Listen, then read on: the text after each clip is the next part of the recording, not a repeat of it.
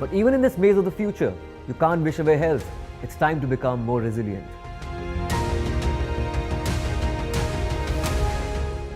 10 years of Banega Swasth India, we have grown and achieved so many milestones.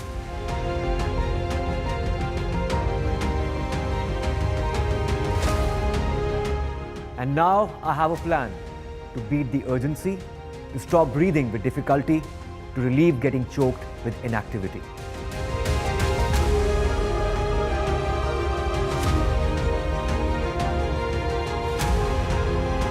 Energize our government, our environment, our society, and ourselves. Everyone, everywhere, every day.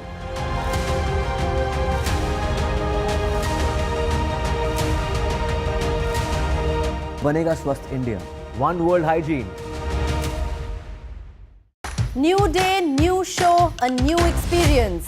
Start your day with the news, not views. We bring you stories that matter And impact your life.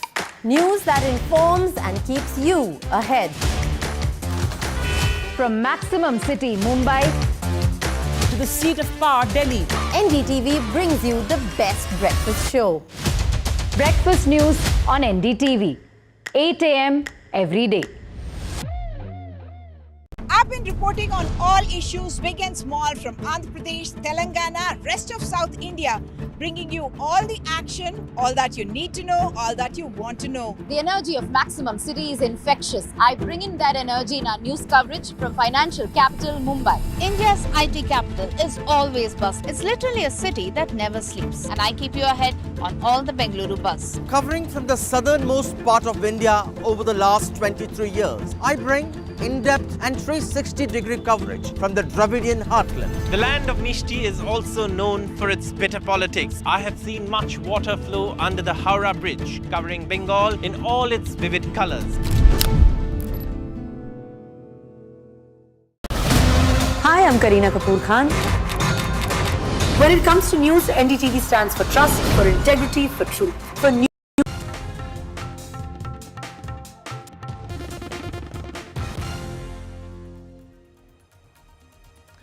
Welcome back. The big story that we are tracking at this hour is the quality lapse by major pharma firms, and many key medicines, they are under the scanner. This also includes very commonly used drugs like paracetamol and Pandi.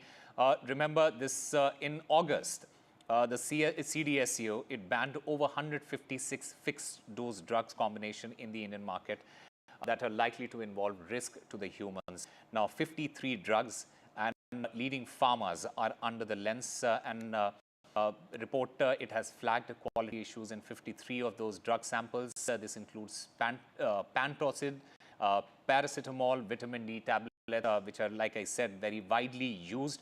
The health ministry sources, they are saying that all these 53 drugs, they're not to the standard quality, and that these standard checks, they keep happening every 2 months. The sources also added that the batch was tested before it's sold, and that these drugs which were tested, they are not in circulation at the moment, and also added that notices to these firms have been sent at state level. Now, to understand the consequences of these things, I'm currently joined by Rajiv Singhal, the President, All India Organization of Chemists and Druggists. Sir, welcome to NDTV. My first question to you is, what are the regulatory implications of failing quality tests? And from what we understand, these are low-cost drugs such as paracetamol and pantocid, etc. How do you think it is going to affect the common public here?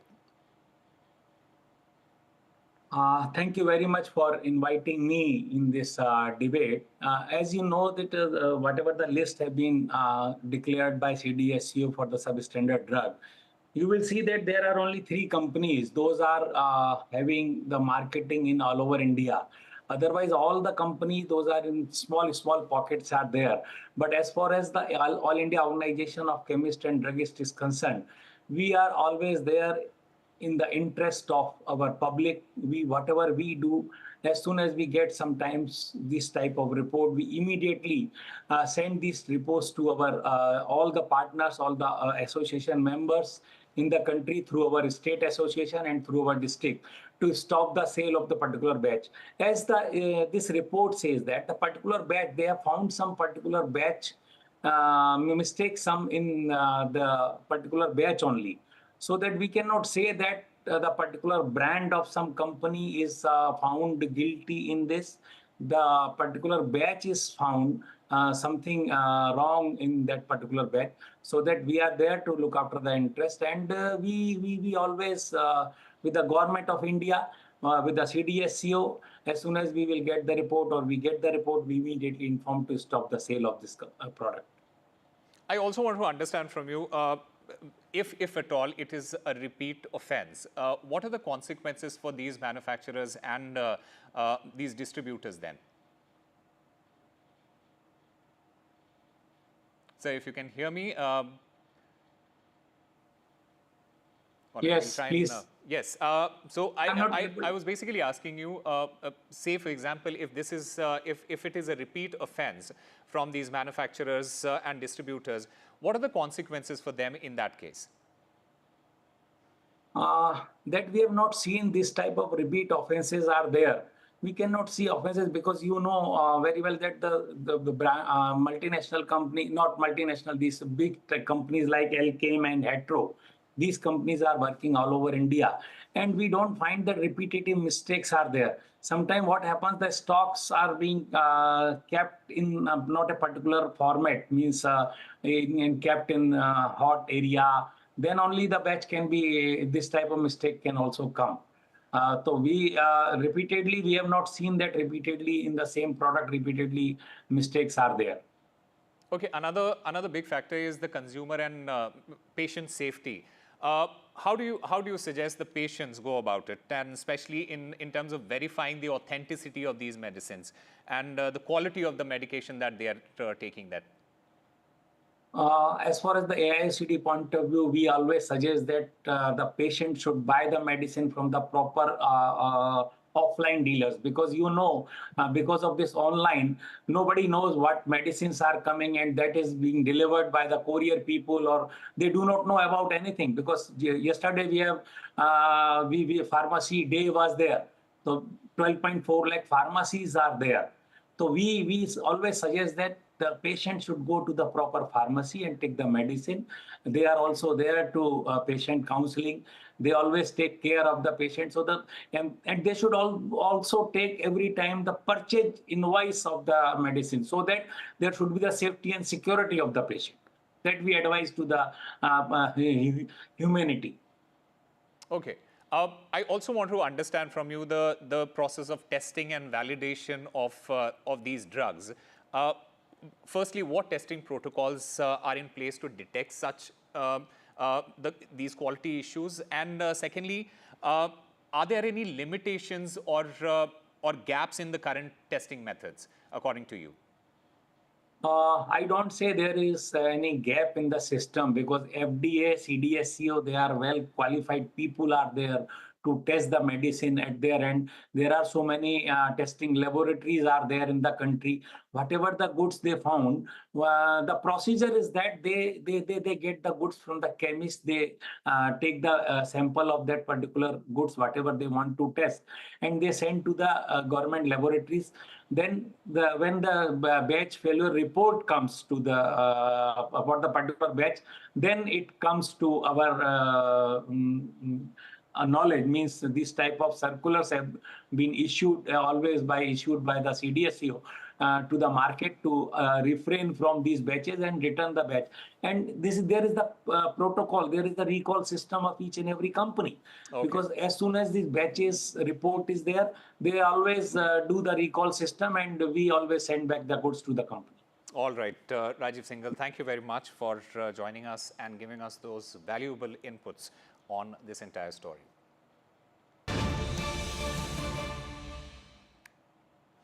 And breaking news coming in at this point in the Muda case fallout, the Karnataka government, it has withdrawn its consent to the CBI. The Karnataka government has in fact expressed its concerns about the misuse of the agency, the central agency, saying that the CBI, the Central Bureau of Investigation, is biased and that it hasn't filed charge sheets in multiple cases. So big fallout of the entire Muda case where the pressure is mounting on the Karnataka government, especially on the Chief Minister, Siddaramaiah there. In fact, my colleague Pratibha joins us to get us more on this. Pratibha, what are the details of this entire story? From what we understand, the Karnataka government, it says that it has basically withdrawn its consent to the CBI, and there are major concerns there that they are expressing at the moment.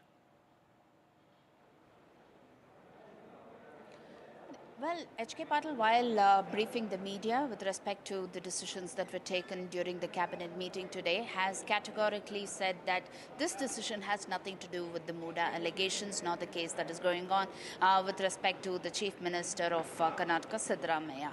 But he did go on to say that the open consent or the unrestricted access that is given to CBI to conduct any kind of investigation here in Karnataka with respect to other cases are definitely going to be withdrawn, and this has nothing to do with the Muda case. In fact, to get us a small reaction on this, we're trying to see if we can get Mr. D.K. Shivkumar on this.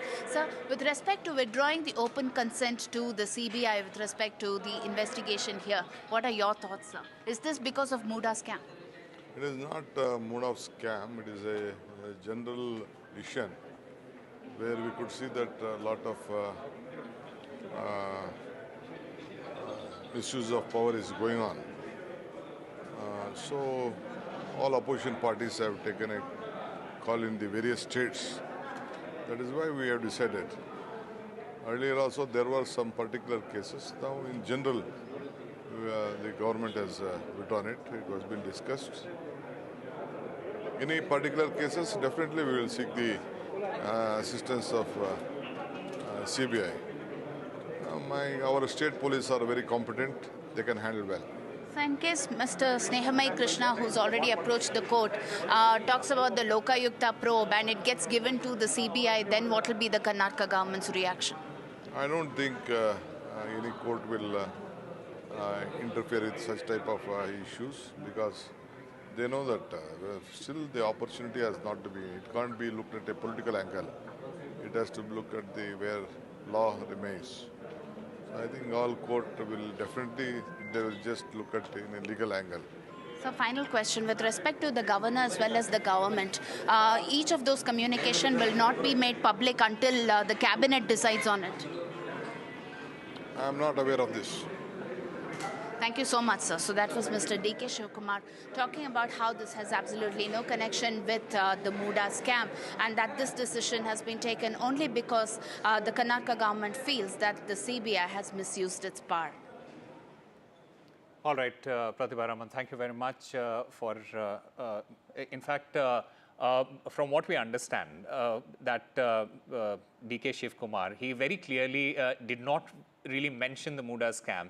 He in fact, tried to just sideline and divert it and say that, look, this is not just about the Muda scam, but in general, we don't really trust the central agency, right?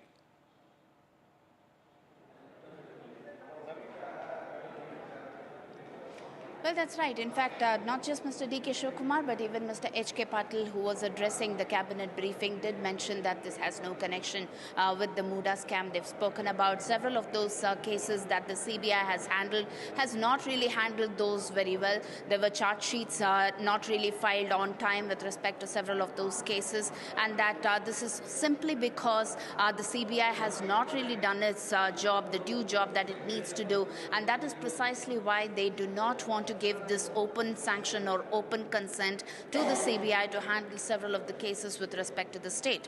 That apart, there is also another decision that has been taken, that is all kinds of communication or questions that have been raised by the governor to the government. Those kind of materials will not be made public until the cabinet decides on that. Now, is this really something to do with the Muda scam? Is also again an information that has been completely denied by the ministers. Of course, D.K. Shivkumar did mention that he's not aware of this, but this was what was mentioned during the cabinet briefing. Two key decisions there taken during the cabinet meeting that has already been pronounced or announced by Mr. H.K. Patil there with respect to the Muda allegations, and several decisions that are revolving around it, one to do with the CBI and the other to do with the governor versus government, the communication around it. These are two key decisions that have been taken by the cabinet, and emergency meetings have already been held with respect to the chief minister heading those. The legal recourse that will also be taken is also something that needs to be closely watched.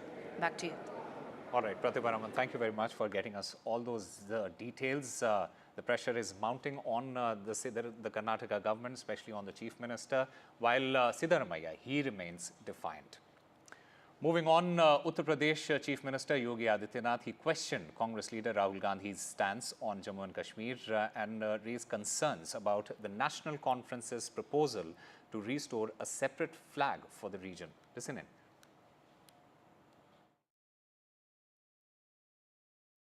से कि जो national conference ने जम्मू कश्मीर के लिए अलग झंडे की बात कही है, क्या वह उसका समर्थन करते हैं? क्या राहुल गांधी 370 और 35A को वापस ला करके जम्मू कश्मीर को फिर से अशांत और आतंकवाद के युग में धकेलने की नेशनल कॉन्फ्रेंस की मांग का समर्थन करता है?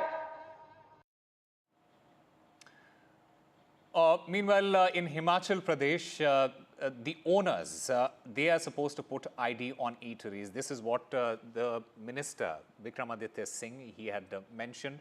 He in fact had praised the UP model. The Himachal Pradesh government, in the meanwhile, it has distanced itself from their own minister, Vikramaditya Singh. Remember, he had praised the UP model, where a similar model was implemented during the Kawad Yatra route, where the food vendors, they were supposed to put their identification on their shops, and this is something that Vikramaditya Singh said had proposed the same for Himachal Pradesh as well. Meanwhile, the Himachal Pradesh government has said that the cabinet, it is still to take a decision on whether they are going to go ahead with something like this or not. In fact, I'm currently joined by my senior colleague V.D. Sharma from there.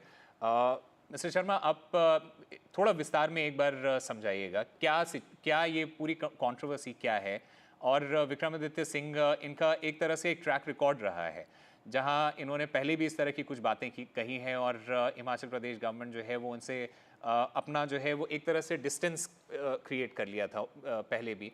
इस बार जो इन्होंने बात कही है और UP government को जो praise की है, ये कैसे देख रही है हिमाचल गवर्नमेंट अभी?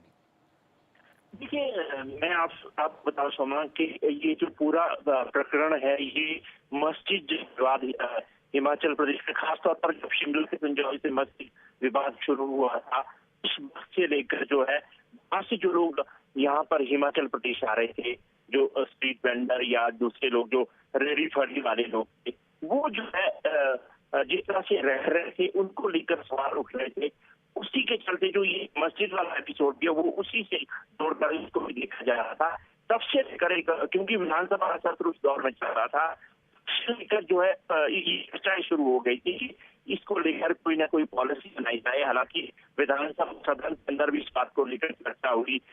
एक विधानसभा अध्यक्ष की अध्यक्षता में एक कमेटी का गठन किया गया, जिसमें विपक्ष के लोग भी थे और सरकार के मंत्री और कुछ और लोग भी थे, जिनमें विक्रमादित्य सिंह है और हर्षवर्धन सिंह को चेयरमैन बनाया गया था, उद्योग मंत्री है हिमाचल सरकार में। और इसके अलावा जो है और मंत्री जो है उस कमेटी में शामिल हुए थे।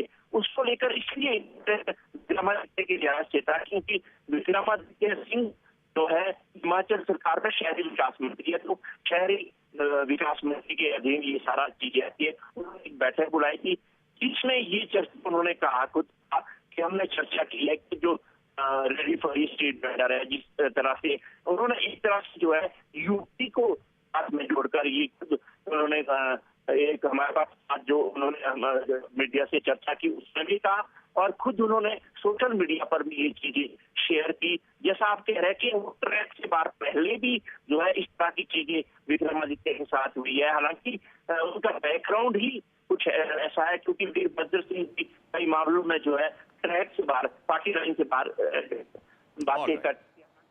All right. So the entire controversy that has erupted after Vikramaditya Singh, he had mentioned that a similar UP model will be implemented in Himachal Pradesh, and the Himachal Pradesh government, it has now said that cabinet is still to take its decision.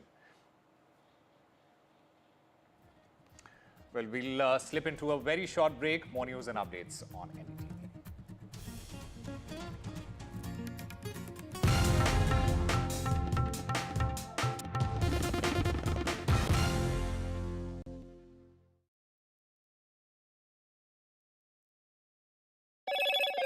Hello, Moto. Motorola Razr 50 Ultra comes with Google Gemini.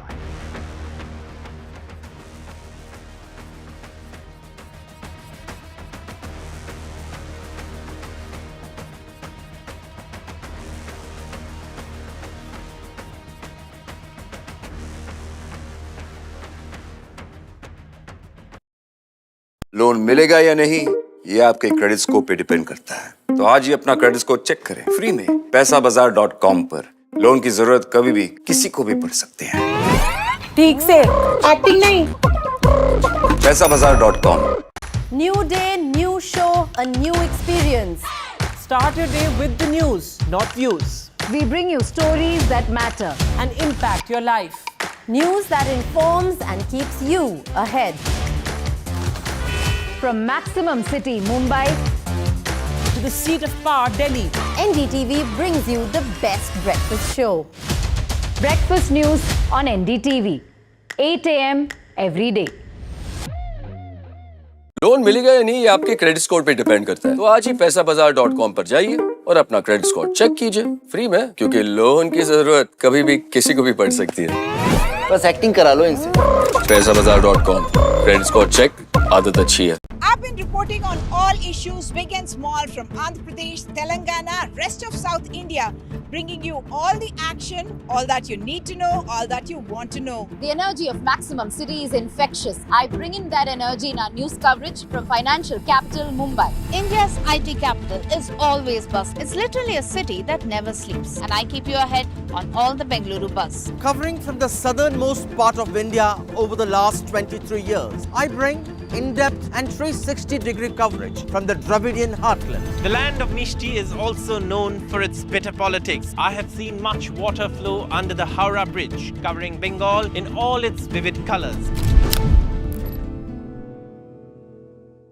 Loan मिलेगा या नहीं ये आपके credit score पे depend करता है। आज ही जाइए पैसाबाजार.com पर और अपना क्रेडिट स्कोर चेक कीजिए फ्री में, क्योंकि लोन की जरूरत किसी को भी कभी भी पड़ सकती है। चल एक्टिंग थोड़ा भेल बनो।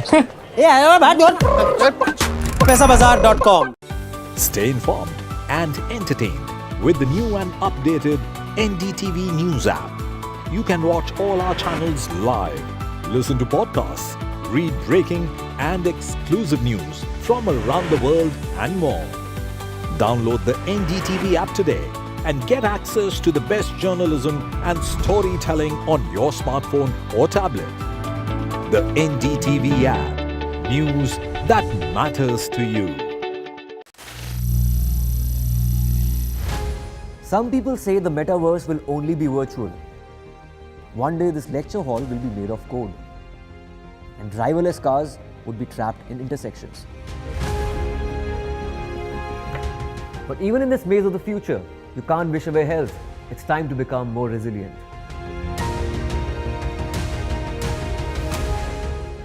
"10 years of Banega Swasth India, we have grown and achieved so many milestones.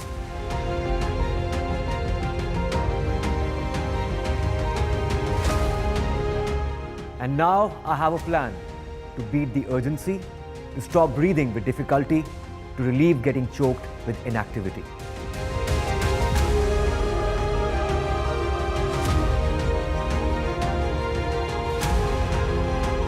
Energize, our government, our environment, our society, and ourselves. Everyone, everywhere, every day.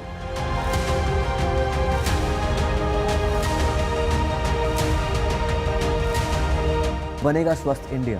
One World Hygiene. Hi, I'm Kareena Kapoor Khan. When it comes to news, NDTV stands for trust, for integrity, for truth, for news that matters. Watch NDTV and don't forget to watch The Buckingham Murders अपने नजदीकी cinema घरों में. कैसे मारा? Election sunrise is on the proverbial paradise. Jammu and Kashmir gets set to vote in assembly elections after a gap of 10 years. For the BJP, it's a referendum on Article 370. For the Congress and regional parties, it's a battle for survival. An election that will go down in the history.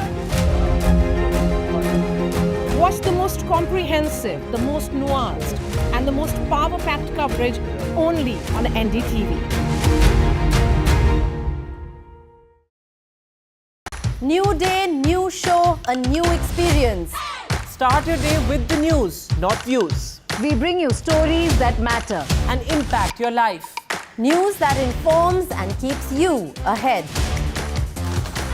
From Maximum City, Mumbai, to the seat of power, Delhi, NDTV brings you the best breakfast show. breakfast news on NDTV, 8 a.m. every day.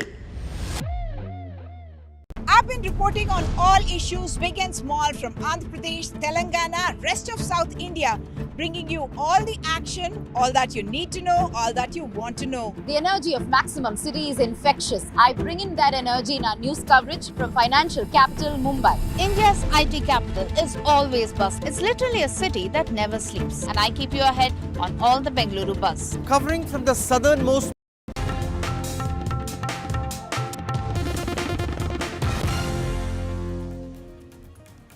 Welcome back. The CBI on Wednesday told a special court that some records pertaining to the rape and murder case of a trainee doctor at Kolkata's RG Kaur Hospital, they were falsely created and altered at the Tala police station. The CBI was taking the judicial custody of Tala police station officer in charge Abhijit Mondal and RG Kaur's former principal Sandeep Ghosh.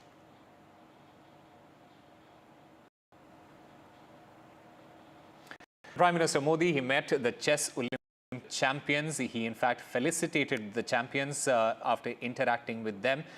Remember, it's a rare double gold at the chess Olympiad. Both men's and the women's team won gold in their events. They in fact met the Prime Minister later at his residence where the Prime Minister hailed the chess warriors during this particular meet. India had scripted history at the chess Olympiad. इस बारी 180 countries participate करी थी, बल्कि जब चेन्नई में olympiad हुआ था हम बोथ इंडिया टीम हम ब्रॉन्ज जीते थे. वुमेन टीम का लास्ट मैच यूएसए से हुआ था जो हम हार गए थे और हमारे हाथ से गोल्ड चला गया था उस time.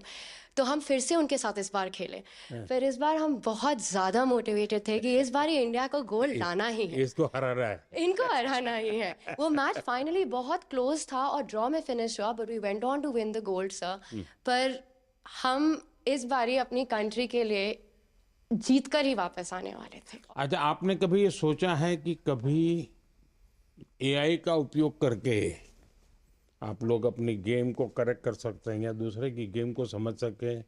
Yes, sir. With AI, the chess has evolved. There has been new technology, and the computers have become much stronger now. And it is showing a lot of new ideas in chess, and we are still learning from it, and I think there is a lot to learn from it. मैं ये इतना समझता हूँ कि कोई देश विकसित बनता है तो सिर्फ खजाने से नहीं बनता है कि उसके पास कितने पैसे हैं, कितने उद्योग हैं, जीडीपी कितना, इतने से नहीं बनता है. हर फील्ड में वो दुनिया में महारत होनी चाहिए. अगर फिल्म इंडस्ट्री है तो मैक्सिमम ऑस्कार हमारे यहाँ कैसे आते हैं. अगर साइंटिस्ट हैं या और किसी फील्ड में तो मैक्सिमम नोबेल हमारे पास कैसे आते हैं. वैसे ही खेल में भी मैक्सिमम गोल हमारे बच्चे कैसे लाएं, ये जब होता है इतने सारे वर्टिकल, तब देश महान बनता है। So I'm joined by Harika here. She is the woman of the hour at this point. Congratulations on winning the gold. This is a double gold at this point in the 45th Chess Olympiad. What are the feelings when this medal was hung around your neck? It's been like 20 years, as I told many times already, and I just couldn't sink. I think still it didn't sink in completely. I couldn't rest. I couldn't understand anything what happened. But yes, but I do know that I believed that this moment would come since childhood. That why it won't happen, and that I'll make it happen. This has been always my mental state, and I'm glad that it came when I least expected. So I would say that way. Great feeling. We have a very young team, young and ambitious team.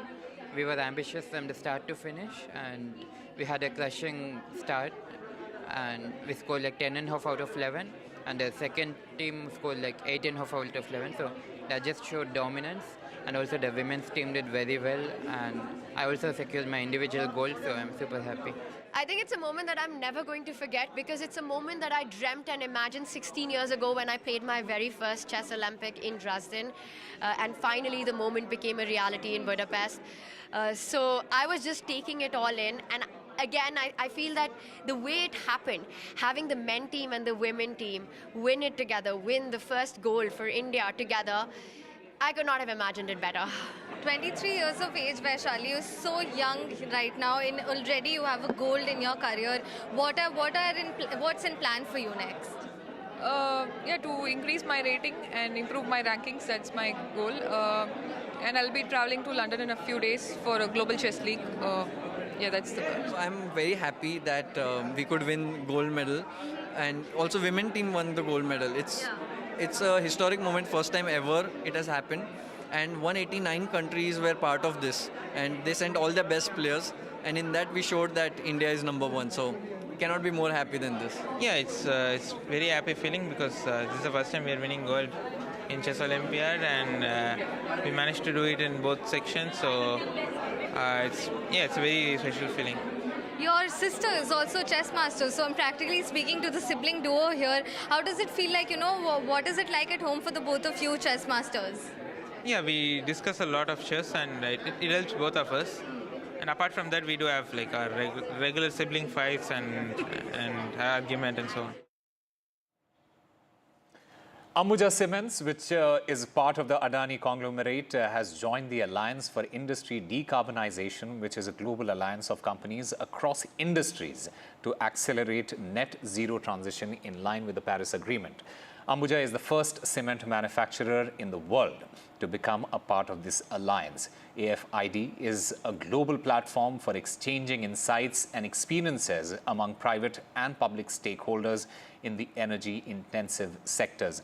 Ambuja Cements aims to achieve net zero by 2050 with targets validated by the Science Based Targets Initiative. As part of its green energy commitment, the Adani Group has announced a plan to invest 100 billion rupees in renewable energy projects of 1 gigawatt capacity and 376 megawatt of energy from waste heat recovery system. The company plans to power 60% of its expanded capacity through green power by the financial year 2028. This ambitious goal will reduce the carbon footprint and offer compelling economic advantages. Ambuja Cement's non-executive director, Karan Adani, he called this move another significant step for Ambuja in its sustainability journey. Time for a very short break. More news on the other side.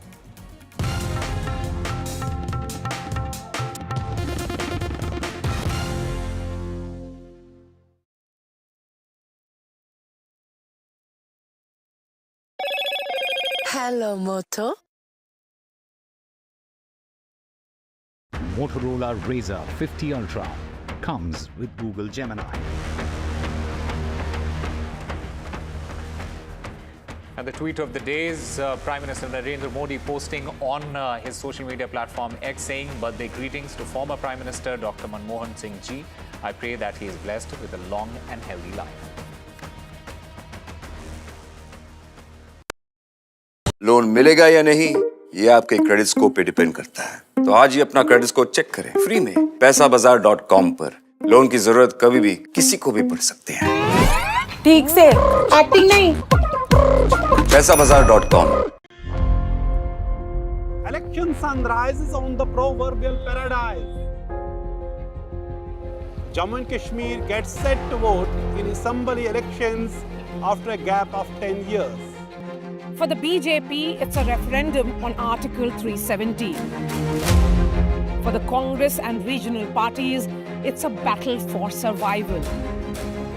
An election that will go down in the history.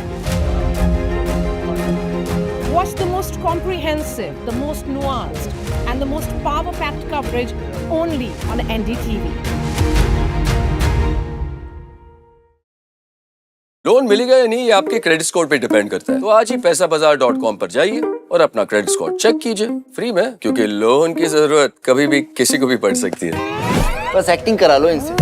पैसाबाजार.com, credit score check, आदत अच्छी है। New day, new show, a new experience. Start your day with the news, not views. We bring you stories that matter and impact your life. News that informs and keeps you ahead. From Maximum City, Mumbai, to the seat of power, Delhi, NDTV brings you the best breakfast show. breakfast news on NDTV, 8 a.m. every day. Loan मिलेगा या नहीं ये आपके credit score पे depend करता है। आज ही जाइए पैसाबाजार.com पर और अपना क्रेडिट स्कोर चेक कीजिए फ्री में, क्योंकि लोन की जरूरत किसी को भी कभी भी पड़ सकती है। चल एक्टिंग थोड़ा भेल बनो। ए आयो भाग जोर। पैसाबाजार.com। Some people say the metaverse will only be virtual. One day this lecture hall will be made of code, and driverless cars would be trapped in intersections. But even in this maze of the future, you can't wish away health. It's time to become more resilient.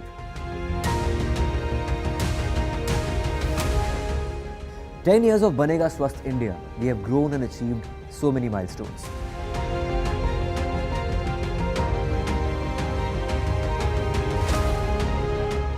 And now I have a plan to beat the urgency, to stop breathing with difficulty, to relieve getting choked with inactivity.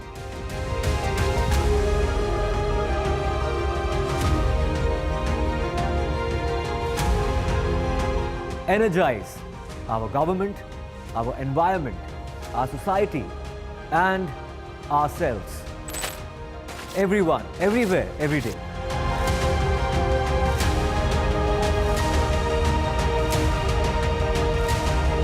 Banega Swasth India.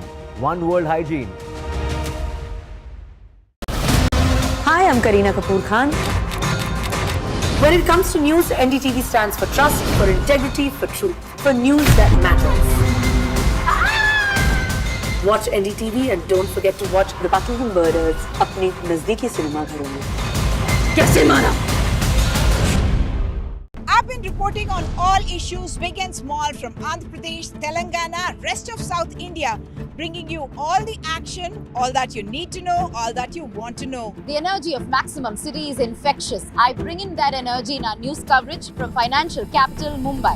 India's IT capital is always buzz. It's literally a city that never sleeps. And I keep you ahead on all the Bengaluru buzz. Covering from the southernmost part of India over the last 23 years, I bring in-depth and 360-degree coverage from the Dravidian heartland. The land of Mishti is also known for its bitter politics. I have seen much water flow under the Howrah Bridge, covering Bengal in all its vivid colors. Stay informed and entertained with the new and updated NDTV News app. You can watch all our channels live, listen to podcasts, read breaking and exclusive news from around the world and more. Download the NDTV app today and get access to the best journalism and storytelling on your smartphone or tablet. The NDTV app. News that matters to you. Election sun rises on the proverbial paradise. Jammu and Kashmir gets set to vote in assembly elections after a gap of 10 years. For the BJP, it's a referendum on Article 370. For the Congress and regional parties, it's a battle for survival. An election that will go down in the history. Watch the most comprehensive, the most nuanced, and the most power-packed coverage only on NDTV. New day, new show, a new experience. Start your day with the news, not views. We bring you stories that matter and impact your life. News that informs and keeps you ahead. From Maximum City, Mumbai, to the seat of power, Delhi, NDTV brings you the best breakfast show. Breakfast news on NDTV, 8 a.m. every day.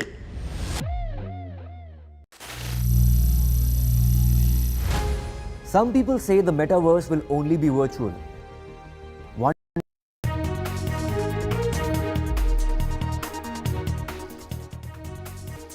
Karnataka government withdraws consent to CBI probe in the state, says CBI is biased.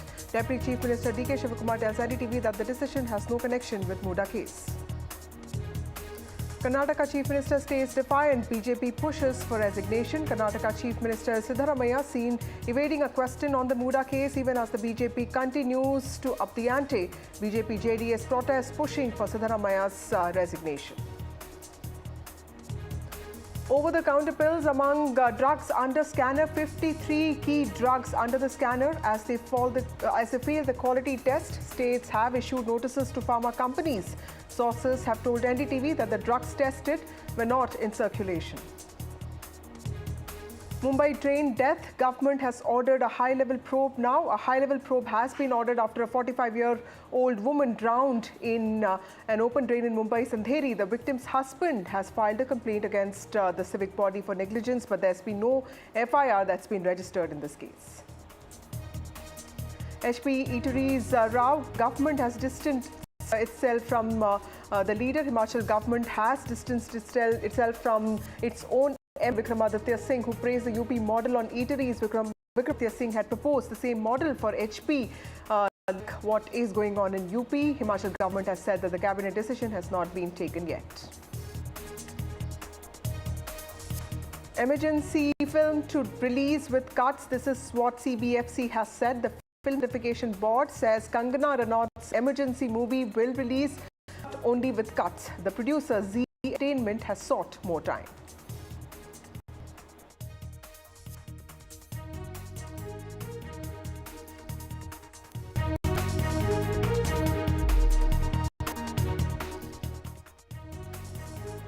Well, an important development, Karnataka government led by Congress has withdrawn consent to CBI probes in the state. The Karnataka government has said that CBI is biased and this is not a fallout of the Muda case. That is what Karnataka government has said.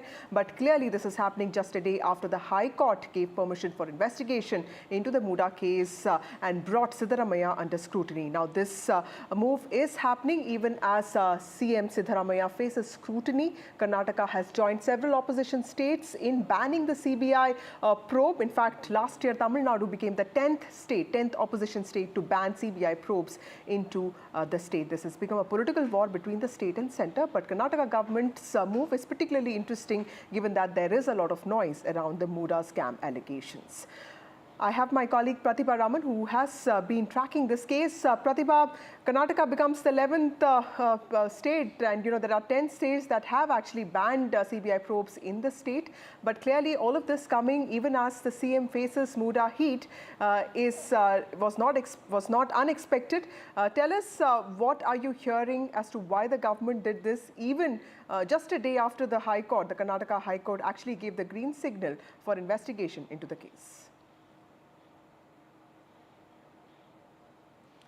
Well, the green signal was given for the Lokayukta to conduct the probe and submit a report within 3 months. And the BJP has been upping its ante, has been demanding a CBI probe, talking about how the Lokayukta can come under the state's influence, casting aspersions on the kind of investigation that can perhaps take place or not. But in the meantime, there were a series of meetings that were held yesterday. The emergency meetings, one talking about the kind of legal recourse that Chief Minister Siddaramaiah can take. Either he would be heading to the division bench at the Karnataka High Court or approach the top court directly. These are the two options that are being discussed in the most detailed manner. But in the meantime, when you talk about the CBI, won't that come under the centre's influence is also a question that was raised by A.S. Ponnanna, the legal advisor to the CM, when we spoke to him this morning. But the cabinet meeting that took place for at least about 4 hours, the briefing that took place did suggest two important decisions. One is that the communication between the governor and the government will be made public only after the cabinet takes a decision on that. And number two is what you already mentioned, the ban on CBI probe in the state with respect to any kind of investigation. And the justification provided was that they haven't really been conducting a proper probe when it comes to the investigation into several of the cases. Some of the cases where charge sheets were not filed and it was conducted in the most improper fashion possible. And they have vehemently denied the CBI probe and also distanced this decision from the Muda scam as well. Talking more about it is D.K. Shivkumar, the Deputy Chief Minister of Karnataka. When we did ask him this question, please listen into what he had to say.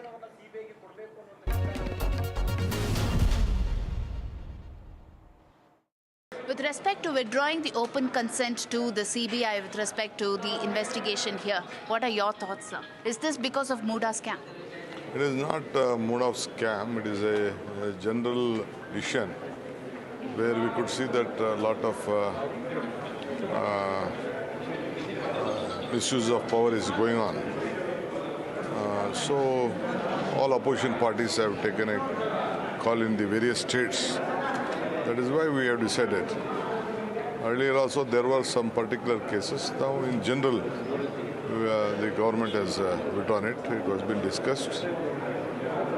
Any particular cases, definitely we will seek the assistance of CBI. Our state police are very competent. They can handle well.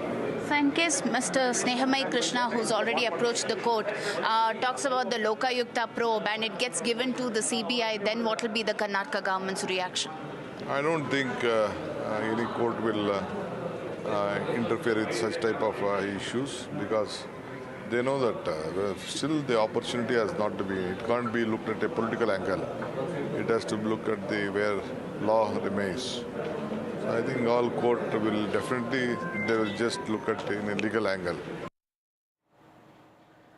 Nagaraj Yadav from the Congress Party joins us. He's the spokesperson of the Congress Party. Mr. Yadav, thank you so much for speaking to NDTV. Tell us why did your government take this decision? Because, just when the Lokayukta got the green signal, the approval, the court also made some very serious observations. This might be seen as, in some ways a cop-out. It would have been better if the Chief Minister had faced the investigation because this decision means that the CBI won't be able to register any case, carry out any raids or even probe the people who could be likely accused in the state. No, you should understand now it is a very real fact that the High Court and People Representative Court have given some orders of investigation against the CM, and definitely CM has agreed to our investigation. He said he'll cooperate for the investigation as such. That this is the withdrawal of this permission for the CBI to probe charges in the state of Karnataka is a different story altogether because we have seen number of cases. It's a very vindictive nature. Government of India misusing the constitutional authorities to suppress the opposition parties in the country. We have seen almost all the raids of ED, IT and CBI is definitely done. More than 95% of the raids that happened against the opposition leaders as such. Having said this, that we want a fair and constitutional based investigations in any cases which are being faced. So we don't have any trust in Government of India that they are looks like they are biased people, and we have to be running a state government as such, and the governor's house also is, most probably Karnataka are talking about it. Governor's house also has been misused for political needs. Having said this, the government of India is going all out against the governments which are of opposition governments. So it is a move. What we have done is to safeguard the constitutional interest, and we have complete trust in the police of Karnataka, and they are the model police of the country. And we have no disrespect for Lokayukta as such. We have not done anything that taking action against Lokayukta to be reformed and anything. We have not done that as a case. The CBI case and this Muda case is nowhere interconnected at all. Okay, Dr. Sudha Halkai from the BJP joins us. Ma'am, you heard what the Congress spokesperson had to say, and also if the Supreme Court or the High Court orders the CBI to investigate the matter, the state's consent will not be required, and this also doesn't stop the other investigating agencies to probe matters related to Muda in the case. How do you see today's decision of the Karnataka government removing consent to CBI to probe cases in the state? Good evening, Vasudha. What the Congress spokesperson is saying that they are trying to protect the constitutional rights over here. No, they are trying to protect Mr. Sidramaiah from getting arrested and being caught in this criminal case. We should very well understand that the judgment has been given for the investigation against the Chief Minister under 156(3) CRTC.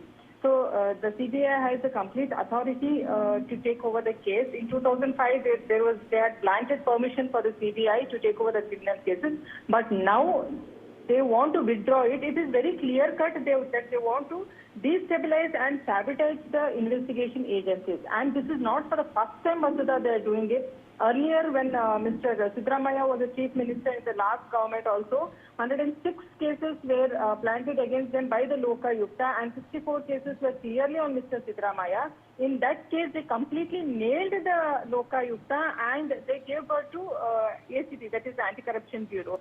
By doing so, they try to, they have completely closed all the cases against the Congress leaders, and especially Mr. Sidramaiah. What Mr. Sidramaiah projects always that he doesn't have a black spot in his political career. No, that is not true.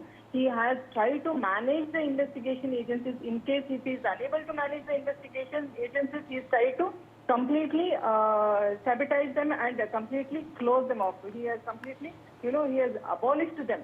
And now what he says, he don't have a black spot on him. It is like, searching a black color in a crow. Mr. Sidramaiah is completely under corruption since day one, and he's trying to manage it. That is, he's one, we call it ringmaster. No, he's like a, manage master of all the cases against him. This is the case. And Mr. Yadav, let me take that question to you, sir. Don't you think that even politically, optically, it would have been better for the Chief Minister to not, to not let this decision come at a time like this, because it won't be possible to limit all central agencies, because if the court orders a CBI or Lokayukta to investigate the matter, then the state's consent will not be required. No, that matter is, it's a completely different matter. Of course, the court has got right to order or the government has got right to opt for an investigating agency. That's a different matter altogether. As Dr. Sudha, the BJP spokesperson, with due respect to madam, I would like to tell you only one part. When they are saying that Sidramaiah had so many cases against him, most of the cases were given to ACB and he got it closed. She says that, which is utterly wrong. Let me complete, ma'am. Let him finish. After that, you can speak. Let me complete it, ma'am.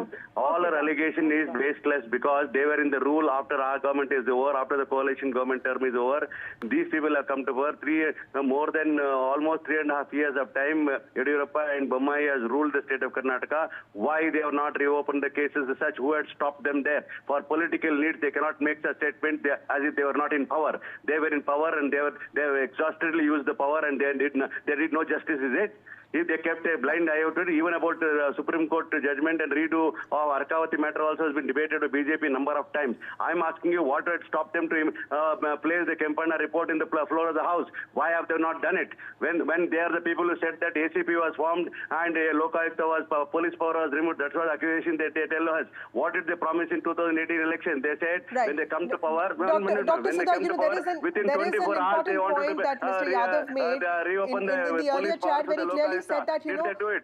They are the people who are the biggest liars in the state of Karnataka. The agencies have a precedent, and they've also been reprimanded by courts by, when the courts have come down heavily on investigating agencies, saying that bail should be the norm and jail should be the exception. Do you think that this is also something that is giving a strong backing to several opposition states actually disapproving of consent to CBI for investigation in their own states? See, one thing is very clear, that immediately they're taking off the CBI consent from the CBI, because it's showing that, they are going to be proved guilty and they are going to come into the track of the criminal list. For your information, Lokaayukta is going to come out with the facts. Primary investigations have not been done. Mr. Yadav, let her finish. Offences have not been established still. Do not tell lies. You are in power. Dr. Sudha, please go on. Why did the Congress government abolish the Lokaayukta? You didn't answer me earlier also. My question is, Mr. Yadav, please let us speak. Lokaayukta was performing its duty to the core. Why did you abolish the Lokaayukta? First and foremost, till date you have not given the explanation for that. And you have not given the explanation for that till date. Why didn't you bring it immediately? Why was it why did the High Court of Karnataka reinstated the answer for my question, sir. That is not the answer for my question. That is not the answer for my question. Questioning to a question is not the answer for a question. Second thing is, you have said that within 24 hours of time you bringing Lokaayukta. Okay, Mr. Yadav, please let her have a time. Mr. Yadav, please let us speak. That's the reason people have rejected you from the state of Karnataka. Okay, Mr. Yadav, please let her speak. Dr. Sudha. No, she cannot talk lies on a No, I let you channel like speak, Dr. Mr. Yadav, I let you speak for a whole minute. No, Let I will Dr. not Sudha accept finish. any nonsense and lies that's spoken on a national Okay, channel like this. Dr. Sudha, please finish. My question is, they have till date they have not answered why they have closed Lokaayukta. First, they need to give the answer for that. Second thing is, they are asking that in our manifesto we have told that very next day we are going to come up with a Lokaayukta, because the Lokaayukta case was in the court. When the proceedings are going on, we don't have any rights to give the permission. That has to go through the court only. That is with due respect to the court, and that is what my party obeys. Unlike Congress, who puts the blame on the governor, who puts the blame on the judgment to the judge, and they have the question, the blame game is there for everybody who all wants to question them.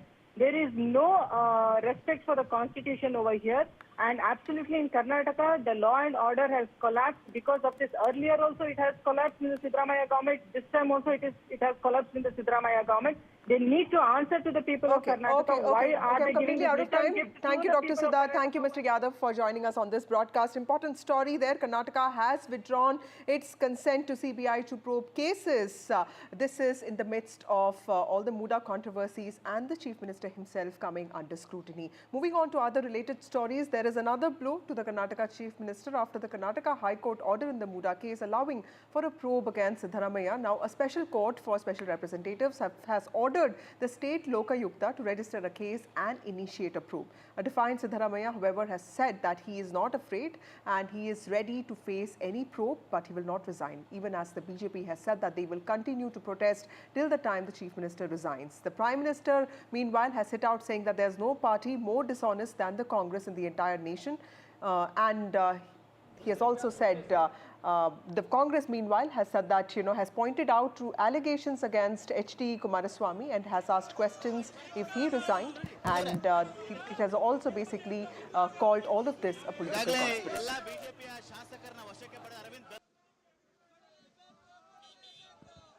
ಆಗಲೇ ಉತ್ತರ ಕೊಟ್ಟಿದ್ದೀನಿ, ರಾಜೀನಾಮೆ ಕೊಡಲ್ಲ. ಕುಮಾರಸ್ವಾಮಿಗೆ ರಾಜೀನಾಮೆ ಕೊಡಿಸ್ಲಿ, ಕುಮಾರಸ್ವಾಮಿಗೆ ರಾಜೀನಾಮೆ ಕೊಡಿಸ್ಲಿ. Bank ಮೇಲಿದ್ದಾರೆ. ಅವ್ರು ಯಾರ ಮಂತ್ರಿಮಂಡಲದಲ್ಲಿ ಇರೋದು? ಯಾರ ಮಂತ್ರಿಮಂಡಲದಲ್ಲಿ, ಯಾವ ಸರ್ಕಾರದಲ್ಲಿ ಇರೋದ್ರಿ? ಕುಮಾರಸ್ವಾಮಿ. ಕುಮಾರಸ್ವಾಮಿ ಯಾವ ಮಂತ್ರಿಮಂಡಲದಲ್ಲಿ ಇರೋದು? ಯಾರು ಅದಕ್ಕೆ ಮುಖ್ಯ ಪ್ರಧಾನಮಂತ್ರಿಗಳು? ಯಾರ ಪಕ್ಷ, ಯಾವ ಪಕ್ಷ ಸರ್ಕಾರ? ಅವ್ರು ಕೊಡ್ಬೇಕಲ್ಲ ಮೊದಲು. And other leaders of the BJP, either in a different part of the country, all of them resigned. If that is the case, there is nothing, there is no need of CM resigning. The entire party from the Delhi to the village stands with him. Sir, what about Kohli statement, sir? Being a party president, I am telling you, there is no question of CM resigning.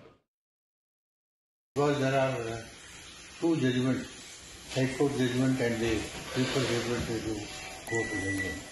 Under such circumstances, this situation will be utilized by the opposition party. Yesterday itself, the Prime Minister has made propaganda in Haryana throughout the state. Such embarrassing positions to avoid, I request the Chief Minister to resign. Call for resignation, and that is the message that is being portrayed by the BJP leaders here who have assembled at Vidhan Sauda's Gandhi statue. All of them with one intention in mind, that is to demand the resignation of Chief Minister Siddaramaiah. Ever since the Muda allegations surfaced, they have had two demands. One is Chief Minister's resignation and two is demanding a CBI probe. Now, there have been two setbacks with respect to the Karnataka High Court verdict as well as the lower court's verdict entrusting Karnataka Lokayukta with the responsibility of conducting the investigation. I have with me Mr. Janardhan Reddy, one of the senior BJP leaders here. Sir, thank you so much for joining us. One word from you in terms of the BJP's demand here in terms of this protest today. I think Mr. Siddaramaiah, the great Chief Minister of our Karnataka state, in spite of High Court order for prosecution, when he is not ready for resignation. Even Public Representatives Court also yesterday they have directed to register an FIR. Even he is not ready for his resignation. So he speaks always about ethics. And also he speaks always about, the people, whoever they're in power, they can't continue for their.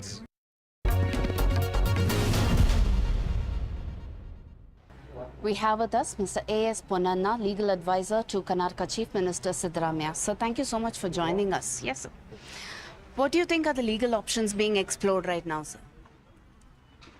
See, we continue to maintain that the order of the governor is politically motivated and illegal. And there are enough factual circumstances to lead us to believe so.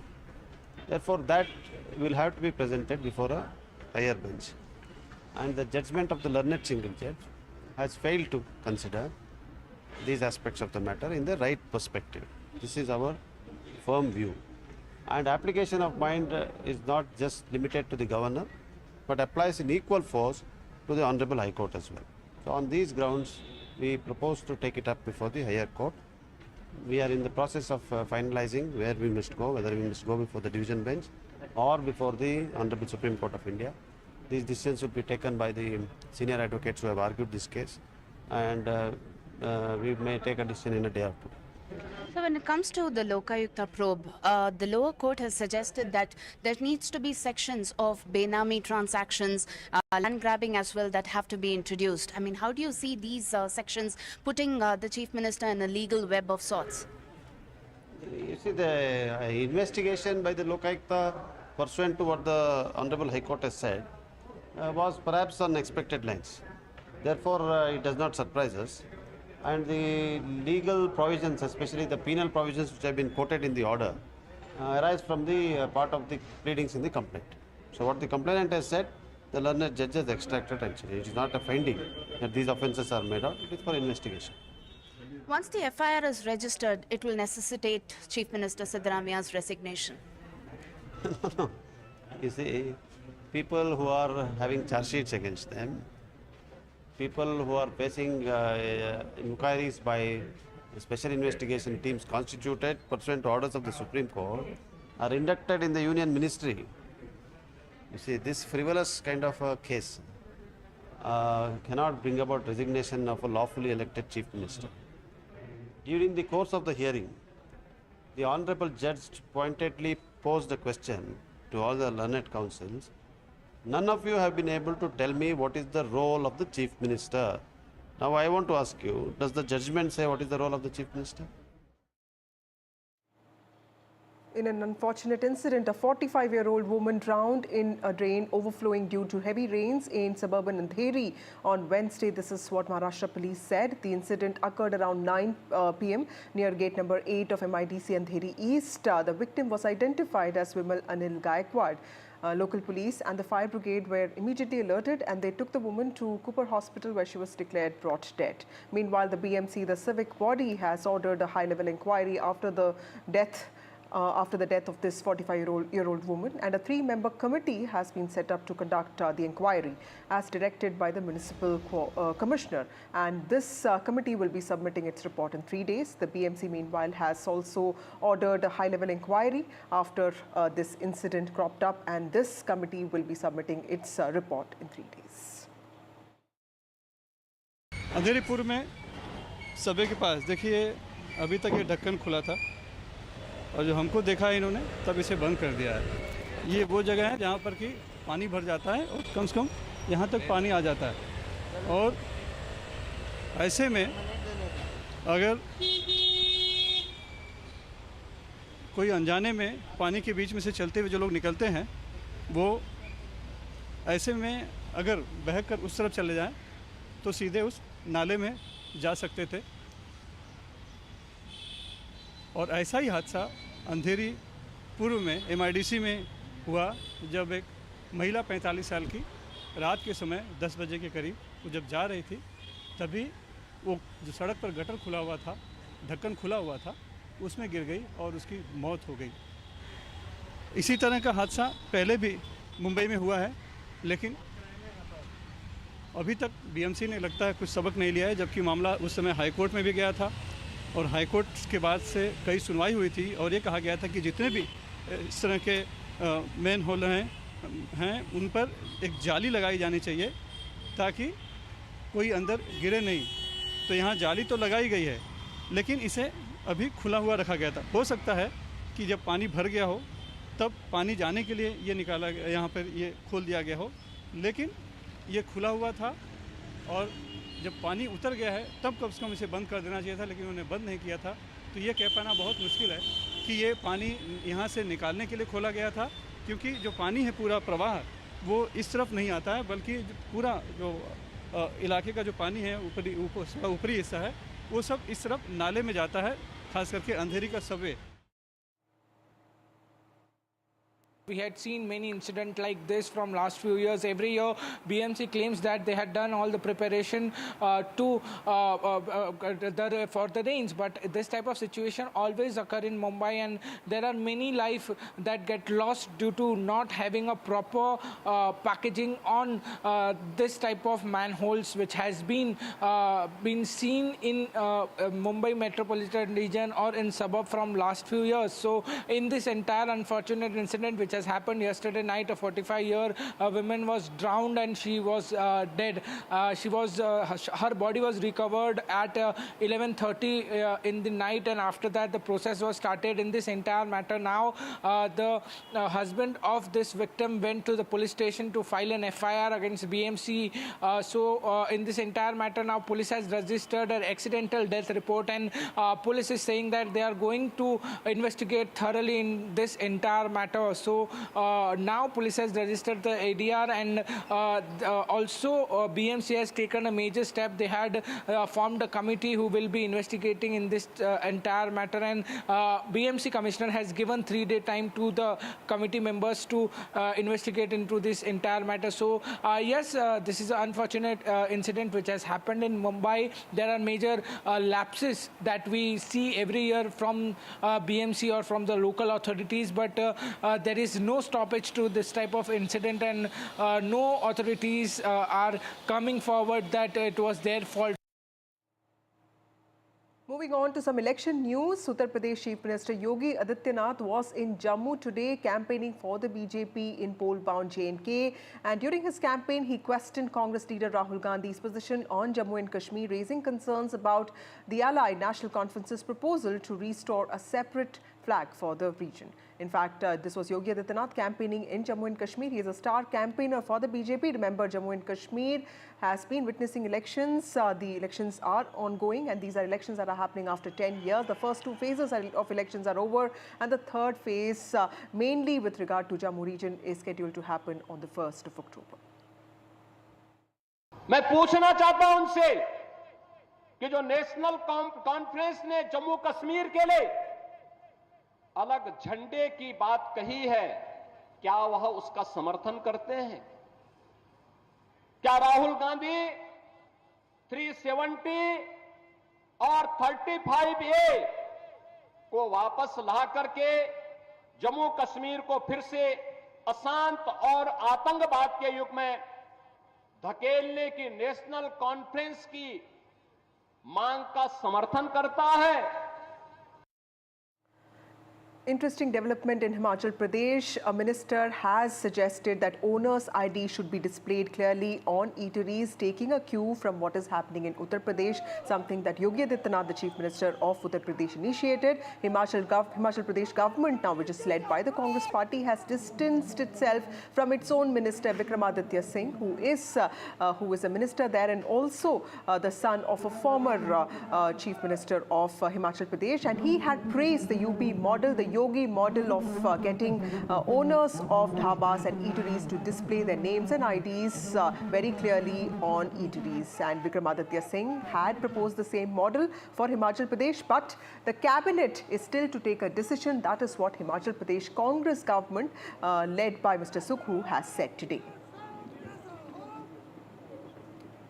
So those are the visuals of Vikramaditya Singh. Vikramaditya Singh making a very controversial statement, and he has said, he has praised the opponent BJP's model in Uttar Pradesh. Remember, Vikramaditya Singh was also one of the contenders for the CM's post. He and his mother Pratibha Singh. Pratibha Singh is also the Congress chief of Himachal Pradesh, and his father has been the chief minister of Himachal Pradesh for a long time, and he's an MP from there. He's somebody who won against Kangana Ranaut and from Mandi, and he has now basically issued this very controversial statement praising the UP government's model, the move, the announcement of asking eateries to have the owners' IDs displayed very clearly, and this statement has not been taken very kindly by the Congress government in Himachal Pradesh, which has clearly said that no decision in this regard has been taken, and it has also distanced itself from the comment that was made by Vikramaditya Singh. V.D. Sharma, my colleague, joins me. Mr. Sharma, tell us what is the fallout of this statement that was made by Vikramaditya Singh? He has been time and again issuing such statements. He was also seen as one of the contenders before Mr. Sukhu was appointed. Tell us what is the political fallout of this statement, sir?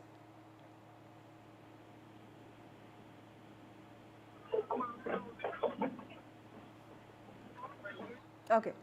We will try connecting with V.D. Sharma in just a bit, but moving on to other important stories, and this time from the south of India. Supreme Court has granted bail plea to former Tamil Nadu Minister V. Sentil Balaji in connection with a money laundering case that was linked to cash for jobs scam. According to ED, the alleged scam took place between 2011 and 2015 when Mr. Balaji was a Tamil Nadu Transport Minister under the AIDMK government that was led by late and former Chief Minister of Tamil Nadu, J. Jayalalitha.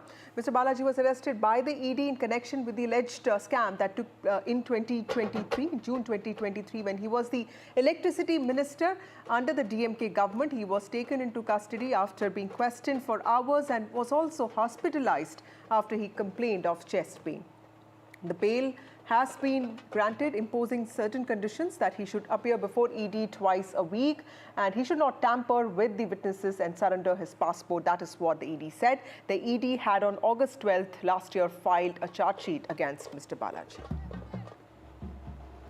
See, this is a welcome decision.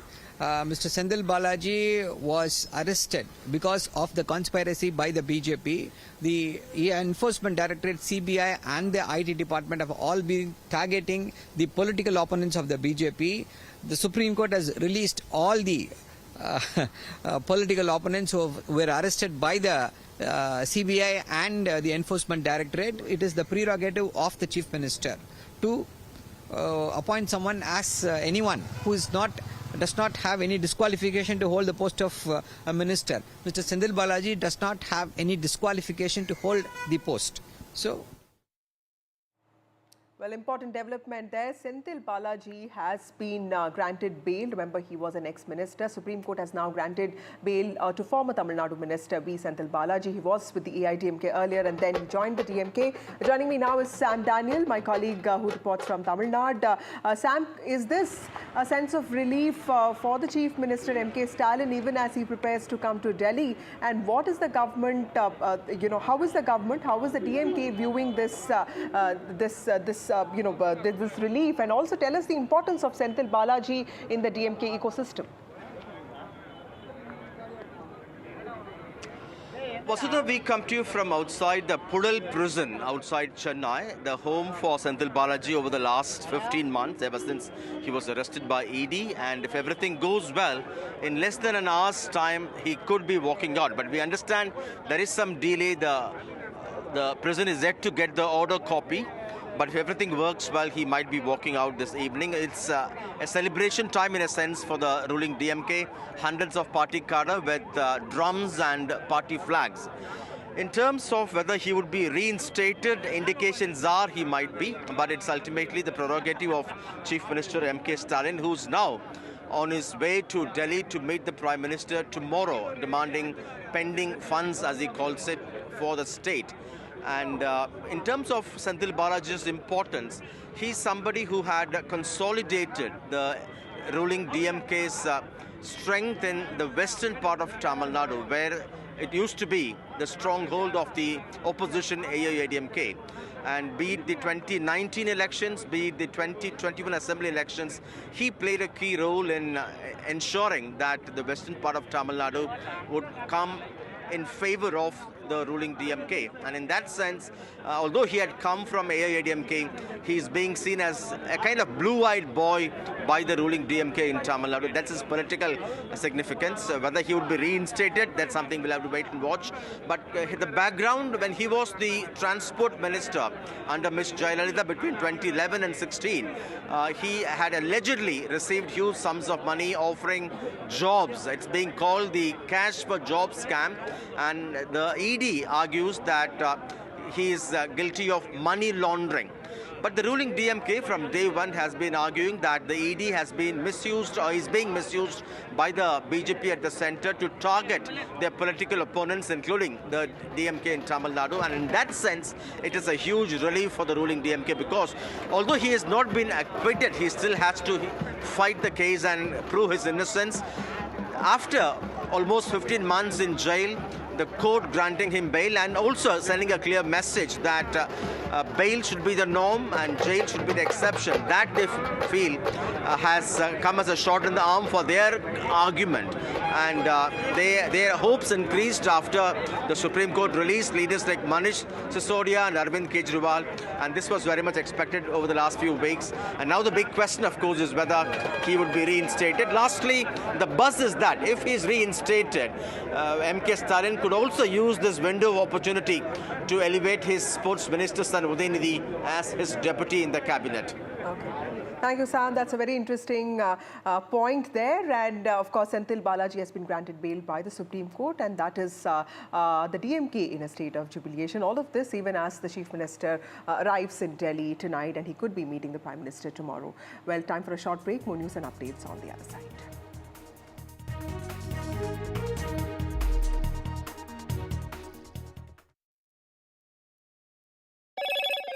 Hello, Moto. Motorola Razr 50 Ultra comes with Google Gemini.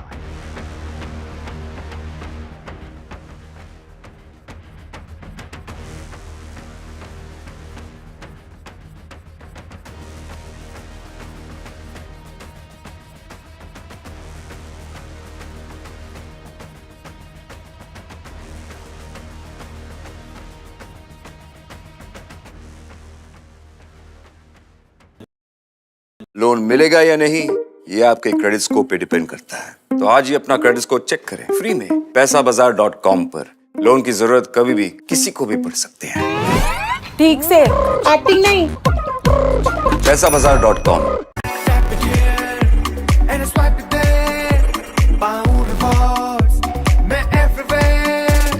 कहीं से भी करूं collect spend करूं direct Download any single ID partner app, link your card and earn reward with top brand. Get it free with single ID. New day, new show, a new experience. Start your day with the news, not views.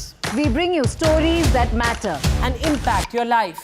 News that informs and keeps you ahead. From Maximum City, Mumbai, to the seat of power, Delhi, NDTV brings you the best breakfast show. breakfast news on NDTV, 8 a.m. every day.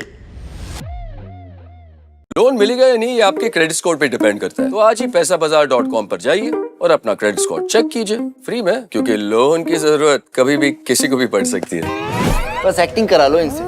पैसाबाजार.com, credit score check, आदत अच्छी है। I've been reporting on all issues, big and small, from Andhra Pradesh, Telangana, rest of South India, bringing you all the action, all that you need to know, all that you want to know. The energy of Maximum City is infectious. I bring in that energy in our news coverage from financial capital Mumbai. India's IT capital is always buzz. It's literally a city that never sleeps. And I keep you ahead on all the Bengaluru buzz. covering from the southernmost part of India over the last 23 years. I bring in-depth and 360-degree coverage from the Dravidian heartland. The land of Mishti is also known for its bitter politics. I have seen much water flow under the Howrah Bridge, covering Bengal in all its vivid colors.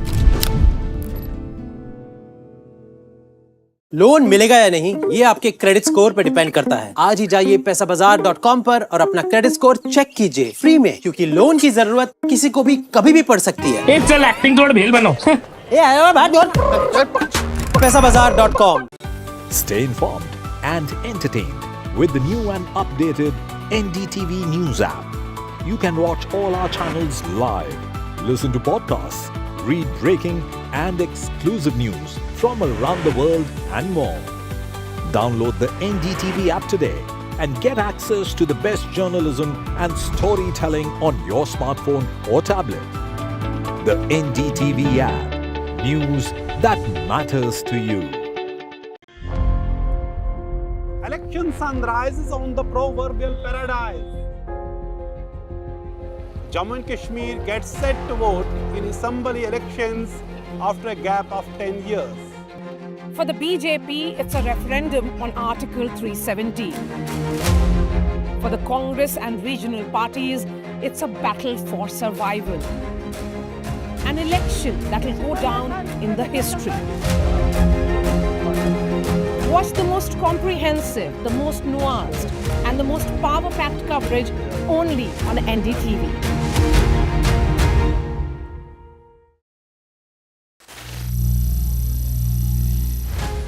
Some people say the metaverse will only be virtual. One day this lecture hall will be made of code, and driverless cars would be trapped in intersections. But even in this maze of the future, you can't wish away health. It's time to become more resilient.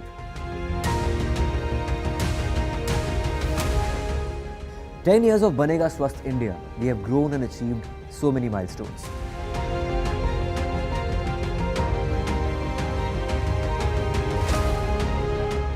And now I have a plan to beat the urgency, to stop breathing with difficulty, to relieve getting choked with inactivity.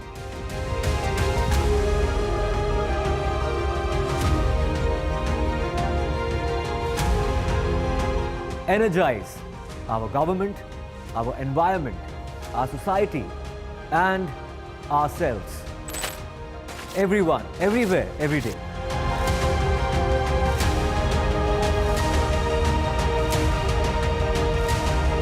Banega Swasth India. One world hygiene. Hi, I'm Kareena Kapoor Khan. When it comes to news, NDTV stands for trust, for integrity, for truth, for news that matters. Watch NDTV and don't forget to watch The Buckingham Murders अपने नजदीकी cinema घरों में. कैसे मारा? New day, new show, a new experience. Start your day with the news, not views. We bring you stories that matter and impact your life. News that informs and keeps you ahead. From Maximum City, Mumbai, to the seat of power, Delhi. NDTV brings you the best breakfast show. Breakfast news on NDTV. 8 a.m. every day.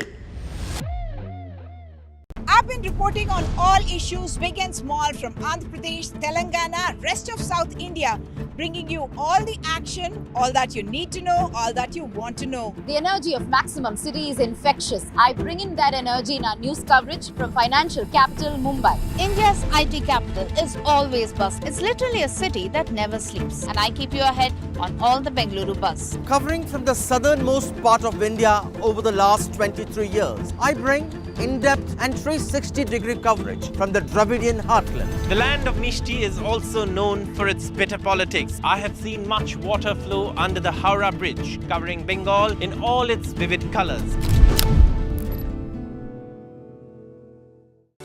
Stay informed and entertained with the news.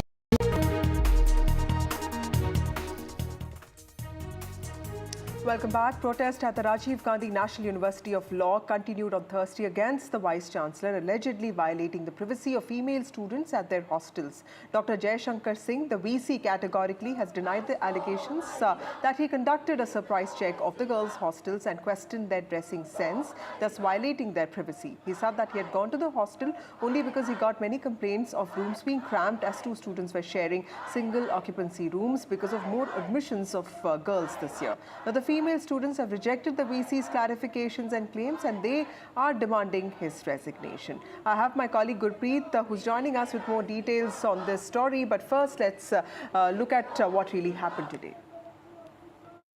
हमारी बच्चे हैं, हमारे घर की समस्या है। अगर बच्चे हमारे रिक्वेस्ट पर आएंगे और कहेंगे, हम उनके रूम में व्यक्तिगत नहीं आएंगे, लेकिन अगर बच्चे आते हैं कि आप चलिए हमारा रूम तैयार है, हम अपने रूम में तैयार हैं, कोई बच्चा इनवाइट करता है, रोज़ बार बार रिक्वेस्ट कर रहा है, बच्चों की बार बार रिक्वेस्ट आ रही है, क्योंकि जब तक हम मौके पर नहीं जाते हैं तब तक प्रॉब्लम को रियलिटी नहीं समझते हैं। तो बच्चे रेगुलर रिक्वेस्ट कर रहे हैं, तो जो बच्चे सिंगल ऑक्यूपेंसी वाले रह रहे हैं, डबल ऑक्यूपेंसी, उन्हीं कमरों में गए हैं, अन्य किसी कमरों में नहीं गए हैं। और हम जल्दी नए हॉस्टल बना करके और बच्चों की समस्याओं का समाधान करने का प्रयास कर रहे हैं।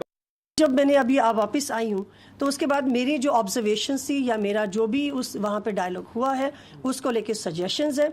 आज मैं वो लेटर सीएम साहब को भी लिखूंगी, एजुकेशन मिनिस्टर साहब को भी लिखूंगी, डीसी साहब को भी लिखूंगी और वीसी को भी लिखूंगी, ताकि जो है ये स्टूडेंट्स की जो प्रॉब्लम्स है इनको एड्रेस किया जाए जल्दी से जल्दी, और ताकि वो अपने स्टडीज़ को गंवा ना सके। आगे का हमारी मुख्य मांग ये है कि वीसी साहब इस्तीफा दें, और इसलिए हम रजिस्ट्रार सर, डीन सर सबके लेके बात चल, हम फैकल्टी को बोले कैसा की बात करो, डीन सर सबके हमसे आके बात करें। वीसी साहब से हम 3 दिन से ट्राई कर रहे हैं, कम से कम हमारे सामने आके बात करें, लेकिन वीसी साहब मीडिया को इंटरव्यू दे रहे हैं, लेकिन हमसे बिल्कुल भी बात नहीं कर रहे हैं। Well, good.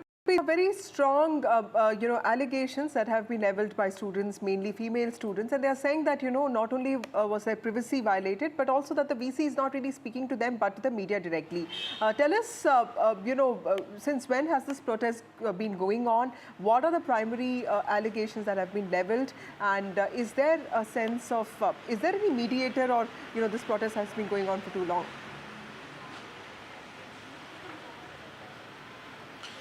Well, what we have learned, because there was a surprise visit by the Vice-Chancellor in the girls' hostel, and after that they were holding a protest. They are saying they are not being properly dealt, and it was intervention in their privacy also. We have seen the college authority, university authorities, they have a different view on this whole issue, but we have seen since this raid and this checking has been conducted by the Vice-Chancellor in the hostel, girls' hostel, these people are sitting on the protest. What we have learned, even they are trying to mediate some of the people so that this log jam between the student and Vice-Chancellor should be immediately resolved. But now we have seen the students, they have been demanding immediately resignation of the Vice-Chancellor. We have seen the committee has already been formed, and they are also trying to find out what are the details and why the students are holding this protest. But the last 4 days, they are sitting on the protest. They say till the time justice will not prevail in this case, and moreover they are looking for the reasons why this surprise visit has been conducted in the girls' hostel, and what was the reason behind this thing? All these are the questions of the student which they want the authority should sit with them and discuss about each and everything before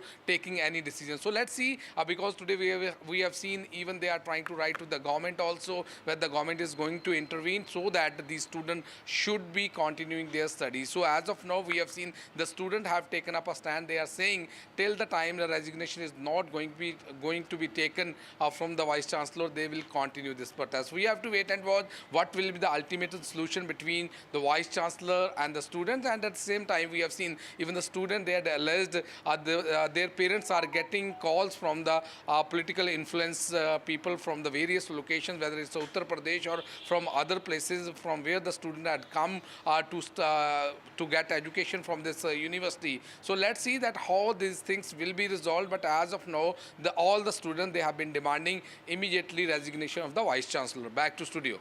Right. Thank you, Gurpreet, for joining us with those critical details. Moving on to other important stories, an investigation into an online gaming app has now led the ED Enforcement Directorate to a 400 crore fraud case involving Chinese nationals. The ED has now frozen the accounts of some Chinese nationals as well, and these are all linked to the online gaming app Fuwin. A sum of about 25 crore has also been frozen. Earlier, 4 Indians who allegedly supported the Chinese nationals in the fraud case were also arrested by officials of ED in Kolkata. Now, the Fuwin app gained traction by promising users the opportunity to earn money easily when they would get the chance to play mini games. But the ED's probe found out that a sum of at least 400 crore was stolen through the scheme, and this money was transferred into various cryptocurrency addresses, which were then later traced back to the operation.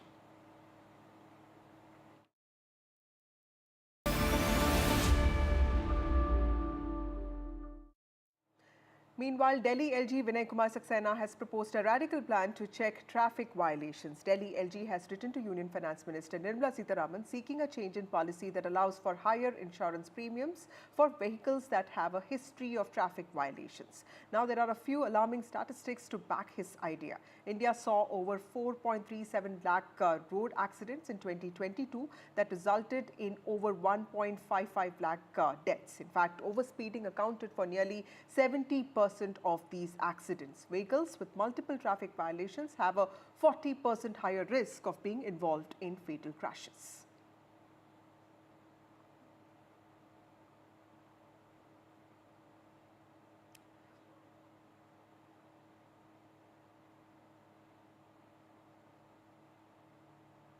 Meanwhile, there's been a quality lapse by major pharma companies, paracetamol, Pandi, among 353 medicines to fail drug regulators' quality test, including calcium supplements. Medicines that failed the quality check include vitamin C and D3 tablets, shell called vitamin B complex, vitamin C soft gels.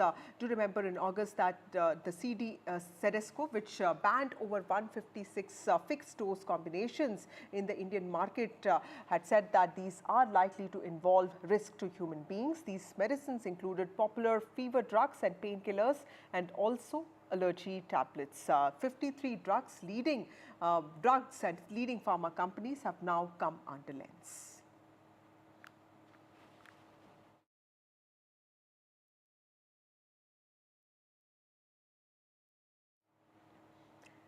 Meanwhile, Ambuja Cement, which is part of Adani conglomerate, has joined the Alliance for the Industry Decarbonization, which is a global alliance of companies across industries to accelerate net zero transition in line with the Paris Agreement. Ambuja is the first cement manufacturer in the world to become part of an alliance. Like this, AFID is a global platform for exchanging insights and experiences among private and public stakeholders in energy-intensive sectors. Ambuja Cements aims to achieve net zero by 2050 with targets validated by the Science Based Targets Initiative.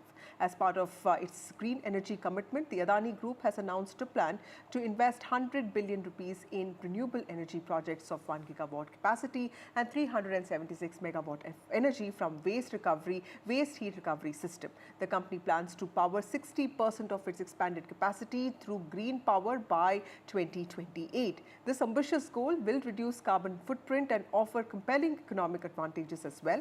Ambuja Cement's non-executive director Karan Adani has called this move another significant step for Ambuja in its sustainability journey.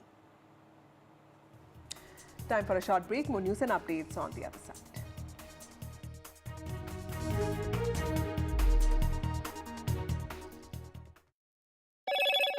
Hello, Moto. Motorola Razr 50 Ultra comes with Google Gemini.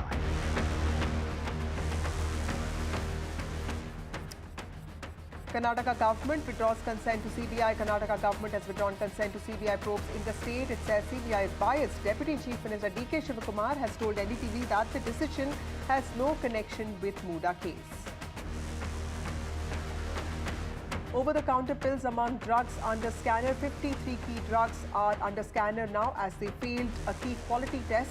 States have now issued notices to pharma companies. Sources have told NDTV that the drugs tested were not in circulation. Tragic incident in Mumbai drains. A death has happened. Government has ordered a high-level probe. A high-level probe has been ordered after a 45-year-old woman drowned in an open drain in Mumbai's Andheri. The victim's husband has filed a complaint against the Civic body for negligence, but there's been no FIR that has been registered. Kannada Ranaut's movie Emergency will be released, but with cuts. This is what the Film Certification Board has said. The producer, Z Entertainment, has sought more time.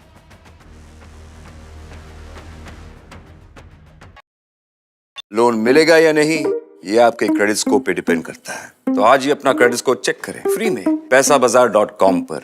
Loan की जरूरत कभी भी किसी को भी पड़ सकती है। ठीक से एक्टिंग नहीं। पैसाबाजार.com। New day, new show, a new experience. Start your day with the news, not views. We bring you stories that matter and impact your life. News that informs and keeps you ahead. From Maximum City, Mumbai, to the seat of power, Delhi, NDTV brings you the best breakfast show. breakfast news on NDTV, 8 a.m. every day.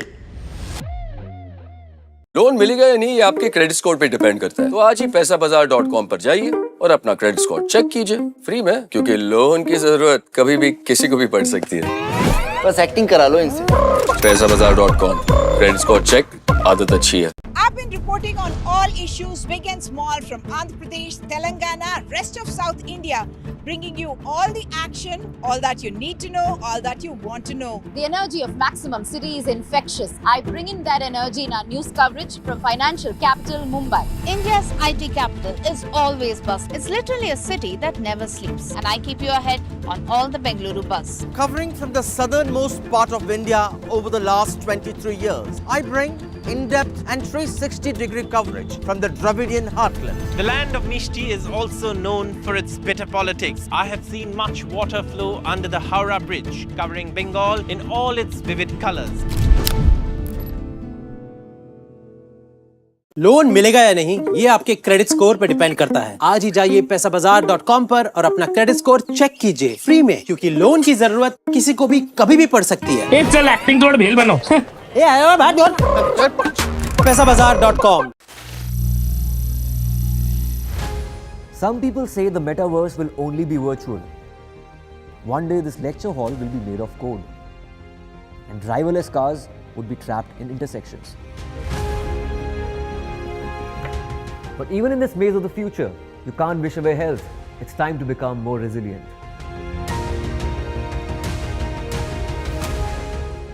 "10 years of Banega Swasth India, we have grown and achieved so many milestones.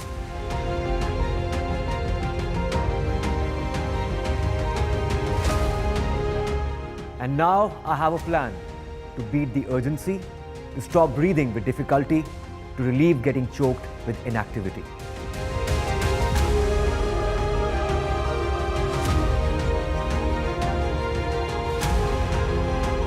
Energize our government, our environment, our society, and ourselves. Everyone, everywhere, every day.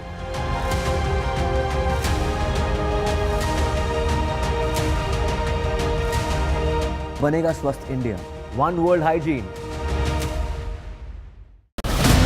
Hi, I'm Kareena Kapoor Khan. When it comes to news, NDTV stands for trust, for integrity, for truth, for news that matters.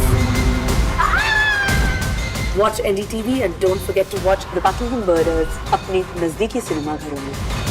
कैसे मारा? Stay informed and entertained with the new and updated NDTV News app. You can watch all our channels live, listen to podcasts, read breaking and exclusive news from around the world and more.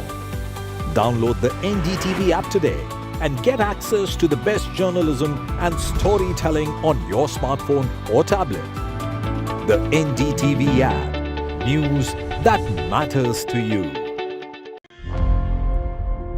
Election sunrise is on the proverbial paradise. Jammu and Kashmir gets set to vote in assembly elections after a gap of 10 years. For the BJP, it's a referendum on Article 370. For the Congress and regional parties, it's a battle for survival. An election that will go down in the history. Watch the most comprehensive, the most nuanced, and the most power-packed coverage only on NDTV. New day, new show, a new experience. Start your day with the news, not views. We bring you stories that matter and impact your life. News that informs and keeps you ahead. From Maximum City, Mumbai, to the seat of power, Delhi, NDTV brings you the best breakfast show.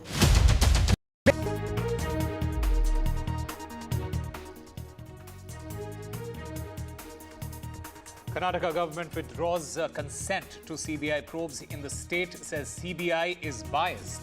Deputy Chief Minister D.K. Shivkumar says that the decision has no connection with the Muda case. Karnataka Chief Minister Siddaramaiah, in the meanwhile, is seen evading a question on the Muda case as the BJP continues to up the ante. BJP and JDS, they protest, pushing for Siddaramaiah's resignation. 53 key drugs under the scanner as they fail the quality tests. States issue notices to the pharma companies.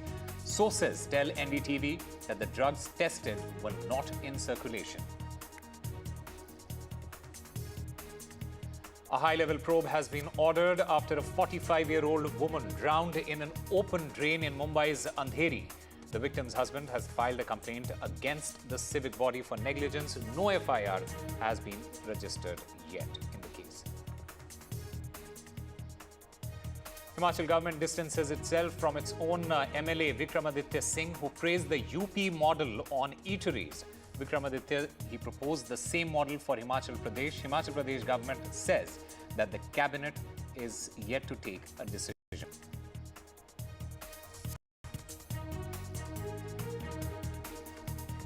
The Film Certification Board says Kangana Ranaut's emergency movie will release, but only with cuts. The producer, Z Entertainment, seek more time.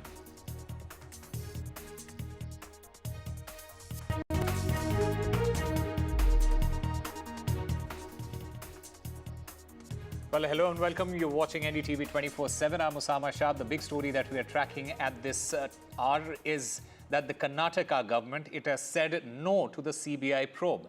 In fact, the Karnataka government has withdrawn its consent to CBI, says that CBI is biased in the Muda case fallout. This move comes amid the Muda heat is on the Chief Minister Siddaramaiah. Karnataka is currently now joins the opposition states in banning CBI probes. Karnataka government says no to the CBI probe in the state. They also added that CBI hasn't really filed charge sheet in many cases and expressed their concerns about the misuse of the central agency. The Karnataka government has denied its link to the Muda case as well. And my colleague Pratibha joins us on the phone line to get us more on this. Pratibha, the government withdrawing consent to the CBI, they're in fact treading very carefully here. That's right. In fact, even though the Congress government has vehemently denied the kind of influence of the Muda allegations in the decision that has been taken, the timing of this is definitely questioned here. But in the meantime, as far as the cabinet decision goes, it was a 4-hour meeting that took place, and two important decisions there. One is to ensure that there is a check on governor in terms of the communication between the governor and the government will be released only after the cabinet's approval. And the second is the decision to withdraw its open consent to the CBI to investigate any case in the state. And joins a long list of the number of states that have banned CBI's entry here. But this comes amid Muda allegations and the BJP demanding a CBI probe. This is definitely going to become another political flashpoint of sorts between the Congress and the BJP here, especially when there are other states getting into election mode, like Haryana in the next week, as well as the ongoing election in Jammu and Kashmir. So a lot of action that you see in the political corridors of Karnataka here. But one of the key questions is whether there is fear factor involved by inside the Congress camp as far as the Muda allegations and these decisions are concerned. And the second is to find out what kind of legal recourse the Congress government as well as the CM are going to take in this matter. All right, Pratibha Raman, thank you very much for getting us all the latest from there. In fact, Pratibha also spoke to the Karnataka Deputy Chief Minister D.K. Shivkumar. Let's listen in to that conversation.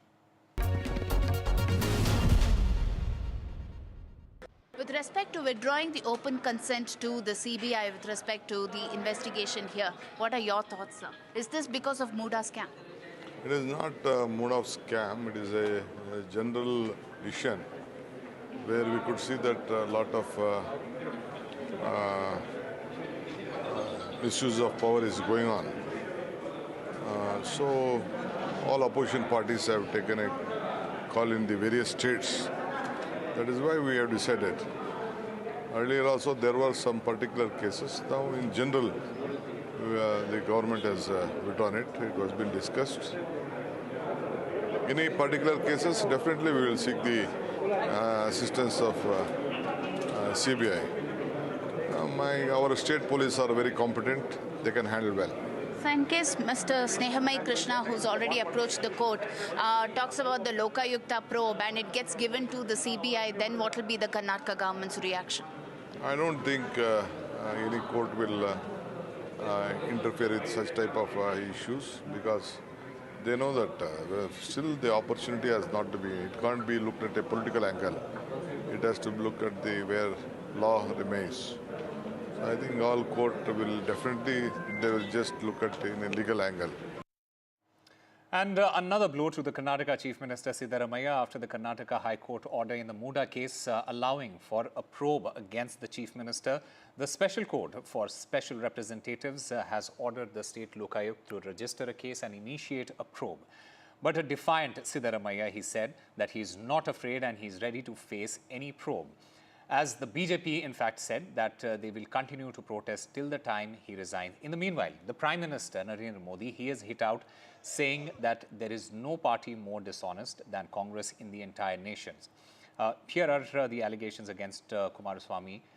Did he resign is what the Prime Minister asked. He also said that, he also mentioned that let him resign and have take the resignation of Kumaraswamy as well.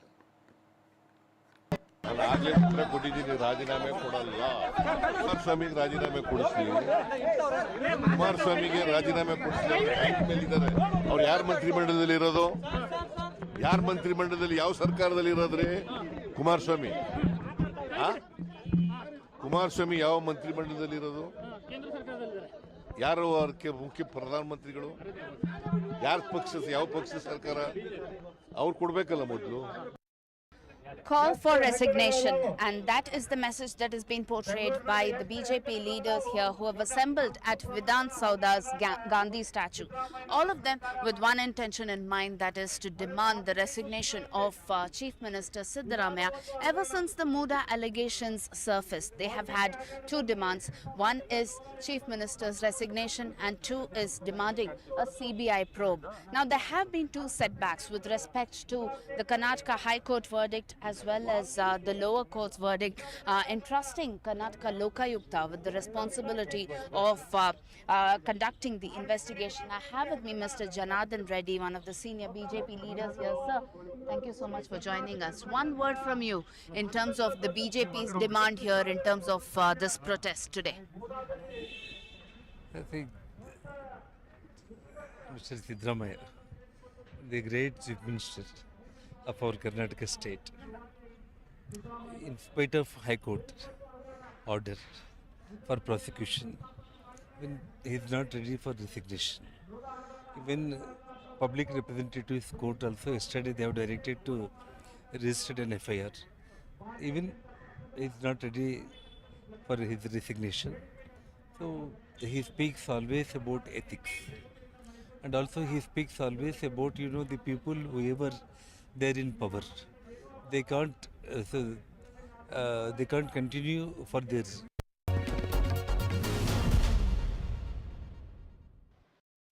We have with us Mr. A.S. Ponnanna, legal advisor to Karnataka Chief Minister Siddaramaiah. So thank you so much for joining us. Yes, sir.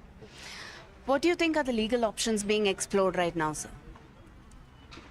See, we continue to maintain that the order of the governor is politically motivated and illegal. And there are enough factual circumstances to lead us to believe so. Therefore, that will have to be presented before a higher bench. And the judgment of the learned single judge has failed to consider these aspects of the matter in the right perspective. This is our firm view. And application of mind is not just limited to the governor, but applies in equal force to the Honorable High Court as well. So on these grounds, we propose to take it up before the higher court. We are in the process of finalizing where we must go, whether we must go before the division bench or before the Honorable Supreme Court of India. These decisions will be taken by the senior advocates who have argued this case, and we may take a decision in a day or two. So when it comes to the Lokayukta probe, the lower court has suggested that there needs to be sections of Benami transactions, land grabbing as well, that have to be introduced. I mean, how do you see these sections putting the Chief Minister in a legal web of sorts? You see, the investigation by the Lokayukta pursuant to what the Honorable High Court has said was perhaps on expected lines. Therefore, it does not surprise us. And the legal provisions, especially the penal provisions which have been quoted in the order, arise from the part of the pleadings in the complaint. So what the complainant has said, the learned judge has extracted and changed. It is not a finding that these offences are made out, it is for investigation. Once the FIR is registered, it will necessitate Chief Minister Siddaramaiah's resignation. No. You see, people who are having charge sheets against them, people who are facing inquiries by special investigation teams constituted pursuant to orders of the Supreme Court, are inducted in the Union Ministry. You see, this frivolous kind of a case cannot bring about resignation of a lawfully elected Chief Minister. During the course of the hearing, the Honorable Judge pointedly posed a question to all the learned counsels. None of you have been able to tell me what is the role of the Chief Minister. Now I want to ask you, does the judgment say what is the role of the Chief Minister?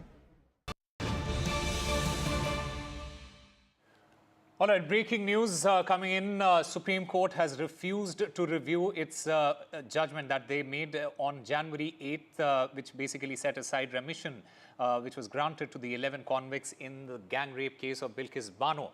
The state of Gujarat, it had challenged the adverse remarks that were made against it. Remember, in 2022, Bilkis Bano, she moved to the top court challenging the early release of the convicts. And in January this year, on 8th of January, the Supreme Court, it cancelled the Gujarat government's order granting premature release to the 11 convicts and asked them to surrender within 2 weeks. So there is no relief for the Gujarat government here. And the Supreme Court has, in fact, refused to set aside its order that linked to the convicts. It has cancelled Gujarat government's remission order as well. And Ashish joins us to get us more on this. Ashish, break it down for us. What did this? What exactly has the Supreme Court said here?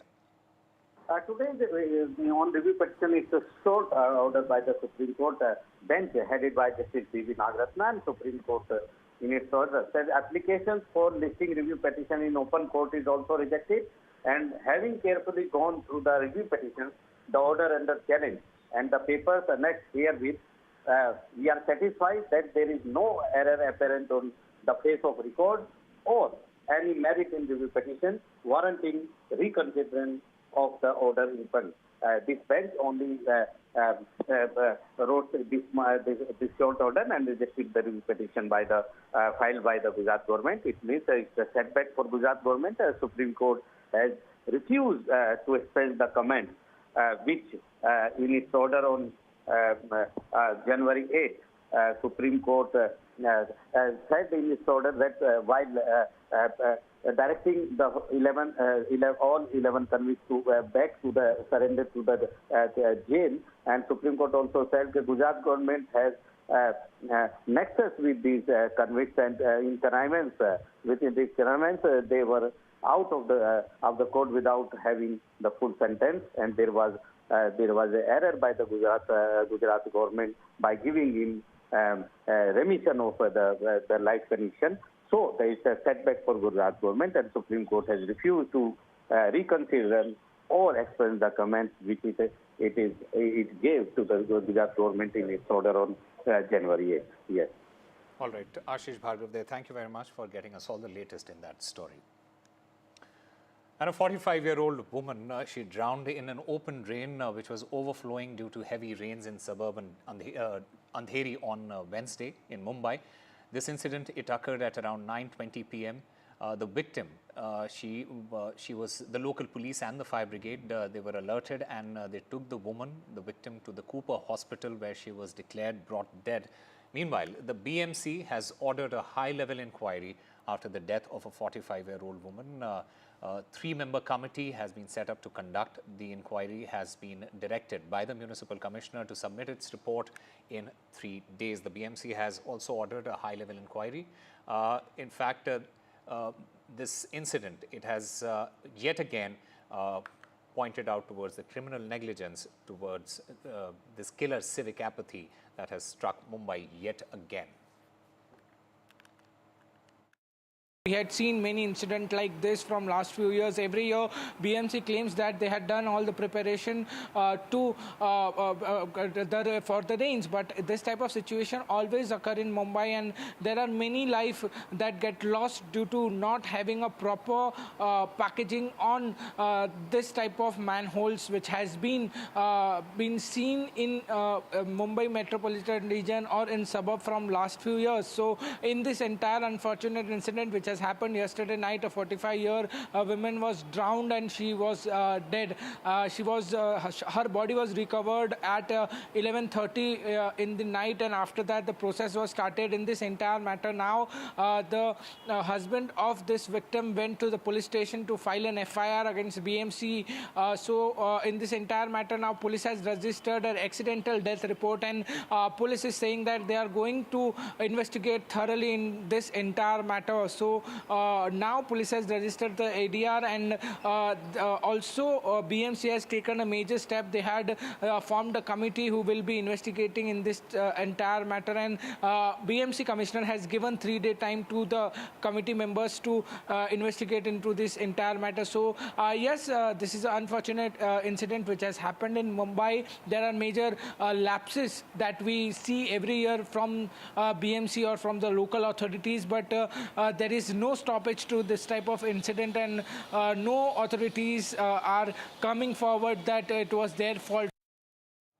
Well, there has been a quality lapse by major pharma firms, and key medicines, they are under the scanner, including commonly used paracetamol and Pandy, among 53 medicines that have failed drug regulators quality test. This comes in August. Remember, the CDSCO, it banned over 156 fixed dose drugs combination in the Indian market that are likely to involve risk to the humans. So 53 drugs and leading pharmas, they are under the lens. Drugs like paracetamol, Pandy, they have failed quality test, and this according to a report by India's apex regulatory body. In fact, several drugs manufacturers dispute the findings.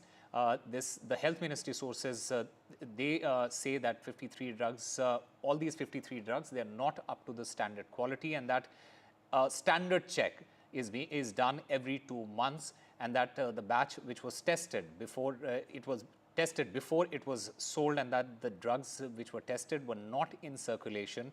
The Health Ministry sources have also said that notices will be sent to the firms at state level.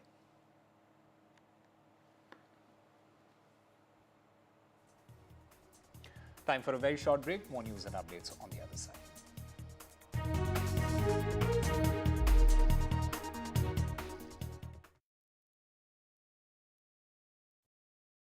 Loan मिलेगा या नहीं, ये आपके credit score पे depend करता है। तो आज ही अपना क्रेडिट स्कोर चेक करें फ्री में पैसाबाजार.com पर। लोन की जरूरत कभी भी किसी को भी पड़ सकती है। ठीक से एक्टिंग नहीं। पैसाबाजार.com।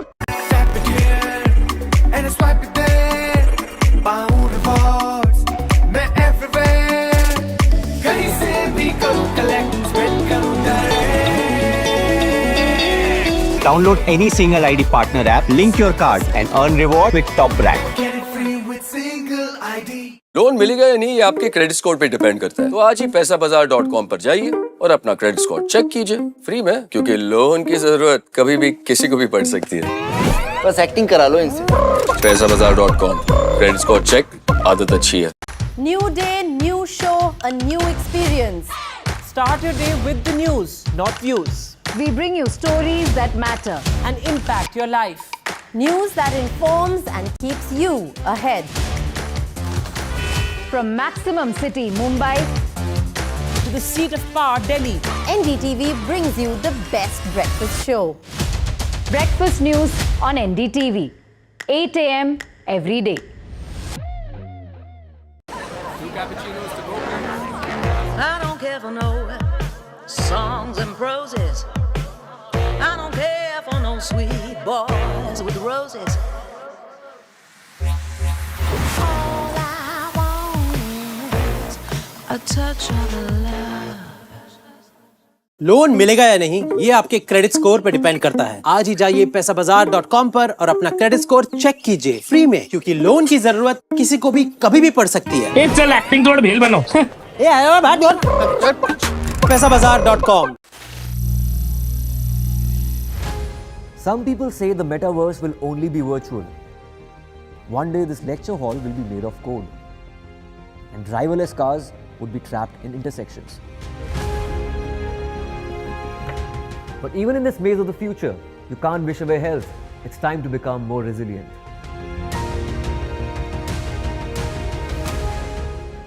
10 years of Banega Swasth India, we have grown and achieved so many milestones.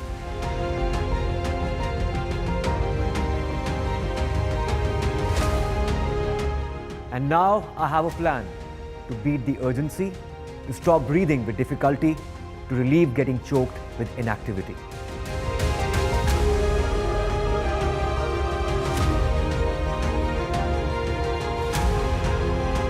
Energize our government, our environment, our society, and ourselves. Everyone, everywhere, every day.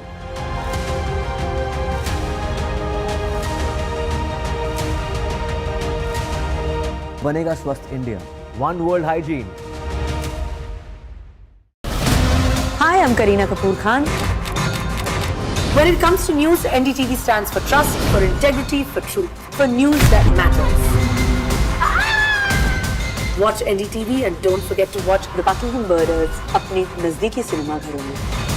कैसे मारा? Stay informed and entertained with the new and updated NDTV News app. You can watch all our channels live, listen to podcasts, read breaking and exclusive news from around the world and more. Download the NDTV app today and get access to the best journalism and storytelling on your smartphone or tablet. The NDTV app. News that matters to you. Election sunrise is on the proverbial paradise. Jammu and Kashmir gets set to vote in assembly elections after a gap of 10 years. For the BJP, it's a referendum on Article 370.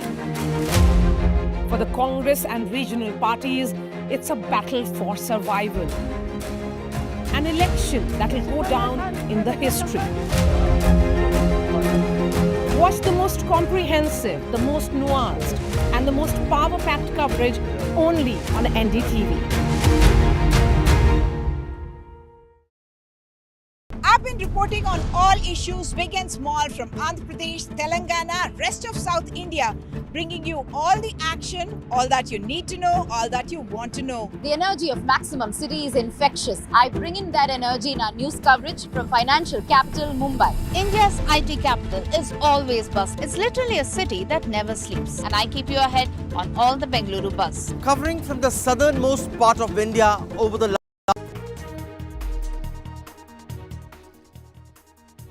Welcome back. Ambuja Cements, which is part of the Adani conglomerate, has joined the Alliance for Industry Decarbonization, which is a global alliance of companies across industries to accelerate net zero transition in line with the Paris Agreement.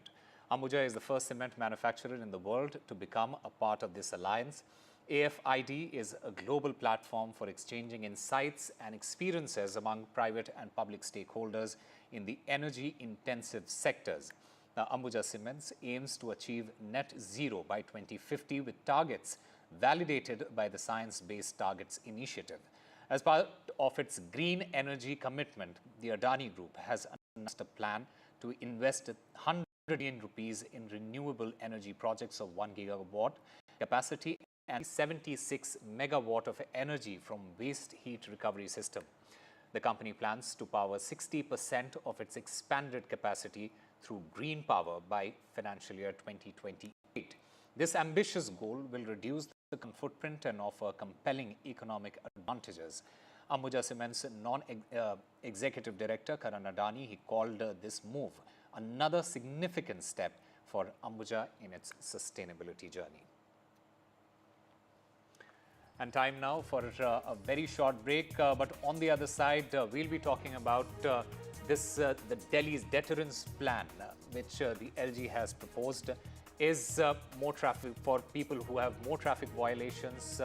They are supposed to pay more premium. Will financial deterrence work? That is the question we are asking, and we'll ask or request all of you viewers to make that call and give us your views.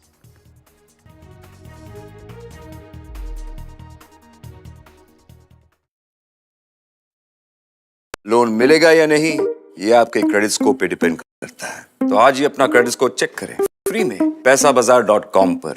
Loan की जरूरत कभी भी किसी को भी पड़ सकती है। ठीक से एक्टिंग नहीं। पैसाबाजार.com। I don't care for no songs and proses. I don't care for no sweet boys with roses.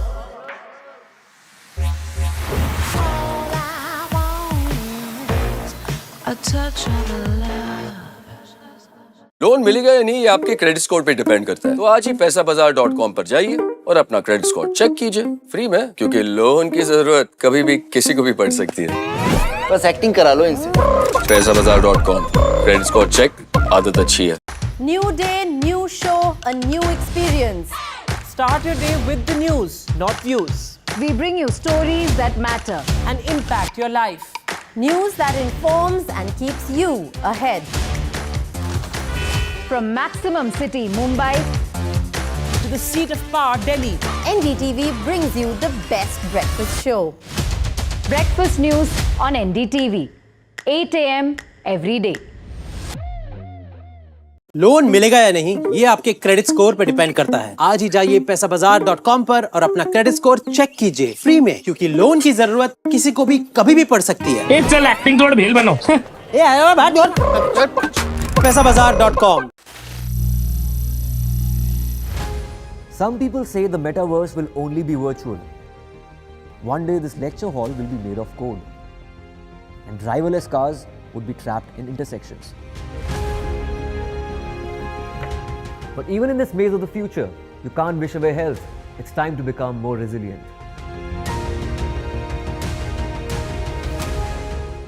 10 years of Banega Swasth India, we have grown and achieved so many milestones.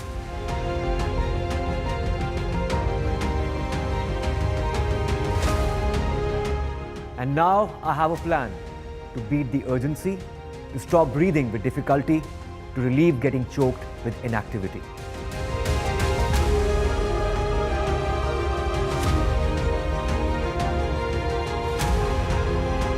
energize our government, our environment, our society, and ourselves. Everyone, everywhere, every day.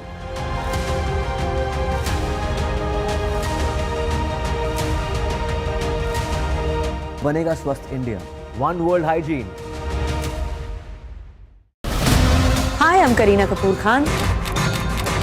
When it comes to news, NDTV stands for trust, for integrity, for truth, for news that matters.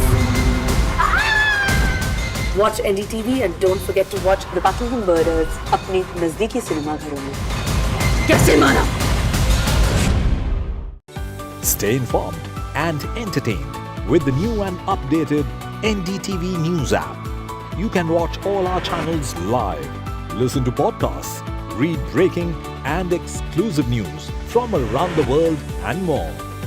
Download the NDTV app today and get access to the best journalism and storytelling on your smartphone or tablet. The NDTV app. News that matters to you. Election sunrise is on the proverbial paradise. Jammu and Kashmir gets set to vote in assembly elections after a gap of 10 years. For the BJP, it's a referendum on Article 370. For the Congress and regional parties, it's a battle for survival. An election that will go down in the history. Watch the most comprehensive, the most nuanced, and the most power-packed coverage only on NDTV. I've been reporting on all issues, big and small, from Andhra Pradesh, Telangana, rest of South India, bringing you all the action, all that you need to know, all that you want to know. The energy of maximum city is infectious. I bring in that energy in our news coverage from financial capital Mumbai. India's IT capital is always buzz. It's literally a city that never sleeps. And I keep you ahead on all the Bengaluru buzz. Covering from the southernmost part of India over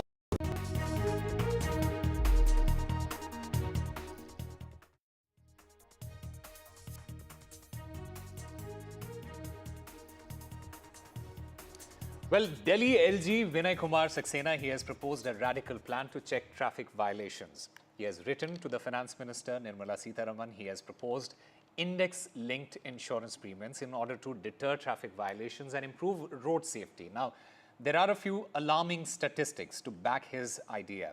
India, remember, has seen over 4.37 lakh road accidents in 2022 alone, which resulted in approximately over 1.5 lakh fatalities.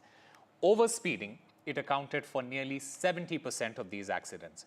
Vehicles with multiple traffic violations, they have a 40% higher risk of being involved in fatal crashes. So as part of this special initiative on NDTV Road to Safety program, this deterrence plan that the LG has proposed, is it going to work? Does more traffic violation means more insurance costs? Is it viable? Is it a good or impractical idea? And will financial deterrence work? You can call us on the number that you can see on your screens and share your views on it. In the middle, I am currently joined by Harman Singh Sidhu. He's the president of Arrive Safe. So, firstly, I just want to understand from you. Do you think this is a practical idea? What the LG has proposed, that if you have more violations, it will cost you more when you renew your insurance. Do you think it is a practical idea, first of all? It is. Okay. And something which has been done in many countries, like the developed countries, and it has been proven as a successful way of reducing road crashes, because we in India, we are the number one position holder as far as the number of fatalities due to road crashes is concerned. Yeah. So this is an area which is directly impacting us, and this is something which is doable. Practically, we need to come down with the road crashes. India is a signatory to the UN Decade of Action for Road Safety, which calls for reduction by 50% of deaths by the year 2030. And this particular thing, because at times we as road users we think that the probability of a road crash or fatality to me as a person is very less compared to the probability of getting challaned due to a traffic violation. And it is well proven that somebody who is a traffic violator, more likely that person would be involved in some kind of road crash, at least road indiscipline. So once the indiscipline comes down, we become better road users, our behavior improves, and as a result, the number of fatalities and the crashes would definitely come down. And this is something that I support 100%. Okay. And I really thank the LG for posing this, and I hope the government takes quick action on this. Okay, we'll come back to you and get your views on this. In the meanwhile, I have our first caller, Srinivas, is calling from Bengaluru. Srinivas, firstly, what do you think about this entire idea that the LG has proposed? And secondly, does it also need to reflect in the behavior of the people who are driving on the road? Because we have seen so many instances of people violating traffic on the road, and it has resulted in accidents and deaths of multiple people. Do you think it is a good idea what the LG has proposed as of now? Yes, sir. Good evening. Yes, I think it's a good idea, but I also say it is not enough. Okay. I feel two more things are to be done. One is have something like bad violations.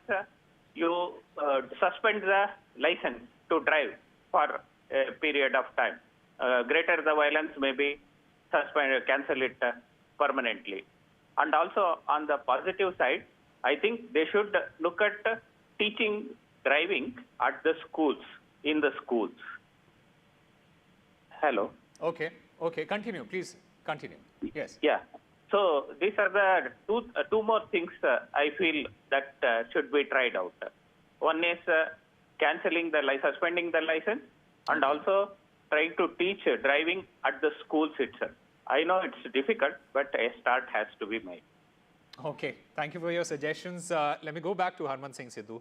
Harman Singh Sidhu, you heard our caller right now suggesting various measures. Do you think all of this, apart from all these deterrents that the government can introduce in order to reduce traffic violations, do you think it also has to do with the fact that our behavior on the road, it also needs to change? See, our behavior on the road is a reflection of our character. So our national character, that would definitely improve once the traffic movement on the road, it changes from chaotic to organized. So this particular step of linking the insurance with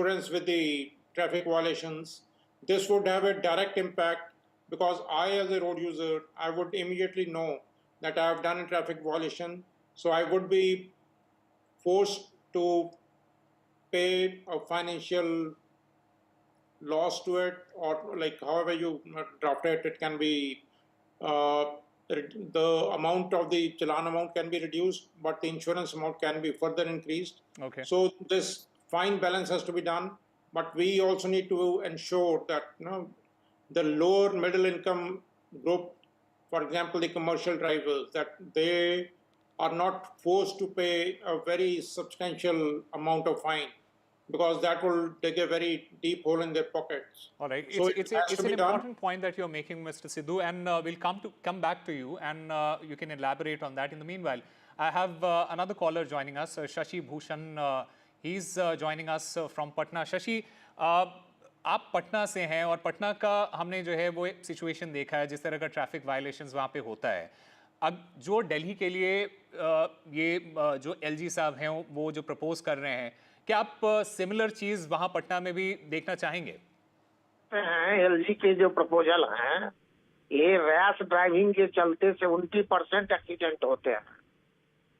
overtaking उसमें सबसे बड़ा कारण है. जो overtake करे ऐसे लोगों को इंश्योरेंस बढ़ावे या जैसी सजा दे, मैं उसको सपोर्ट करता हूं. और मेरा नाम वर्मा BUR से नहीं BERMA होता है, जो कि आपके स्क्रीन पर गलत दिखलाया जा रहा है.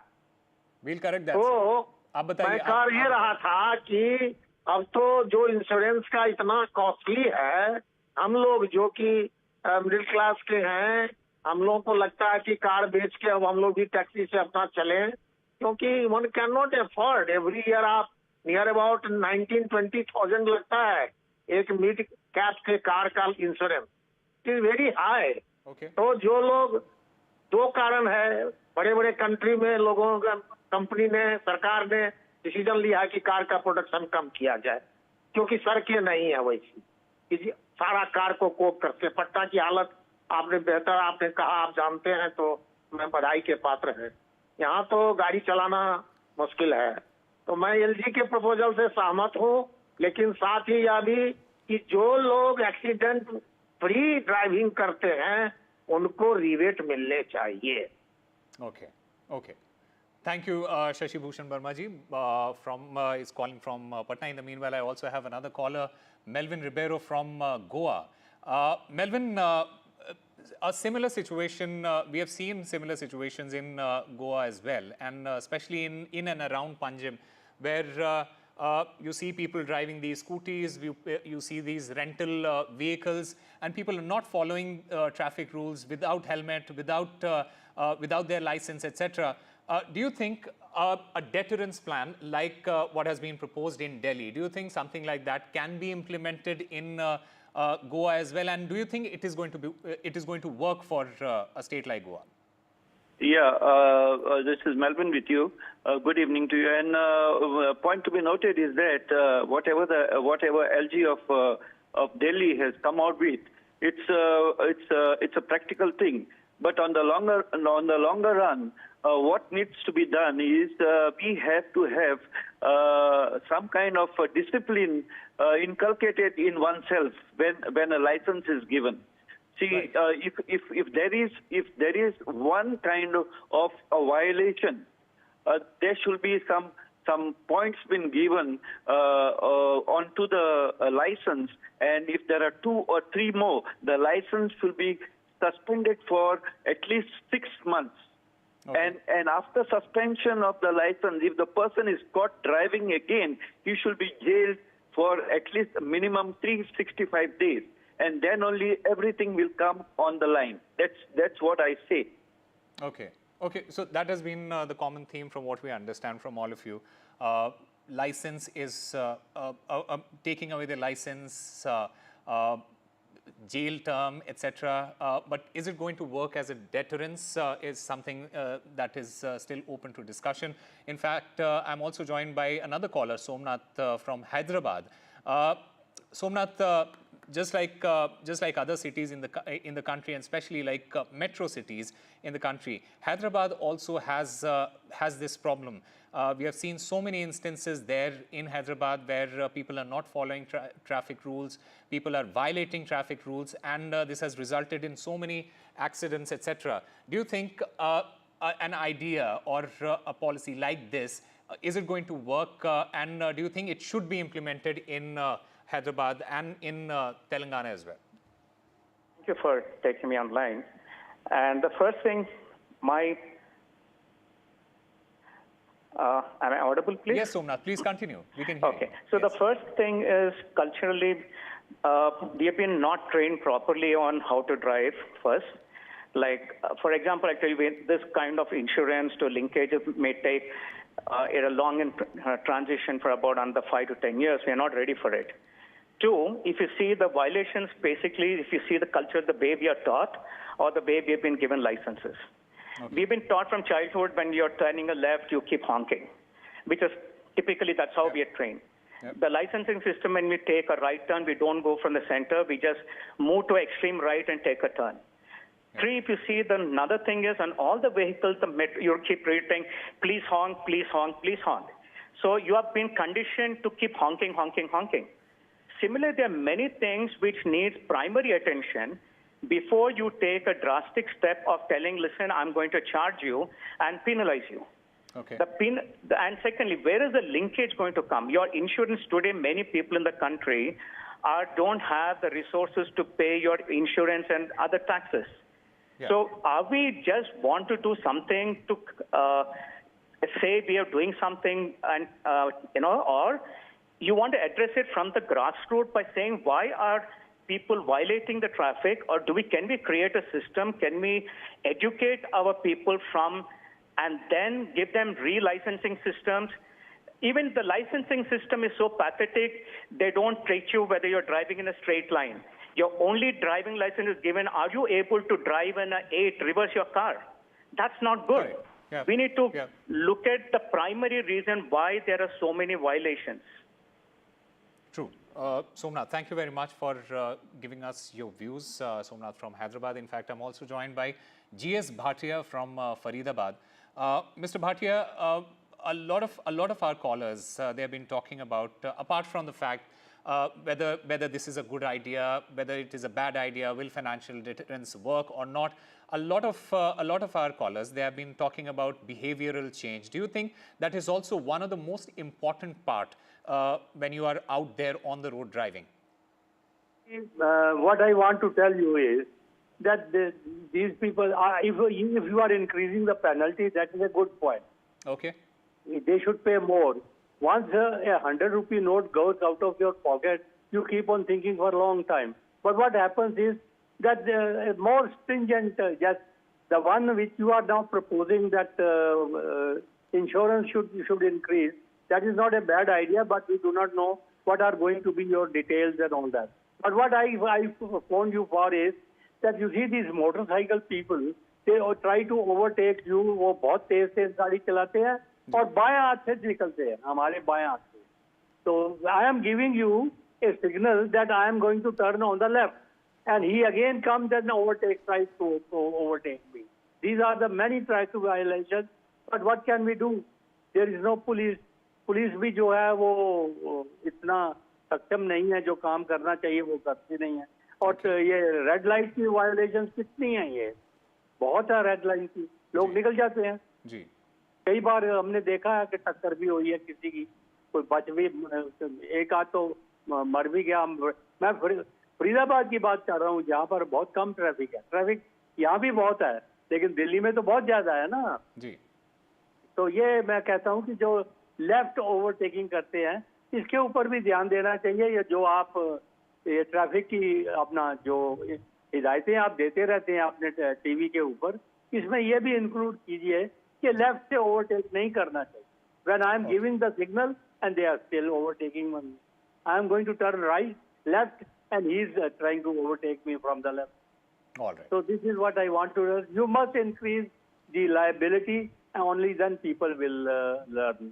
Absolutely. We totally agree with you, Mr. Bhatia. Let me go back to our guest, Harman Singh Sidhu, President of Arrive Safe. Mr. Sidhu, a lot of, you were mentioning about the cost, and you were also mentioning about the low-income group and the kind of effect that it is going to have on them. I want to understand from you, something like this, it has been implemented in countries like the United States, many European countries, like you mentioned.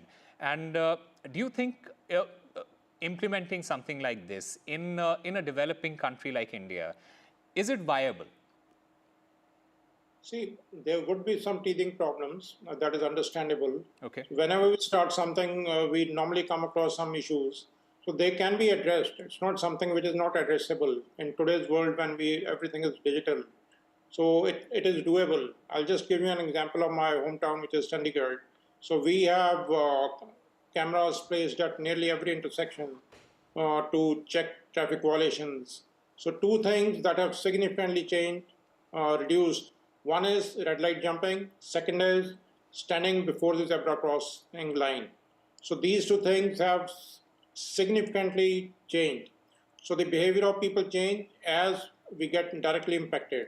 So once the insurance amount increases in case of our violating the traffic rules, at the same time, if we have a policy that if somebody is following the rules and he has no background of traffic violations, he gets some financial benefit out of it. So people would adapt to it in a better, and there would be more acceptability to it. So we need to involve people. They need to be encouraged to be part of the drive. So once they know that they'll have a benefit if they follow the rules, I'm sure most of them, at least 75, 80, 90% people, would be interested in doing this. They would be inclined to fall in line. Okay. So this is something which should be tried at least as a pilot project. Okay, okay.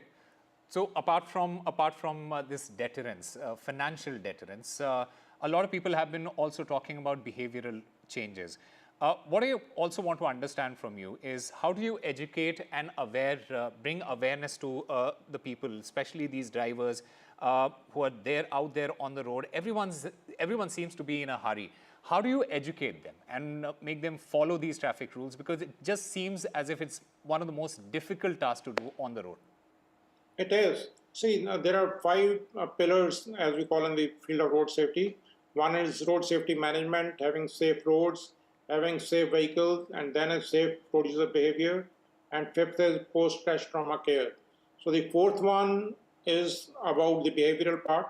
So the attitude and behavior, I know these are complex things and takes time to change, but we have to take the first step. And it does take time in the initial, let's say 5-10%, but subsequently it gets imbibed in our behavior. As one gentleman was talking about honking, that is one single very important aspect. You start thinking that you don't have a horn on your vehicle, so you don't honk at all. Yeah. The way of your driving, the way you behave at the intersection, that will change substantially because nobody is hearing you. Otherwise, we think that we have a loud horn, we honk, and we assume that the other road users have understood what I am trying to say. So everybody is honking, so we all think that I am shouting and the others are listening. So it has to be like the wise old owl. The more he saw, the less he heard. The more he saw, the less he spoke. The less he spoke, the more he heard. So we need to be those wise old owls on the road. All right. So slowly and steadily, the behavior does change. As I've given you the example of my hometown, Chandigarh. So because of those cameras, the deterrence increased, and at least these 2 violations, which are serious violations, their statistics have come down. Okay. Okay. Let's also go across to another caller, Mr. Prakash, calling from Tirupati in Andhra Pradesh. Prakash, yes, what are your views on this entire thing, this deterrence plan that has been proposed, increasing the premium of your policy? What do you think? Do you think it's a good idea? Do you think it should be implemented in other states as well? Yeah, one point I would like to mention is always in India, one thing is being imposed, like, okay, penalty, fine, impose taxes, that will solve the entire problem. No, that is wrong. Okay. We have to have social responsibility, behavioral change, and adherence to rule of the law. How many people knows the rule of the law or safety on roads or traffic rules? How many people knows it? I doubt completely, because it's my percentage, but I'm sure that 90% of the Indian drivers doesn't know traffic rules or road safety rules. That is the situation we are in. And just by imposing only some penalty linking to insurance, then only few people or section of people like who are taxi drivers, they will get penalized. I can say most of the taxi drivers are traffic violators, but they are not financially well, but they will get penalized. Okay. But who is responsible for giving licenses to these people who doesn't know the traffic rules?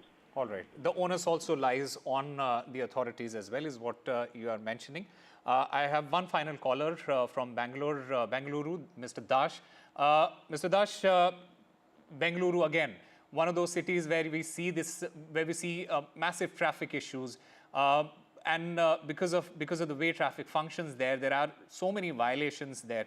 Do you think an idea like this, which is being proposed for Delhi, do you think an idea like that can work in a city like Bengaluru as well? What happened? No, I was retired from defense civilian.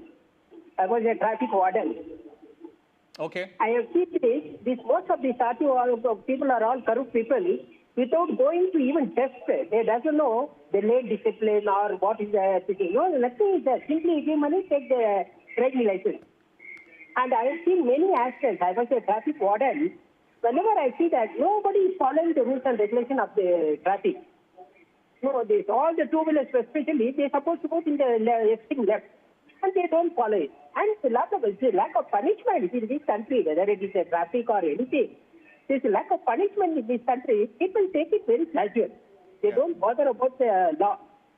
Nobody fear of law in this country because there is punishment is very less. People will not bother for anything in this country. That's all the things with the murder, rape, this, that, whatnot is happening. The punishment is very, very casual. Okay. The government should become very serious. Once, twice, they should put every penalty. Police people also become many a times spectators. Jumping up signal, traffic violations. There's lots of these things. There's no seriousness in this implementing any rules and regulations in this country. There's a lack of punishment in this country, I should say. I was a traffic warden. I was very strict on the road.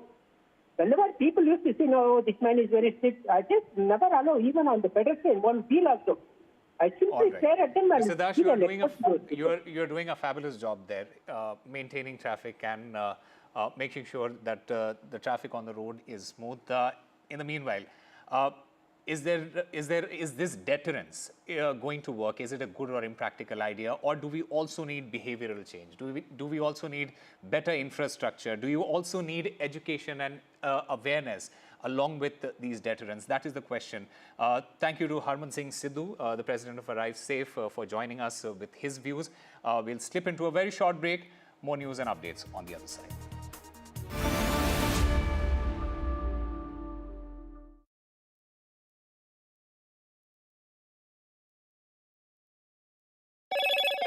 Hello, Moto. Motorola Razr 50 Ultra comes with Google Gemini.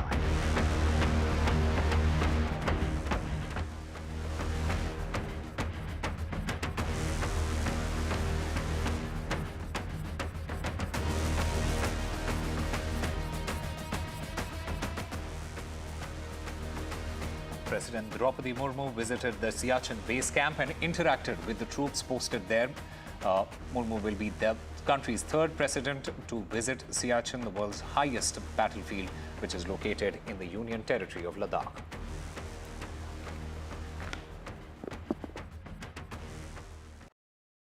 Loan मिलेगा या नहीं, ये आपके credit score पे depend करता है। तो आज ही अपना क्रेडिट स्कोर चेक करें फ्री में पैसाबाजार.com पर। लोन की जरूरत कभी भी किसी को भी पड़ सकती है। ठीक से एक्टिंग नहीं। पैसाबाजार.com। I don't care for no songs and proses. I don't care for no sweet boys with roses. All I want is a touch of love. Loan मिलेगा या नहीं, ये आपके क्रेडिट स्कोर पे डिपेंड करता है। तो आज ही पैसाबाजार.com पर जाइए और अपना क्रेडिट स्कोर चेक कीजिए फ्री में, क्योंकि लोन की जरूरत कभी भी किसी को भी पड़ सकती है। बस एक्टिंग करा लो इनसे। पैसाबाजार.com, क्रेडिट स्कोर चेक, आदत अच्छी है। Election sunrise is on the proverbial paradise. Jammu and Kashmir gets set to vote in assembly elections after a gap of 10 years. For the BJP, it's a referendum on Article 370. For the Congress and regional parties, it's a battle for survival. An election that will go down in the history. Watch the most comprehensive, the most nuanced, and the most power-packed coverage only on NDTV. Loan मिलेगा या नहीं, ये आपके credit score पे depend करता है। आज ही जाइए पैसाबाजार.com पर और अपना क्रेडिट स्कोर चेक कीजिए फ्री में, क्योंकि लोन की जरूरत किसी को भी कभी भी पड़ सकती है। चल एक्टिंग थोड़ा भेल बनो। ये आया बात बोल। पैसाबाजार.com। Some people say the metaverse will only be virtual. One day this lecture hall will be made of code, and driverless cars would be trapped in intersections. But even in this maze of the future, you can't wish away health. It's time to become more resilient.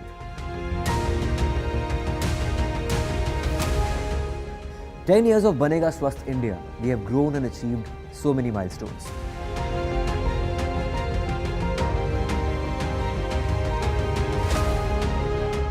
And now I have a plan to beat the urgency, to stop breathing with difficulty, to relieve getting choked with inactivity.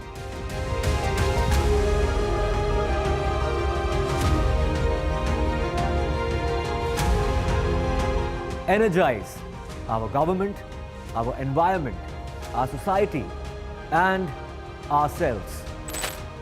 Everyone, everywhere, every day.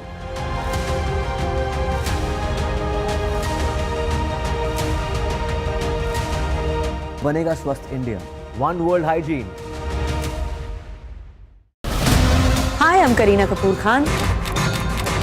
When it comes to news, NDTV stands for trust, for integrity, for truth, for news that matters. Watch NDTV and don't forget to watch The Buckingham Murders अपने नजदीकी cinema घरों में. कैसे मारा? Stay informed and entertained with the new and updated NDTV News app. You can watch all our channels live, listen to podcasts, read breaking and exclusive news from around the world and more. Download the NDTV app today and get access to the best journalism and storytelling on your smartphone or tablet. The NDTV app. News that matters to you. I've been reporting on all issues, big and small, from Andhra Pradesh.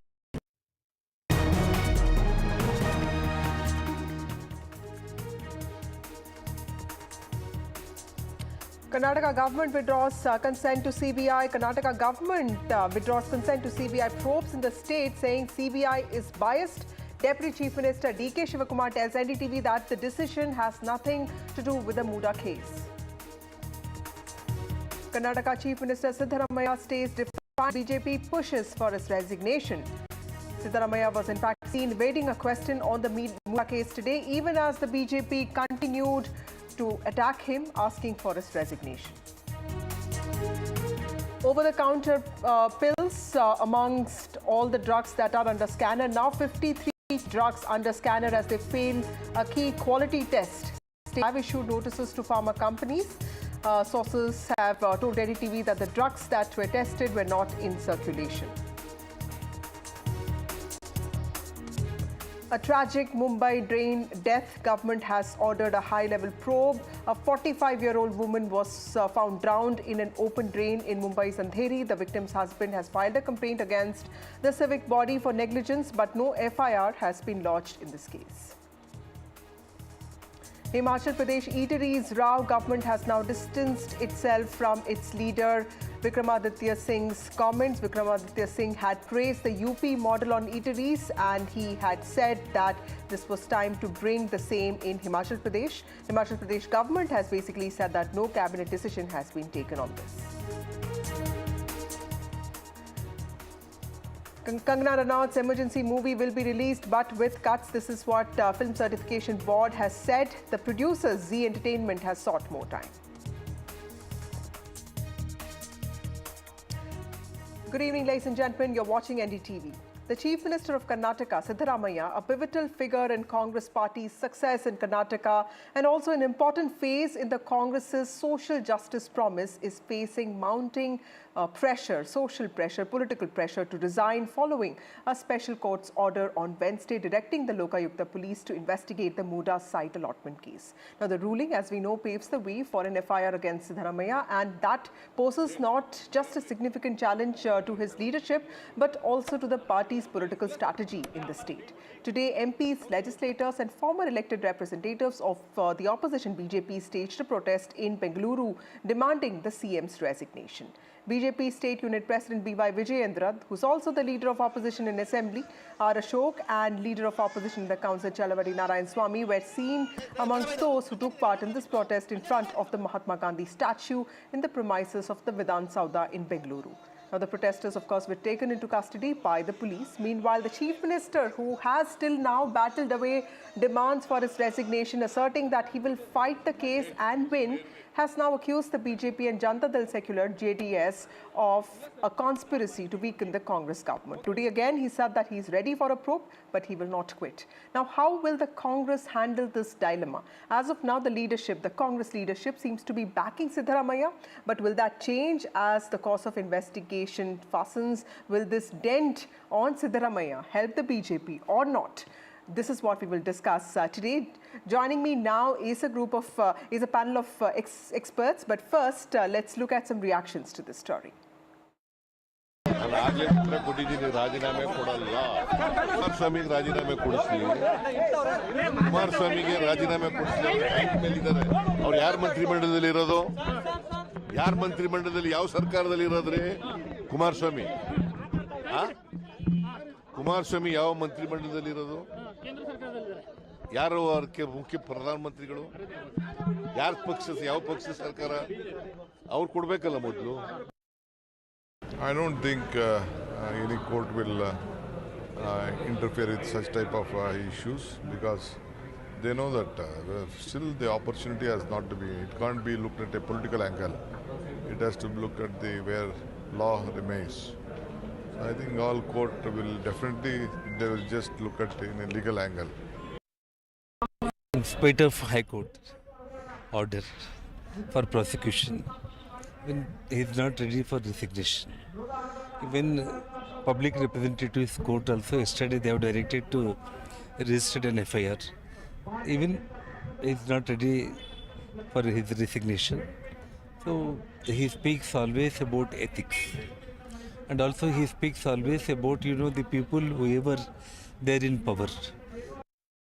See, we continue to maintain that the order of the governor is politically motivated and illegal. And there are enough factual circumstances to lead us to believe so. Therefore, that will have to be presented before a higher bench. And the judgment of the learned single judge has failed to consider these aspects of the matter in the right perspective. This is our firm view. And application of mind is not just limited to the governor, but applies in equal force to the Honorable High Court as well. So we have Mohan Vishwa, who's the spokesperson of the BJP. We have Samrudh Hegde, who's the spokesperson of the Congress Party. And we also have Sandeep Shastri, who is from Lokniti Network. Thank you all of you for joining me on this show. Starting with you, Professor Shastri, you are the senior most person who has known Karnataka so well. Sir, Siddaramaiah is known to have a strong appeal amongst the Ahinda communities, which is minorities, backwards, and also Dalits. And he's also, in some ways, has this reputation of being a seasoned administrator. Do you see all of that changing with these allegations? Because the court's observations have also been strong. The Lokayukta has been given a green signal. So the doors of the investigation are opening up. So clearly, do you see this impacting that image of his? Vasudha, there are multiple factors and we need to separate them. I think what has strongly gone against the Chief Minister is the denting of an image which was built up for so many years of not having such charges leveled against him. Now that, I think, is where the challenge comes. The fact that he is a recognized Ahinda leader, the fact that he has been in politics for long, those are, for me, corollary issues. But the principal point, I think, is the point that he now faces a challenge which he has not faced in his political career till now. And what is happening in the politics of the state, I think you have the inevitable necessities of being in the opposition and doing certain things. You have the natural corollary of being in the government and taking certain defenses.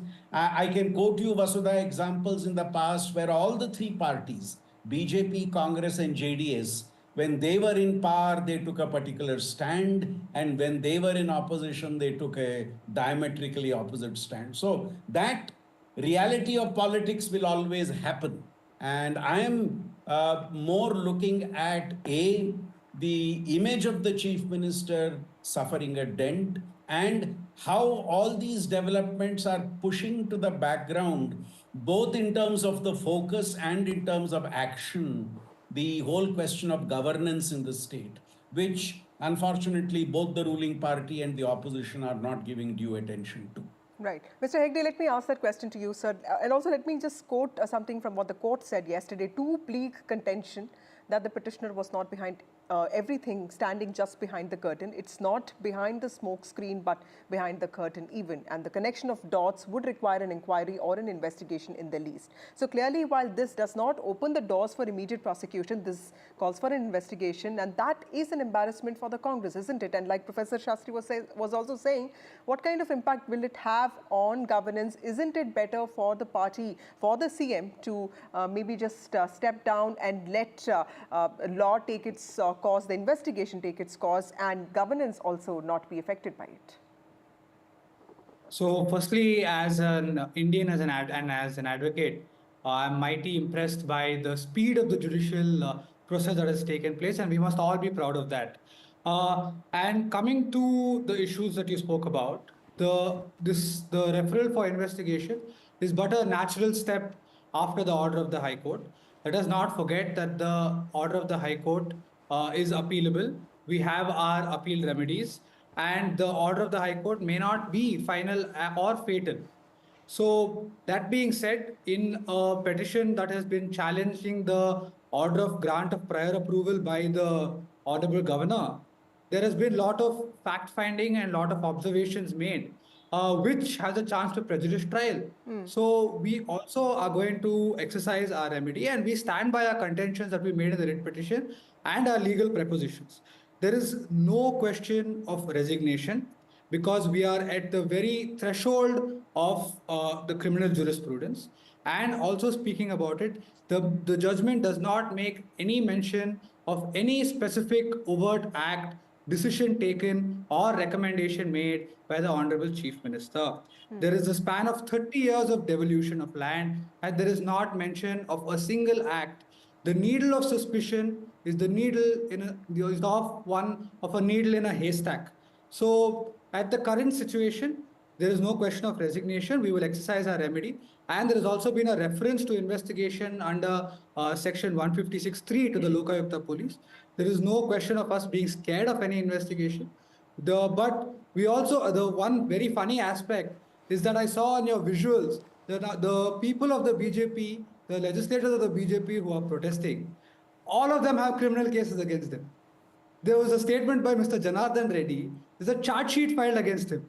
And for him to have come and given a statement about the rule of law and morality and ethics, I find that quite funny. Right. Mohan Mishra, that's a very important detail that Mr. Hegde has also pointed out, because today Siddaramaiah also spoke about H.D. Kumaraswamy, and corruption is not a new thing. Allegations of corruption are not a new issue in Karnataka. In fact, 40% Sarkara was something that the whole campaign was centered around, and we all know that all of these issues do have resonance, but we're not sure if this has complete sort of resonance. How sure are you that this is going to be the final nail in the coffin for the Congress party in Karnataka?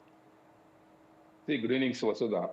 If you see the argument which has happened in High Court, all these things, whatever my Congress person said here, has been discussed in detail and argued from their side, and we know what is the verdict finally. Come on, let's not discuss the same old thing which was discussed in the court for 8 to 10 days, even after hours of discussion with the judgment has been given. And also, I was, my friend said that, Mrs. Janardhan Reddy, who's having a criminal charges or who's out on bail, is not having any morality to question Siddaramaiah. Then what morality Mr. Rahul Gandhi has? Whenever he goes across the country, he questions Prime Minister Modi ji on several issues. Even he is out on bail. His mother is out on bail. Most of them are out on bail. Even D.K. Shivkumar, DCM of the state, he himself is out on bail. Come on, there is an allegation against misappropriation of asset and disproportionate of income against him. What morality he has? Let's not talk about the morality now. The issue here is, if you see the Congress, it has been 55 hours since the judgment has been come. What did Mr. Siddaramaiah say initially? He said he will cooperate for the investigation. But what he is doing from yesterday onwards, even though Lokayukta is an independent agency, the Lokayukta police reports to the Home Department. The Lokayukta police themselves phones are switched off.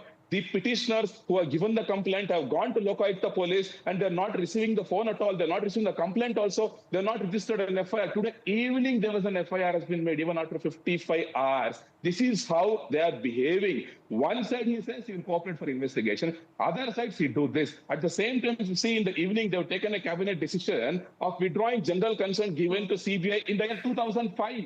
19 years back. Then what is making them to face investigation? And my friend said they're not scared of investigation. If they're not scared of investigation, why did they withdraw the general consent given to CBI in 2005? Come on. Okay. These are all the double standards which Congress has been following for several decades. In the present case also, it is crystal clear that whenever the fraud cycle happened between 1998 to 2017, for almost 19 years, Mr. Siddaramaiah was in power. Okay. Let me take that to Mr. Hegde. Mr. Hegde, you know, the matter could have been, like many are saying, nipped in the bud had the CM taken a stand that he was not aware of what really happened, the land dealings, and if the irregularities were found in the allotment of sites, he would surrender those sites. Why do you think that didn't happen? Do you think the CM could have handled it better? No, not at all. What we questioned in the writ petition was we are not scared of it. Firstly, let me clarify that we're not scared of any investigation. But the investigation has to happen in accordance with law. So when we have a Prevention of Corruption Act and when there's a provision under 17A that has been granted wrongly, in our opinion, that we will put forth in the appeal, that the investigation should follow the law and the manner in which it should be conducted. It should follow the rule of law. So in the present case, what we're looking at is, let me educate your friend also that there was a delay in registering FIR. Sorry, sir, the order was uploaded just now. It takes a day for the order to get uploaded. And once the order is sent by the court to the Lokaयुcta police, only then action can be taken. No Tom, Dick and Harry can take a random small order which has been uploaded online and go and get a FIR registered. We also, regarding the issue of the CBI, I remember we are governed by the Constitution. We are partly federal and partly unitary.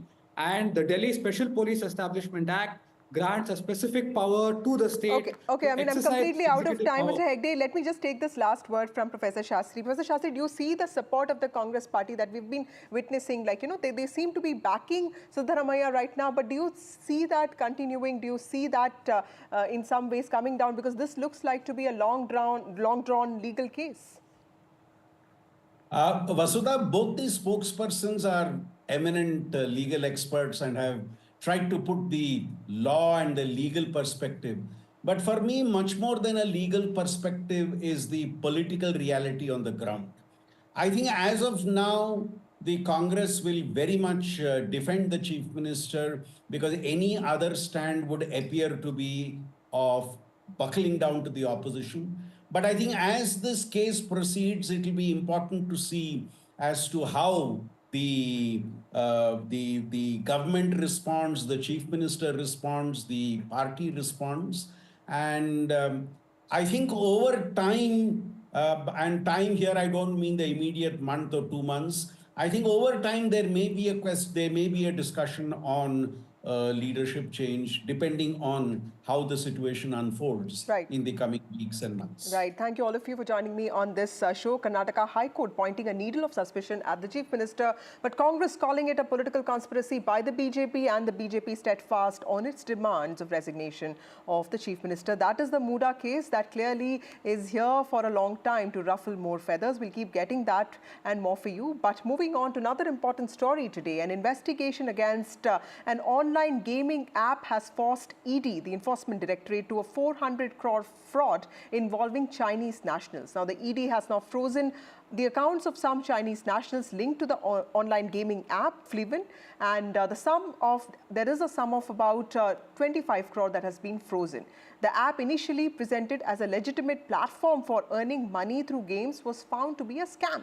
What we understand is that Fliven app gained traction by promising users an opportunity to earn money easily by playing mini games. New users could quickly generate an account and begin participating in the app's activities. They also had an option to top up, and their in-app balance would keep growing through various payment methods. But once the users' accounts had a reasonable amount of funds, the app stopped allowing them to withdraw the funds. Now, in the last few years, we've seen a number of such instances where people have been duped by online but offshore and illegit gambling apps.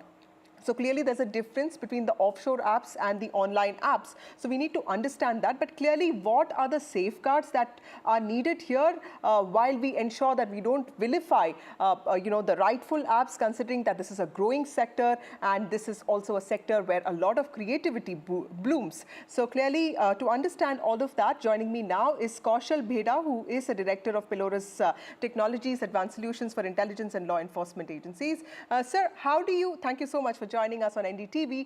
First of all, explain to us, how do scams like these occur? What could be reasonable safeguards so that there is no criminalization, at the same time there's no over-regulation, the sector grows, the sector is not penalized, but at the same time people are protected? Thanks for having me on. Can you hear me well? Yes, sir. Okay, so these are super large-scale organized crypto scams, right? Which either originate from China or they're being done by Chinese nationals who are operating out of Southeast Asia. By the way, interestingly, like, the people who are scamming may also be victims, because they might be victims of trafficking. So there you have victims on two ends. One side, you have victims where people are getting scammed out of their funds or money, and then the other side, there's victims of trafficking who are kept in compounds, human rights abuses. There's a UN report in 2023 talking about that, and you can read up that. So the scams are enormous, super organized. The numbers we're talking about is like 80,000 plus crores in a year. How does this happen? These guys have perfected the art of scamming.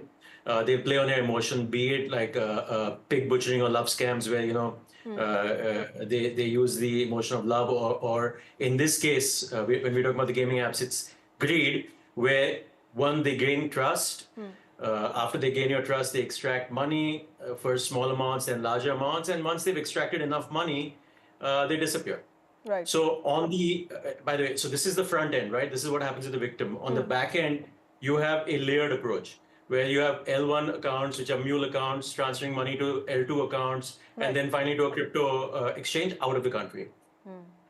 But sir, the ED, as part of its investigation, also discovered that the app was part of a larger cross-border criminal network, and there are several cryptocurrency wallets, and all of them seem to be creating this complex web of transactions, which means that there is detection and tracing, but there are larger challenges because these are cross-border crimes. What are the challenges, even for law enforcers when they investigate crimes like this?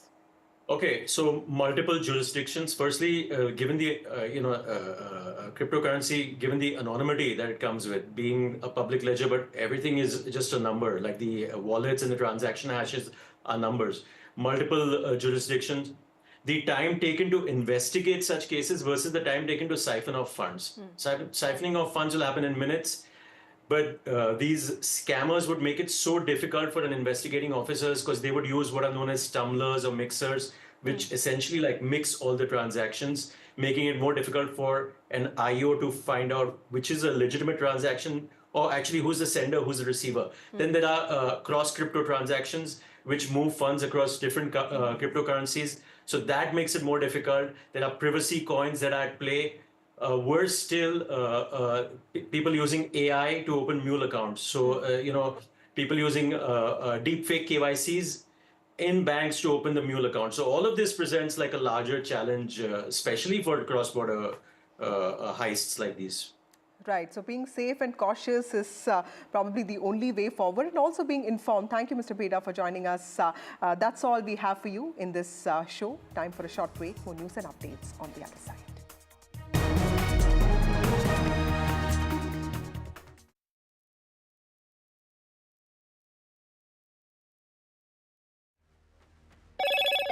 Hello, Moto. Motorola Razr 50 Ultra comes with Google Gemini.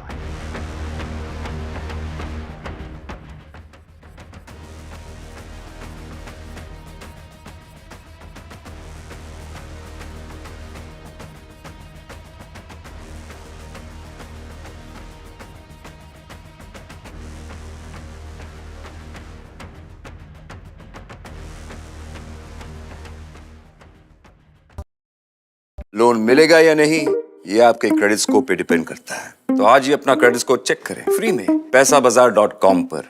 Loan की जरूरत कभी भी किसी को भी पड़ सकती है। ठीक से एक्टिंग नहीं। पैसाबाजार.com। I don't care for no songs and proses. I don't care for no sweet boys with roses. I'm too busy, baby, making plans on how to get me one of them manly men. All I want is a touch of love. Loan मिलेगा या नहीं ये आपके credit score पे depend करता है। तो आज ही पैसाबाजार.com पर जाइए और अपना क्रेडिट स्कोर चेक कीजिए फ्री में, क्योंकि लोन की जरूरत कभी भी किसी को भी पड़ सकती है। बस एक्टिंग करा लो इनसे। पैसाबाजार.com, क्रेडिट स्कोर चेक, आदत अच्छी है।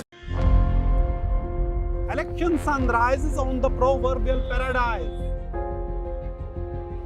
Jammu and Kashmir gets set to vote in assembly elections after a gap of 10 years. For the BJP, it's a referendum on Article 370. For the Congress and regional parties, it's a battle for survival. An election that will go down in the history.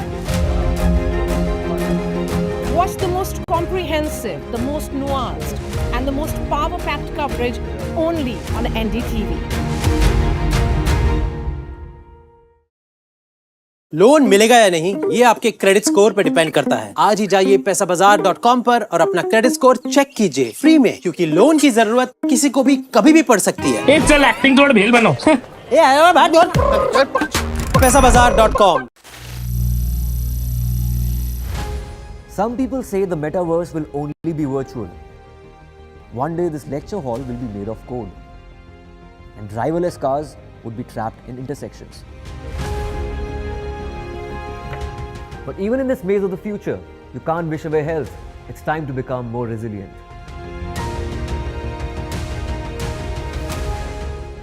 10 years of Banega Swasth India, we have grown and achieved so many milestones.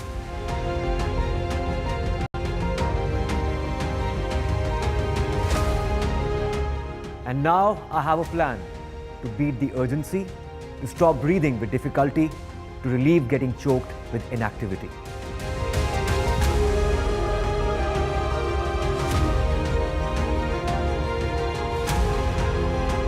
Energize our government, our environment, our society, and ourselves. Everyone, everywhere, every day.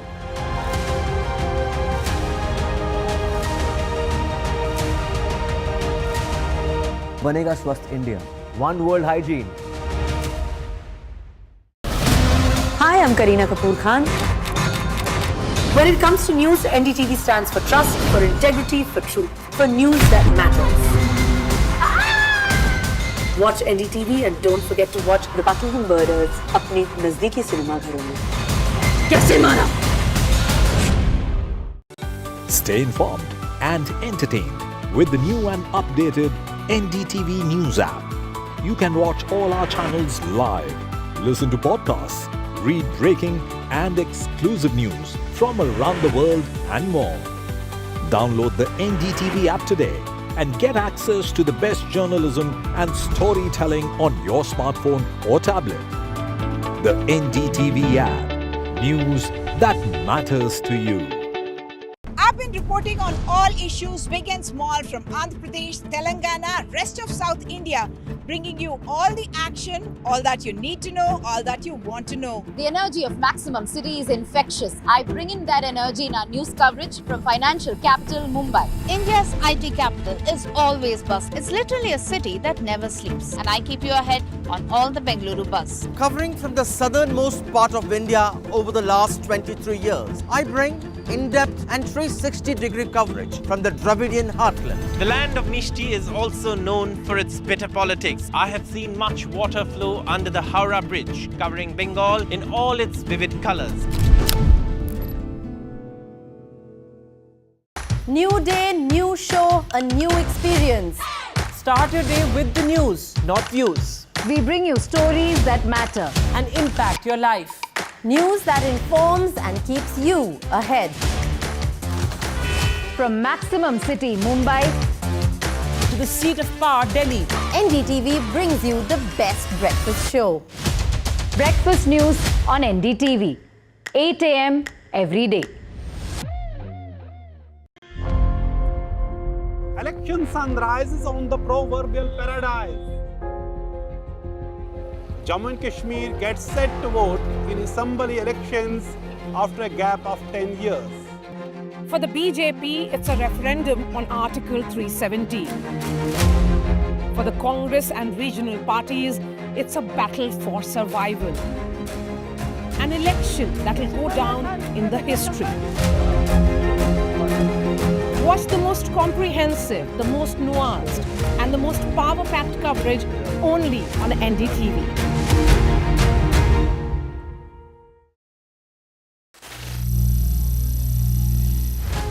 Some people say the metaverse will only be virtual.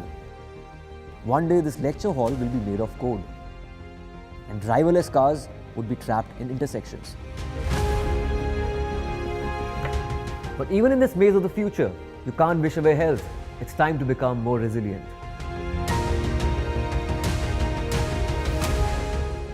"10 years of Banega Swasth India, we have grown and achieved so many milestones.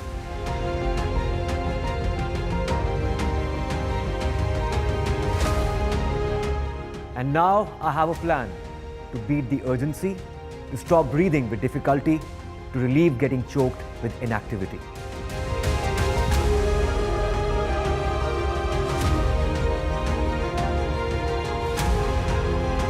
Energize our government, our environment, our society, and ourselves.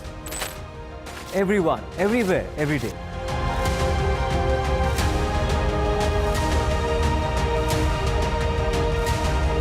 Banega Swasth.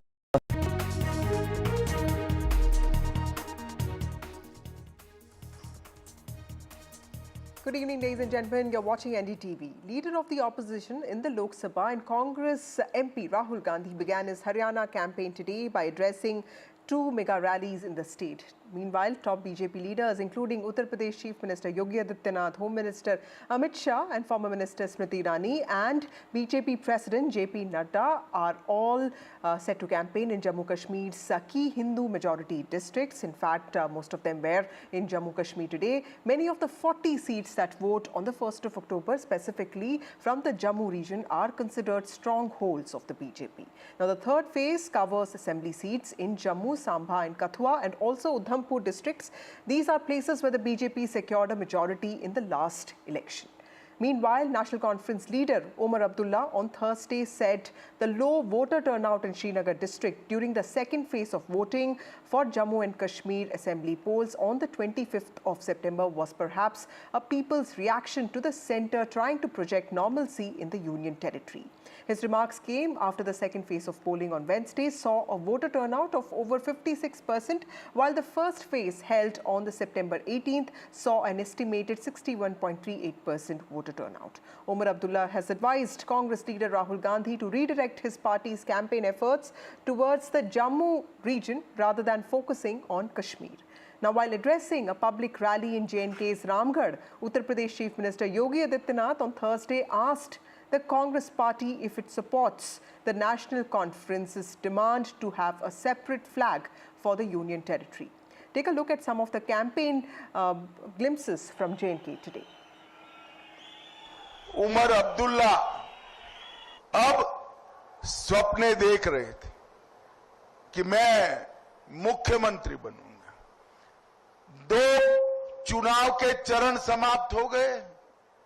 बनी वालों में आज परिणाम बता देता हूं, दोनों चरणों। मैं पूछना चाहता हूं उनसे कि जो नेशनल कॉन्फ्रेंस ने जम्मू कश्मीर के लिए अलग झंडे की बात कही है, क्या वह उसका समर्थन करते हैं? क्या राहुल गांधी 370 और 35A को वापस ला करके जम्मू कश्मीर को फिर से अशांत और आतंकवाद के युग में धकेलने की नेशनल कॉन्फ्रेंस की मांग का समर्थन करता है। बीजेपी से तो हम और कोई उम्मीद करते नहीं है। नेशनल कॉन्फ्रेंस वो तंजीम है जिसने पिछले 35 साल में हजारों की तादाद में कुर्बानियां दी हैं। हमें अगर पाकिस्तान के एजेंडा के मुताबिक चलना होता, हम 35 साल पहले चलते, फिर शायद मेरे 4,500 से ज्यादा साथी जो हैं वो कुर्बान नहीं होते। अब चलिए, अगर अमित शाह साहब नेशनल कॉन्फ्रेंस की उन कुर्बानियों को नजरअंदाज करना चाहते हैं, मैं इसमें क्या कर सकता हूँ? Well, Nazir, my colleague joins me from Srinagar. Nazir, that was, a war of words between Home Minister Amit Shah and Omar Abdullah. And today, Yogi Adityanath was also in J&K. Clearly, the BJP's campaign for the third phase of elections in J&K has a lot of activity, considering that this phase has districts like Udhampur, Kathua, where the BJP did well last time. So, how do you see the difference in this campaign vis-a-vis BJP, and also what is happening on the NC-PDP front? What are the key constituencies and the key players that we can expect for phase 3 elections? Well, third phase is more about Jammu region than the Kashmir region, because most of the seats in Kashmir province have been already, they are voted. Now 16 seats are left, which are in North Kashmir. While in Jammu, there are 24 seats. These are mainland in Jammu, plains of Jammu. And these are the areas which have been traditionally, particularly since 2014, a stronghold of the BJP.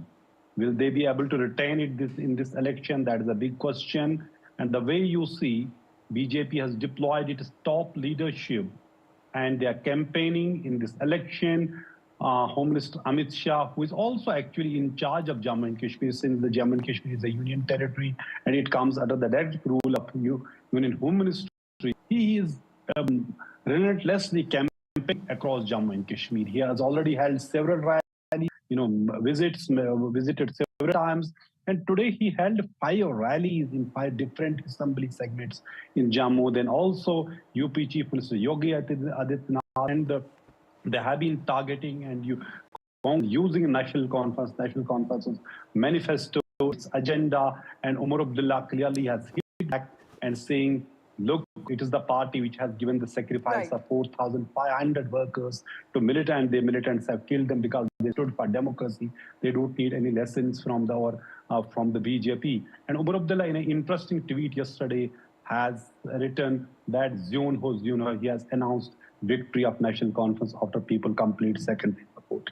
Right. Thank you, Nazir, for joining us with those critical details. The last phase of J&K elections will be held on the 1st of October. Counting will be done on the 8th of October. We'll keep getting you all those details and more. But moving on to another poll-bound state, Rahul Gandhi held his first set of rallies in poll-bound Haryana today, where he hit out at the centre over the issue of unemployment, and he accused the government of systematically ending employment system in the country. The absence of party's top leaders, specifically the Gandhis from the campaign so far, coupled with what is happening between Bhupinder Singh Hooda and Kumari Shelja, had given the BJP an opportunity to target the Congress.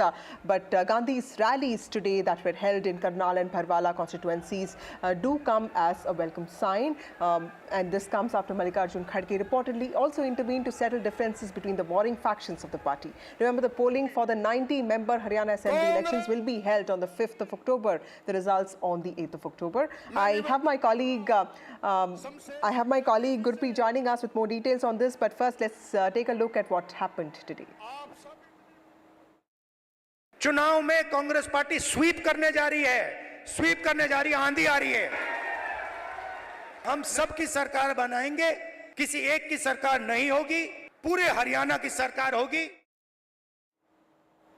Well, Gurpreet, it's interesting that on Tuesday, Rahul Gandhi posted a video in which he said that he spoke to youth and relatives of youth who had taken the donkey route to find work in United States. Today, he talked about how youngsters are complaining to him that starting a business in Haryana is completely unviable and they have to go abroad by any means. So clearly, his focus today in the first rally of his was on unemployment. Tell us about the key takeaways from his campaign, and also what is happening on the BJP front.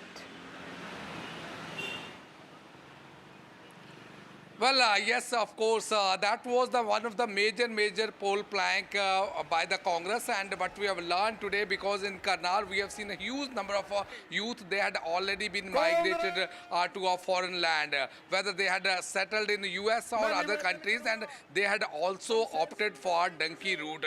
So he has highlighted all these points there, and what we can understand, they were targeting unemployment. So many times we have seen the former Chief Minister of Haryana, Bhupinder Singh Hooda, he has been condemning and criticized the state government, saying it's the utter failure of the state government to adjust youth for providing them employment. So today, what we can understand, first they wanted to give a very strong message among the party leaders and the opposition also, that all the leaders on the one dais, whether it's Kumari Shailja or Bhupinder Singh Hooda, that was a strong message they want to convey through this rally. At the same time, we have seen they had focused on unemployment within Haryana. One side we have seen the BJP government has been claiming they had also provided a lot of employment in the state, and there is no anti-incumbency among youth. But now what we have learned, even the Congress party, they are trying to encash this anti-incumbency, and that could be one of the reasons why Rahul Gandhi had targeted the BJP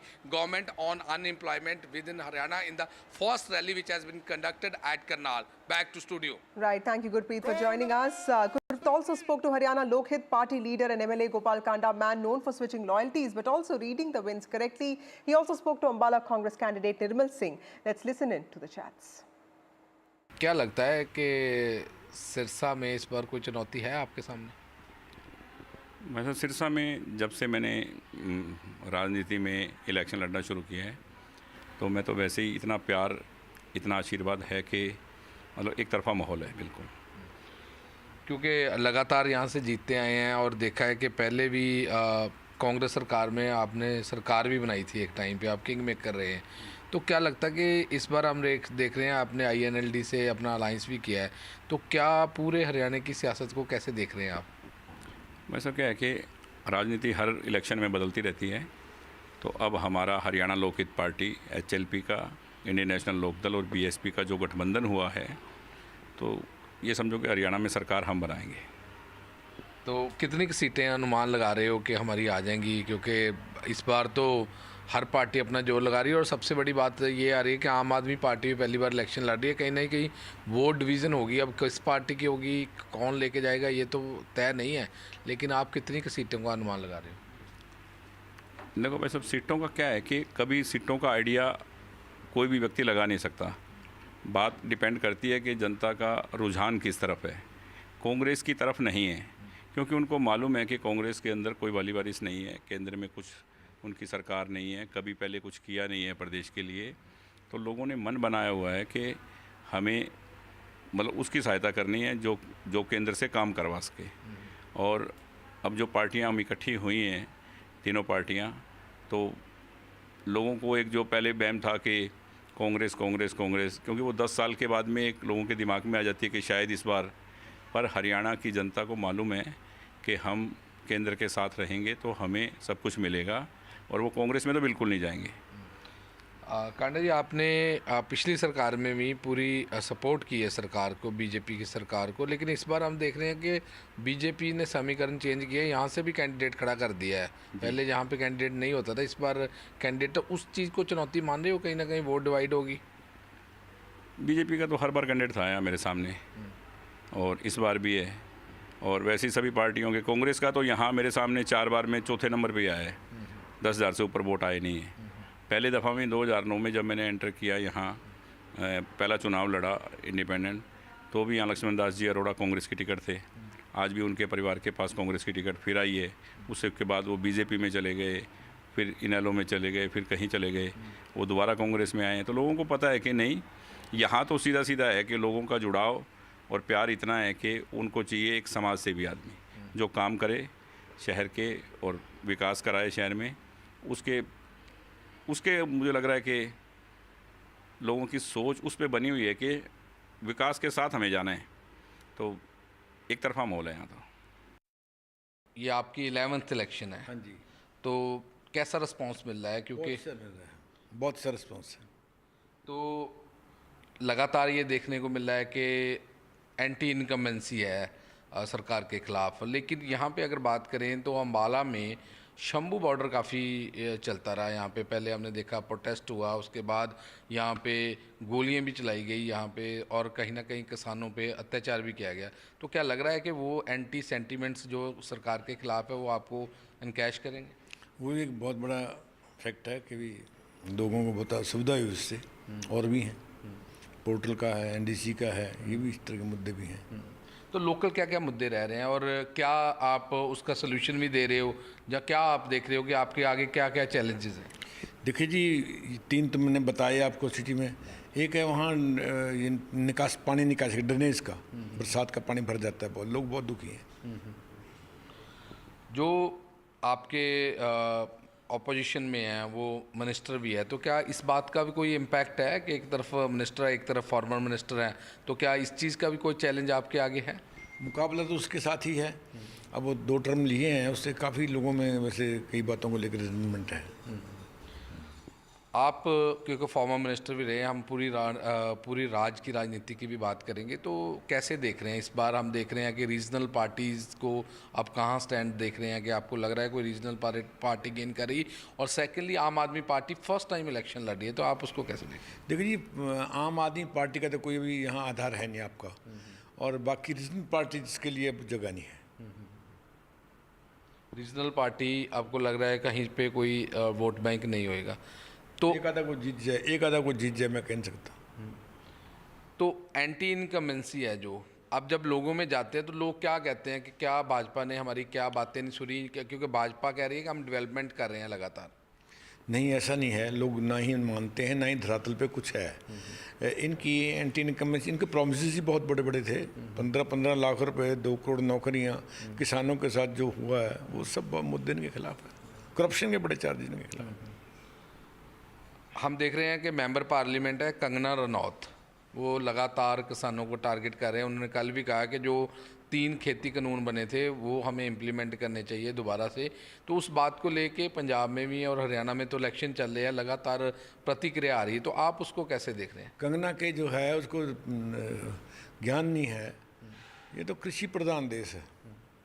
अब उसके साथ तो काफ़ी दुर्घटनाएं भी हुई, तो वो फिर भी बोले जाते हैं फिर कंगना अपने हिसाब से। उसका इलेक्शन पे इम्पैक्ट पड़ेगा? क्योंकि अभी खट्टर साहब भी बोले हैं, कह रहे जो शंभू पे बैठे हुए हैं वो किसान नहीं है, तो किसान तो जो होता है वो खेती बारे सोचता है, तो क्या लगता है ये इम्पैक्ट पड़ेगा? भारी, बहुत भारी पड़ेगा।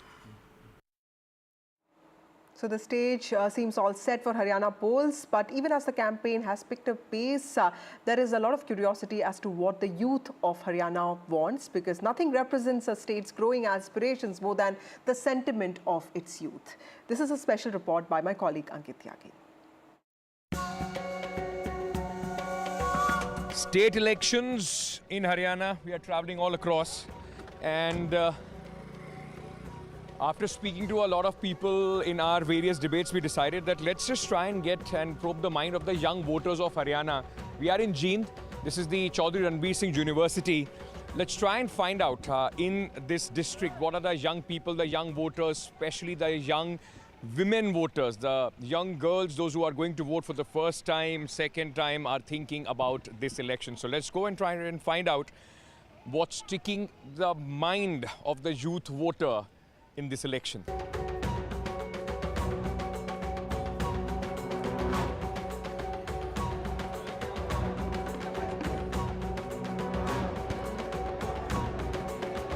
बेरोजगारी का इशू है, या आपको कोई नेता पसंद है आप इसलिए वोट करते हो, एजुकेशन का इशू है इसलिए वोट करते हो, पार्टी पसंद है इसलिए वोट करते हो, क्या सोच के वोट करते हो? अब की बार जो युवा है वो देश का भविष्य तय करने के लिए सबसे पहले तो शिक्षा, नंबर 2 पे चिकित्सा, और नंबर 3 पे अपनी सेफ्टी, गर्ल्स की सेफ्टी के ऊपर वोट करने का काम करेगा। क्योंकि देखा गया है कि पिछले 10 साल से जब से बीजेपी सरकार हरियाणा के अंदर आई हुई है, गुंडागर्दी इतनी बढ़ गई है, चोरी डकैती के मामले इतने बढ़ गए हैं। मैं एक स्टूडेंट हूँ, मेरी खुद भी बाइक चोरी हो गई है 2-3 दिन पहले, और एक स्टूडेंट समझ सकता है वो, उसको इतनी मुश्किल से तो पेरेंट्स दिलवाते हैं और उसके बावजूद ये ऐसी हरकतें हो जाती हैं, तो मतलब एक स्टूडेंट को बहुत मुश्किल होती है। क्या इश्यूज हैं, क्या सोच के वोट डालोगे आप भाई साहब? मैं तो जी कट्टर बीजेपी का हूँ जी, बीजेपी के वोट दूंगा। बीजेपी बिल्कुल देंगे जी। मुद्दे लेकिन क्या होंगे? मुद्दे ये है जी, आपको क्या पसंद आया अब जो आप पिछले 10 साल में बीजेपी की सरकार? पिछले 10 साल से जी मेरे गांव बाप पड़ा है जी, बहुत से युवा लगे, जॉब लगे हैं, जो भी चाहिए सभी को, बेरोजगार है, बेरोजगार को जॉब चाहिए, जॉब मिल रही है हमें तो हम तो लगेंगे। जॉब मिल रही है आसानी से, बेरोजगारी कोई मुद्दा है नहीं है? बीजेपी के राज में सर जो एजुकेटेड पीपल है ना सर, उसको जॉब आसानी से मिल रही है, थोड़ी मेहनत करेगा तो उसको जॉब मिल जाती है। लेकिन कांग्रेस के राज में थोड़ा वो अलग सिस्टम है, पैसे वाला सिस्टम चलता है वहाँ पर को, तो उस मामले पर्ची वाली बात, या खर्ची पर्ची वाली बात सर। ऐसे बहुत सारे बच्चे हैं जिनसे मैं बात करता हूँ, कहते हैं सीईटी के पेपर दिए 4 साल हो गए, अभी तक नौकरी का कुछ इंतजाम नहीं हो। वैकेंसी कम आ रही है, हरियाणा में बहुत कम है। मोदी जी ने बोला था और बीजेपी वालों ने बोला था कि 2 करोड़ नौकरियां हर साल युवाओं को देने का काम करेंगे, लेकिन देखा गया आज तक 2 करोड़ नौकरियों का मतलब टोटल 10 साल के अंदर 2 करोड़ नौकरियां नहीं मिली है लोगों को। मतलब एक झूठे जुमलेबाज सरकार नजर आ रही है बीजेपी। हरियाणा का जींद का क्या मुद्दा है? जींद का तो मतलब अब जो हमारी के लिए सेफ्टी वो सब इश्यूज हैं या नहीं है? कुछ है कुछ नहीं है। जैसे अब वो है रेपिस्ट हुआ, जो भी रेप केस हो रहे हैं आजकल, उस चीज़ में मतलब मुझे अच्छा नहीं लगा कि ये हो रहा है। वो तो हर टाइम होता ही है, हमेशा ही होता है, कुछ चीज़ें सामने आ जाती है, कुछ नहीं आती। पर मतलब जैसे अब हमारे घर से ही ले लो, गलियाँ बन गई, रोड बन गया, अभी जो जैसे पहले जो हालात था ना उससे बहुत अच्छा हो गया, उस चीज़ से। हाँ बहुत। आपको क्या लगता है मैम? किस बारे में सर? इश्यूज क्या हैं आप लोगों के, क्या सोच के वोट डालोगे? सर पता क्या मतलब, अभी जैसे विधानसभा के चल रहे हैं चुनाव, तो मतलब ऐसा एमएलए होना चाहिए कि हाँ भाई अपनी जींद को सुधारे, जैसे कुछ इंडस्ट्रियल एरिया बने यहाँ पे, एजुकेशन की के साथ साथ जॉब की अपॉर्चुनिटीज। क्योंकि ना सर जींद के जो लड़के और लड़कियाँ हैं जॉब के लिए बाहर जा रहे हैं, कुछ अपने किले बेच के बाहर जा रहे हैं, जिसके पास ज़मीन है, जिसके पास ज़मीन नहीं है वो अपने लोन पे पैसे लेके जा रहे हैं। तो मतलब कुछ ऐसा होना चाहिए कि जॉब का कि भाई यहाँ। आप जींद में रहना चाहोगे अगर आपको यहाँ पे नौकरी मिले तो? हाँ जी सर, देखो अपना शहर सबको प्यार होता है, अपना तो अपना ही होता है, एक बाहर जाओ वहाँ पे दिहाड़ियाँ करो। अच्छी एजुकेशन और आगे जो एम्प्लॉयमेंट अपॉर्चुनिटीज़ है, नौकरी कहाँ मिलेगी, वो बड़ा मुद्दा है। सर जैसे नौकरी एक बहुत बड़ा मुद्दा है, क्योंकि सब पढ़ाई इसीलिए करते हैं कि बढ़िया नौकरी मिल जाए, सरकारी नौकरी सिक्योर हो। तो सर इसमें जो मोदी की सरकार है इसमें तो सब कुछ प्राइवेट हो गया, लगभग रेलवे प्राइवेट हो गई, सब कुछ प्राइवेट सेक्टर के अंडर आ गया है। और जैसे अब कौशल के थ्रू भर्तियाँ हो रही है। हाँ तो सर बच्चों को सिक्योरिटी तो नहीं मिल रही किसी चीज़ की कि मैं सिक्योर हूँ, कि मेरी जॉब सिक्योर है, मुझे हटाया। सरकारी नौकरी का ज़्यादा चाव है लोगों में, युवा में भी, वो भी चाहते हैं सरकारी नौकरी। अगर कोई नौकरी में लगे तो वो अपना फ्यूचर तो सिक्योर करना चाहेगा कि मेरा फ्यूचर सिक्योर हो। सो फ्यू वॉइसेस जो आपने सुनी यहाँ के यंग लोगों की, कोशिश करेंगे कि इसी तरीके से हर तरह के क्रॉस सेक्शन की आपको आवाज़ें लेकर एनडीटीवी पर आते रहें। मोमिन के साथ अंकित त्यागी, जींद, एनडीटीवी।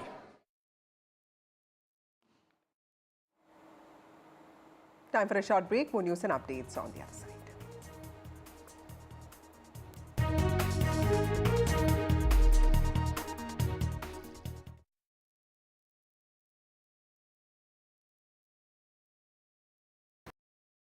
लोन मिलेगा या नहीं ये आपके क्रेडिट स्कोर पे डिपेंड करता है, तो आज ही अपना क्रेडिट स्कोर चेक करें फ्री में पैसाबाजार.com पर। लोन की जरूरत कभी भी किसी को भी पड़ सकती है। ठीक से एक्टिंग नहीं। पैसाबाजार.com। Songs and proses. I don't care for no sweet boys with roses. I'm too busy, baby, making plans on how to get me one of them manly men. All I want is a touch of love. Loan मिलेगा या नहीं ये आपके credit score पे depend करता है, तो आज ही पैसाबाजार.com पर जाइए और अपना क्रेडिट स्कोर चेक कीजिए फ्री में, क्योंकि लोन की जरूरत कभी भी किसी को भी पड़ सकती है। बस एक्टिंग करा लो इनसे। पैसाबाजार.com, क्रेडिट स्कोर चेक, आदत अच्छी है। New day, new show, a new experience. Start your day with the news, not views. We bring you stories that matter and impact your life. News that informs and keeps you ahead. From Maximum City, Mumbai, to the seat of power, Delhi, NDTV brings you the best breakfast show. breakfast news on NDTV, 8 a.m. every day. Loan मिलेगा या नहीं ये आपके credit score पे depend करता है। आज ही जाइए पैसाबाजार.com पर और अपना क्रेडिट स्कोर चेक कीजिए फ्री में, क्योंकि लोन की जरूरत किसी को भी कभी भी पड़ सकती है। चल एक्टिंग थोड़ा भेल बनो। पैसाबाजार.com। Stay informed and entertained with the new and updated NDTV News app. You can watch all our channels live, listen to podcasts, read breaking and exclusive news from around the world and more. Download the NDTV app today and get access to the best journalism and storytelling on your smartphone or tablet. The NDTV app. News that matters to you. I've been reporting on all issues, big and small, from Andhra Pradesh, Telangana, rest of South India, bringing you all the action, all that you need to know, all that you want to know. The energy of Maximum City is infectious. I bring in that energy.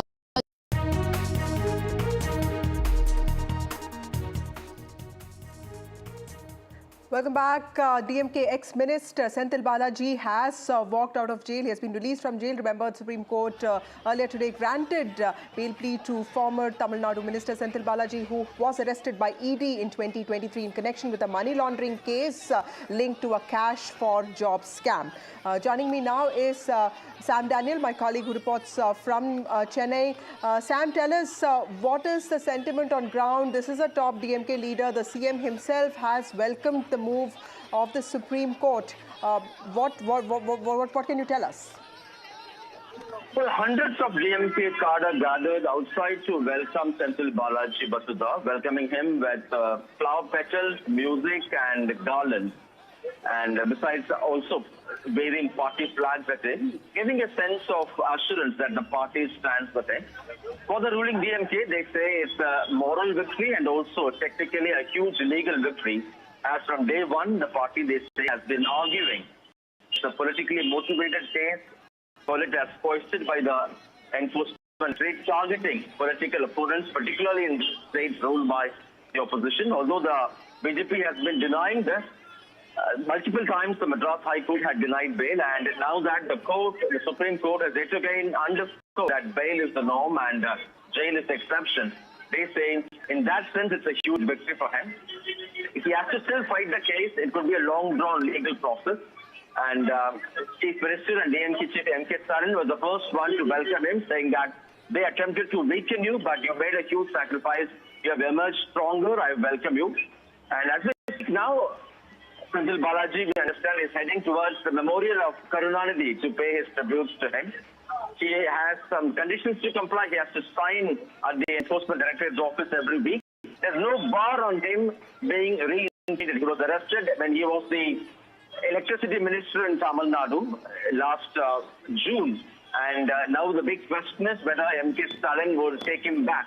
That's the big question. Now, M.K. Stalin is on his way to Delhi to meet the Prime Minister. So any developments could be after his return, but indications are he may be taken back into his cabinet. Right.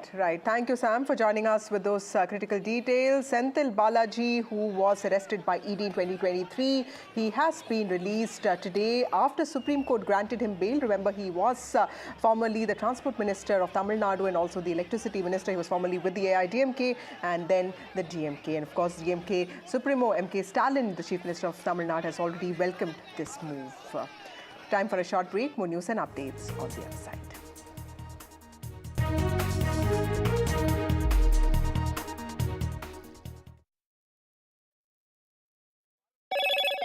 Hello, Moto. Motorola Razr 50 Ultra comes with Google Gemini.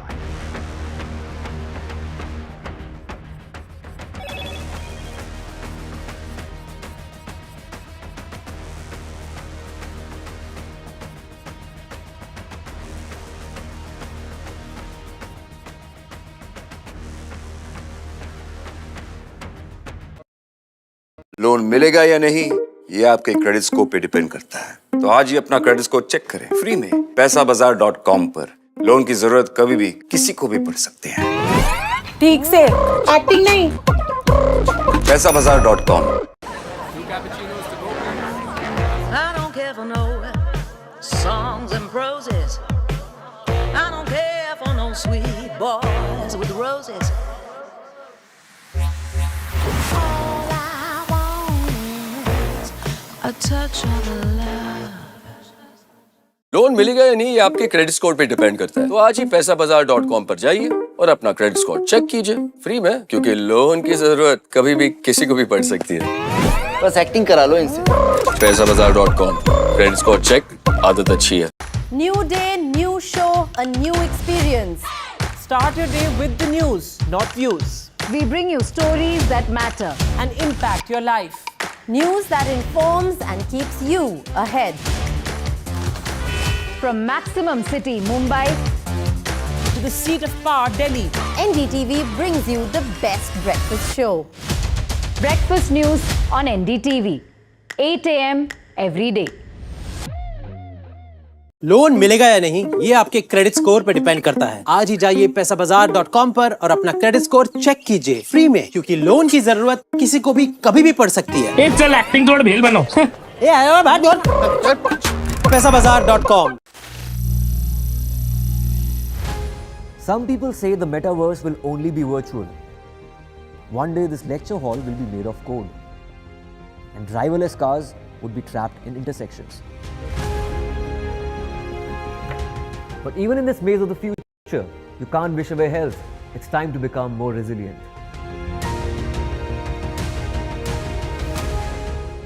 "10 years of Banega Swasth India, we have grown and achieved so many milestones.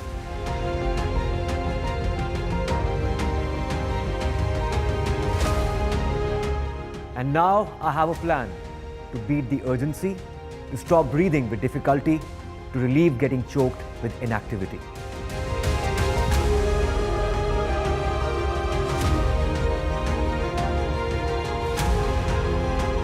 Energize our government, our environment, our society, and ourselves. Everyone, everywhere, every day.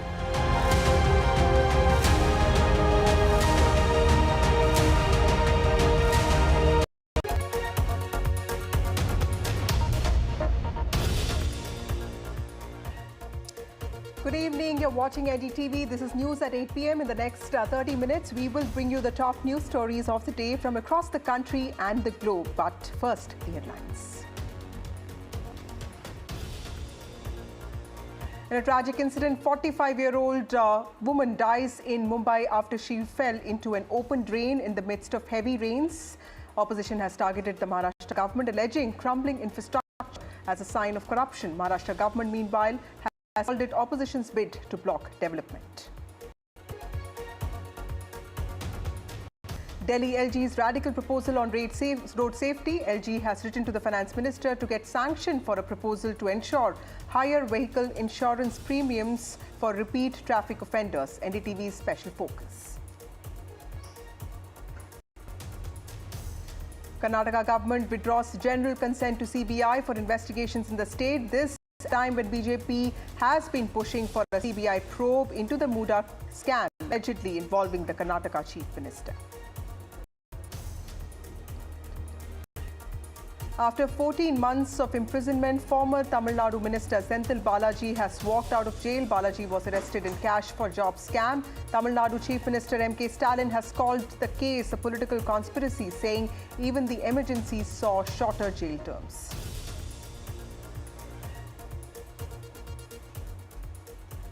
Just before he steps down from office, US President Joe Biden signs a key legislation to curb shootings. Joe Biden says the aim is to clamp down on gun violence in schools. President Draupadi Murmu visits Siachen base camp, interacts with troops posted there, lauds soldiers for their bravery.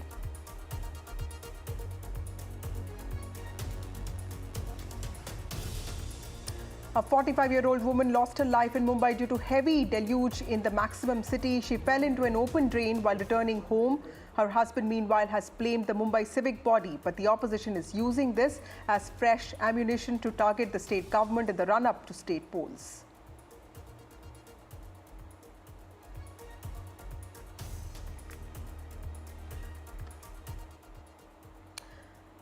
Well, Delhi LG V.K. Saxena has proposed a plan to curb reckless driving. In a letter to Union Finance Minister Nirmala Sitharaman, the LG has suggested hiking insurance premiums for vehicles with multiple traffic violations. Meanwhile, in Mumbai, a horrific case of a death of a 45-year-old woman has surfaced, and this has pointed questions on the lack of development in the maximum city. While Mumbai has been under heavy rains, there has been questions as to why this incident did not indulge in the lodging of an FIR. The husband of the victim has filed an FIR already, and the state committee and the BMC has put in place a high-level committee to look into what really happened.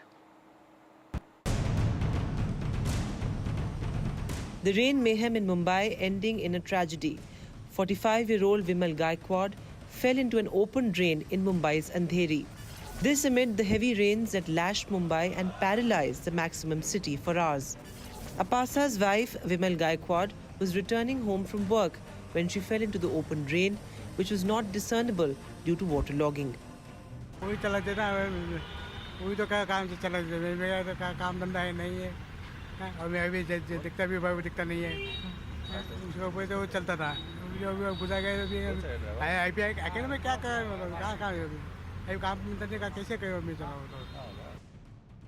Gaikwad filed a complaint with the police alleging criminal negligence by the civic body. So far, the police have filed an accidental death report and launched the probe. Simultaneously, even the Mumbai civic body has initiated a high-level inquiry. The committee has been directed to submit its report within 3 days.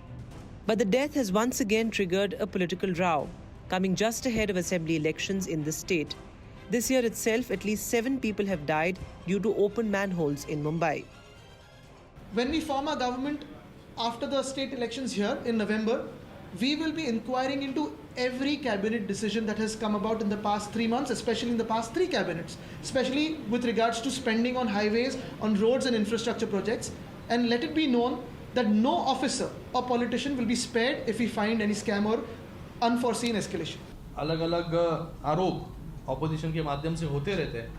जो मुंबई को बंद करने का काम इन्होंने किया, जो metro का काम रुकवाने का काम इन्होंने किया, जो potholes में सिर्फ भ्रष्टाचार करने का काम किया. The Mumbai civic body is once again under the scanner due to this death. With political heat on the Maharashtra government, this is likely to become a key issue in an election year. With Paras Zama, Bureau Report, NDTV. Shifting focus to Karnataka, just a day after Lokayukta probe is ordered against Karnataka Chief Minister Siddaramaiah in connection to the Muda scam. Now, Karnataka government has withdrawn general consent to CBI for investigations in the state. Remember, this comes at a time when the BJP has been pushing for a CBI investigation into the Muda scam. Here's a report.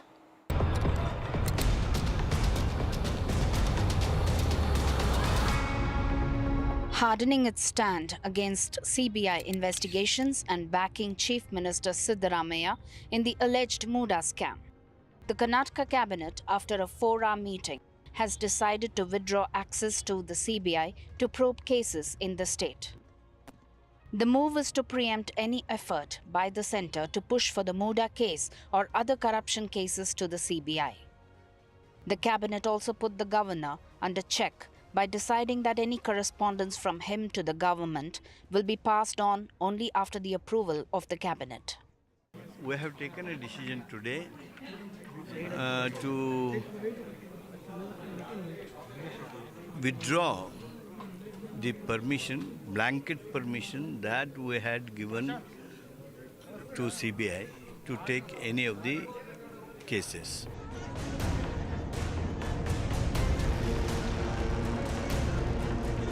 These decisions, on the backdrop of the demand for the CM's resignation and a CBI probe by the BJP, have only sharpened the political exchange in the state and could lead to further confrontation between the state government and the Raj Bhavan. He is the Chief Minister. In his Chief Ministerial position, the inquiry will not go fairly. So, CBI investigation has to happen. The investigation by the Lokayukta, pursuant to what the Honorable High Court has said, was perhaps on expected lines. Therefore, it does not surprise us.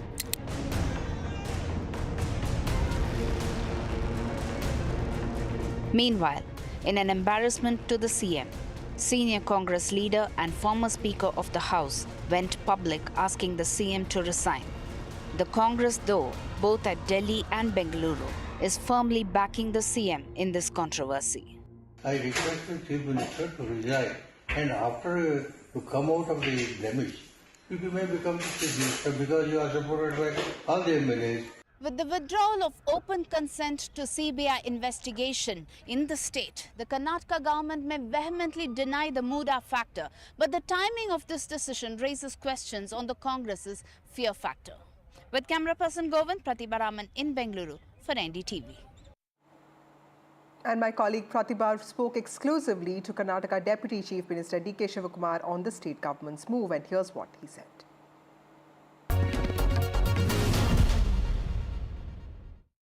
With respect to withdrawing the open consent to the CBI with respect to the investigation here, what are your thoughts, sir? Is this because of Muda scam?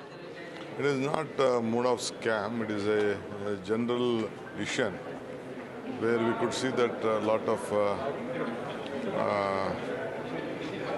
misuse of power is going on. So all opposition parties have taken a call in the various states. That is why we have decided. Earlier also there were some particular cases. Now in general, the government has withdrawn it. It was been discussed. Any particular cases, definitely we will seek the assistance of CBI. Our state police are very competent. They can handle well. So in case Mr. Snehamai Krishna, who's already approached the court, talks about the Lokayukta probe and it gets given to the CBI, then what will be the Karnataka government's reaction? I don't think any court will interfere with such type of issues because they know that still the opportunity has not to be, it can't be looked at a political angle. It has to look at the where law remains. So I think all court will definitely, they will just look at it in a legal angle. Meanwhile, Delhi LG V.K. Saxena has proposed a plan to curb reckless driving. In a letter to Union Finance Minister Nirmala Sitharaman, the LG has suggested hiking insurance premiums for vehicles with multiple traffic violations. Now, will this plan make roads safer? Here's a special report from Delhi.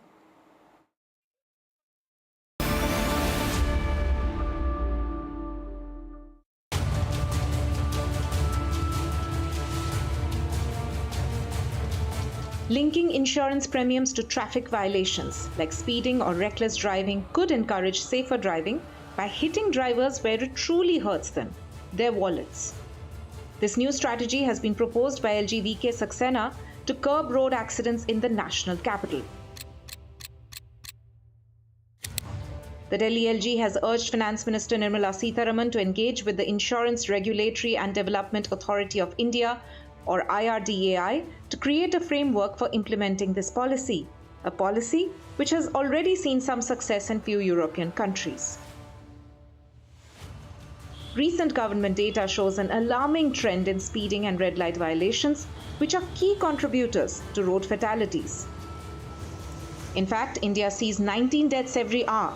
According to a World Bank report, vehicles with multiple traffic violations have a 40% higher chance of being involved in fatal accidents.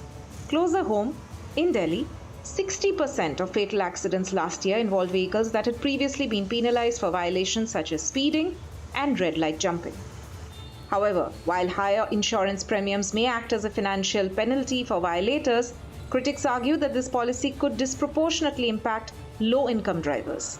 Practically, if the violation that has been happening, if it is not being tracked properly and the violation is without any fault of the driving person, in that case he will be penalized without any of his fault. That is the prime issue. So we need to track those violations properly and identify the fault behind it, and accordingly we can act on that. But otherwise the initiative I feel is good. You said wrong side driving is the one of the major which we take care of that, because what happens when you are speeding a lot, but you don't know from where the person is coming, it is chance, very much hard chance that anybody can meet to the accident. It's not a very welcoming thing.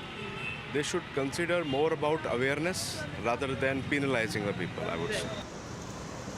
The LG has urged our Union Finance Minister Nirmala Sitharaman to create a framework to implement this policy by discussing it with the Insurance Regulatory and Development Authority to implement this policy, wherein drivers who will commit more traffic violations will have to pay the cost for it through their vehicle insurance. They will have to pay more vehicle insurance if they're committing more traffic violations. This will help in bringing down the number of accidents, the road accidents that occur here in the national capital. With camera person Sanjay Kaushik, this is Shreya for NDTV Delhi. Meanwhile, former Tamil Nadu Minister V. Sentil Balaji has walked out of jail in Chennai after being granted bail by the Supreme Court earlier today. Balaji was granted bail in a money laundering case that's linked to a cash for job scam for which he was in jail for 14 months. Now, in a significant observation, the Supreme Court has said that stringent bail conditions and delay in trial don't go together. I have my colleague Sam Daniel joining us with more details on this. Sam, tell us, just a short while ago, we saw Sentil Balaji walk out free and M.K. Stalin, the Chief Minister of Tamil Nadu, saying that he welcomes him and that he understands his sacrifice. So tell us the significance of Sentil Balaji, this judgment, and also how is the DMK looking at this?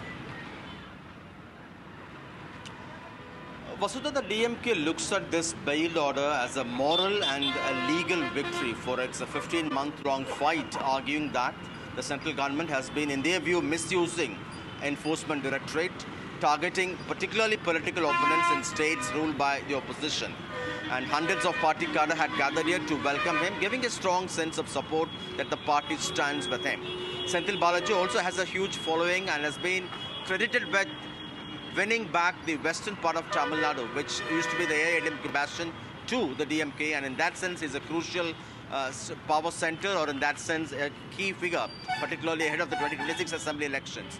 He is on the way to the Karnataka Memorial. The big question, of course, is although M.K. Stalin has welcomed him, saying he made a huge sacrifice and he has emerged stronger, the big question is whether he'll be reinstating him as minister. Remember, he was the electricity minister when he was arrested for alleged money laundering.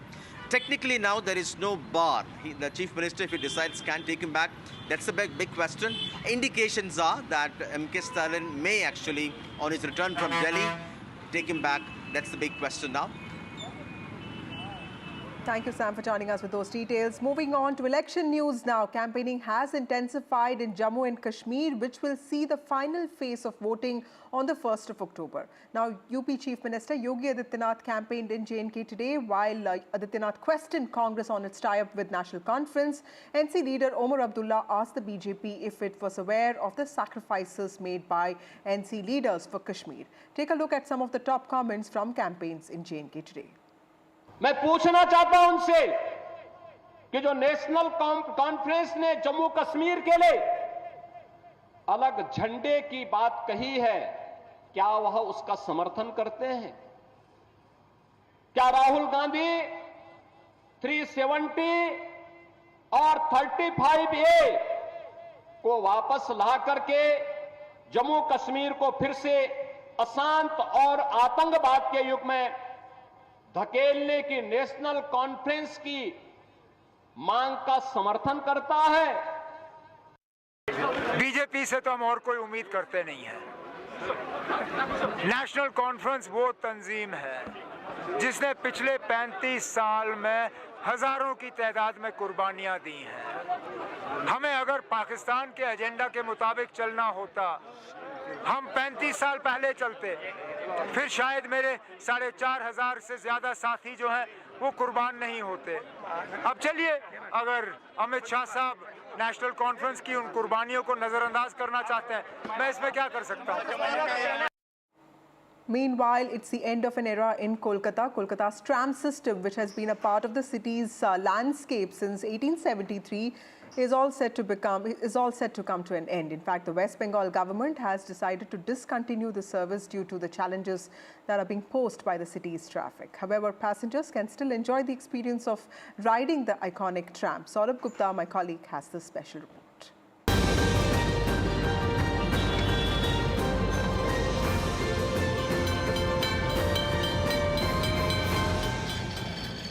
Kolkata's iconic trams, a part of its heritage may soon be history, as trams could be relegated to just one heritage route instead of commercial services. Right now, there is only 1 or 2 routes that are functional, but they still offer commercial services, and trams exist as part of Kolkata's transport network.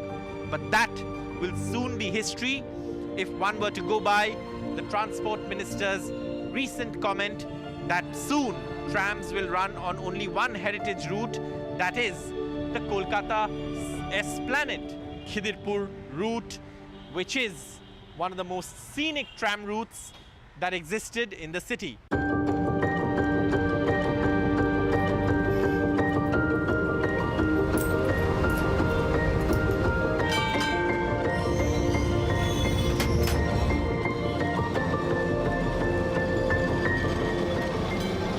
Boarding a tram is like going back in history.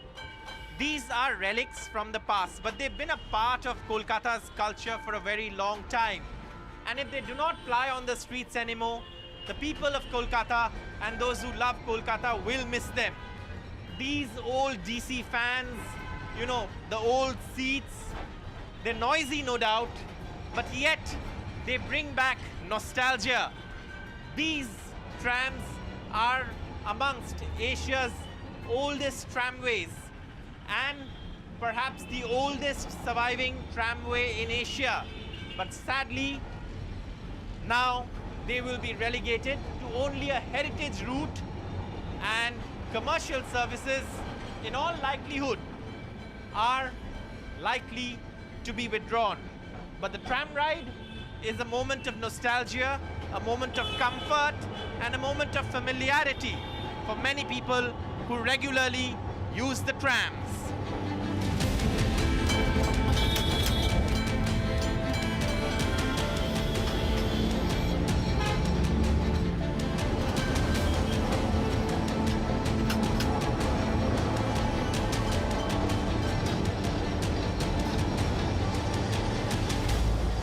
बताइए आप tram में क्यों सफ़र करते हैं और कोलकाता शहर से tram की एक अहम रिश्ता है। जब हम लोग छोटे थे तब से ही देखते हैं ट्राम चल रहा है, अच्छा लगता है, और बंद होने पर मिस तो करेंगे, काफ़ी मिस करेंगे हम लोग। और क्यों ट्रैम में सफ़र करते हैं, क्या सुविधा है ट्रैम के? ट्राम में सुविधा है, अच्छा से मतलब बस से आराम है चलने में, धीरे चलता है, आराम से चलता है, पैसेंजर को कोई तकलीफ नहीं होता है। और दूसरा चीज़ आपका है किराए भी कम है और सफ़र करना अच्छा लगता है।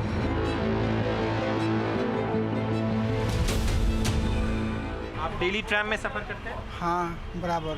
क्या ट्रैम के बारे में क्या अच्छा लगता है, क्यों ट्रैम को आप चूज़ करते हैं?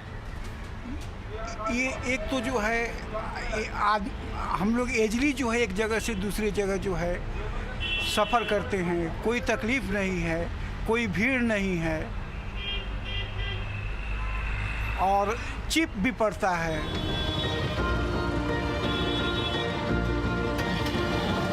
For citizens of Kolkata and tram lovers of Maximum City, it will be difficult to say goodbye to trams because trams really are part of the hearts of the people of Kolkata. With camera person GD Shankar in Kolkata, Saurabh Gupta, NDTV.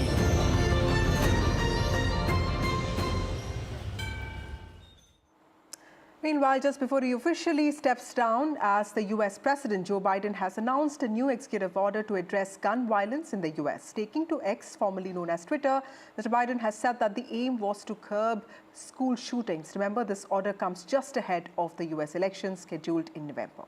I have my colleague Mohammad Ghazali who tracks international affairs for us. Ghazali, tell us the significance of this announcement, because gun violence in the US is hugely pervasive, and this is a much needed move, but also there is a political messaging in this. Yeah, certainly, because both Kamala Harris, now the presidential nominee, as well as the vice president, and Mr. Biden. A year ago, Kamala Harris was given the charge of this department to take care of how these indiscriminate firing and use of firearms in schools should be curbed. And now this particular order, the first part of the order will focus on emerging firearm threats, including machine gun conversion devices, which turns a pistol into automatic arm fire. And then it is also, such devices are illegal, but law enforcement have found at crime scenes. The other threats are guns without serial numbers that are 3D printed, which sometimes are undetectable even by scanners. So besides this details of the two-part order, what is more significant is that perhaps Mr. Biden is also asking the Homeland Security and other Department of State and Education Department secretaries will jointly draft a plan to ensure that there are drills in schools and at vulnerable locations where these incidents have happened.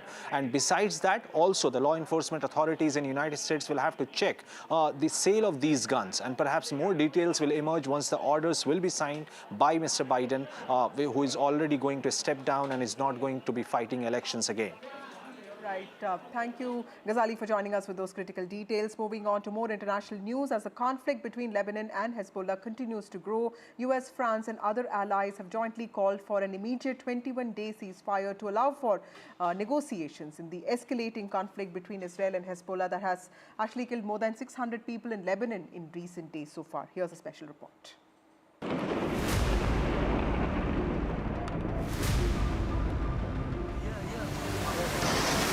As turmoil continues in West Asia, Israel has blatantly rejected proposals for a ceasefire with Hezbollah after the US, EU and various other countries collectively called for a 21-day halt in the fighting.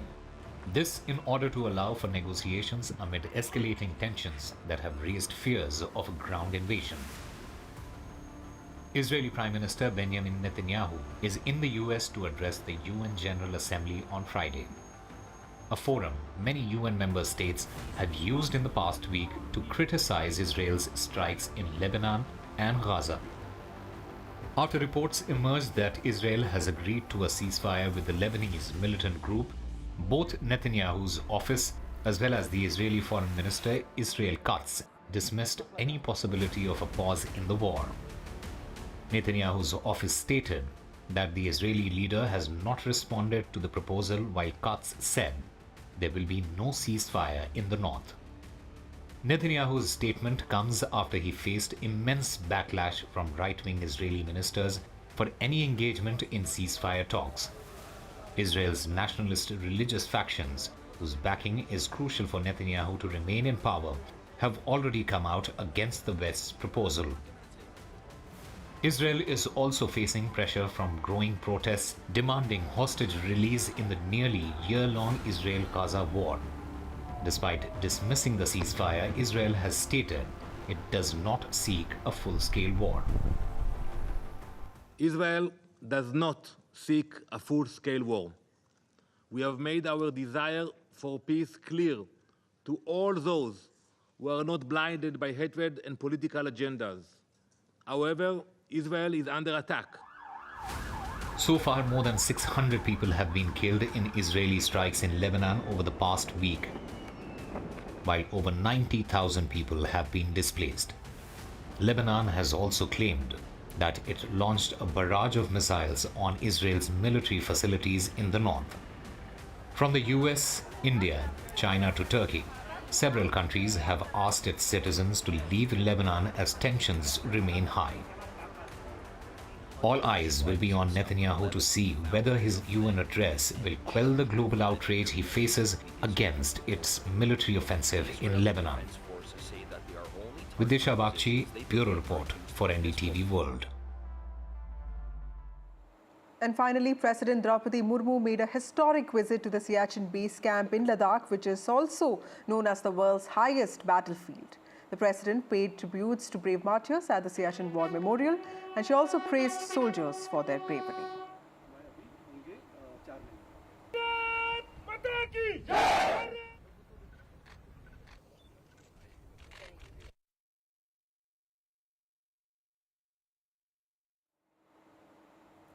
That's all we have for you. News continues on the other side.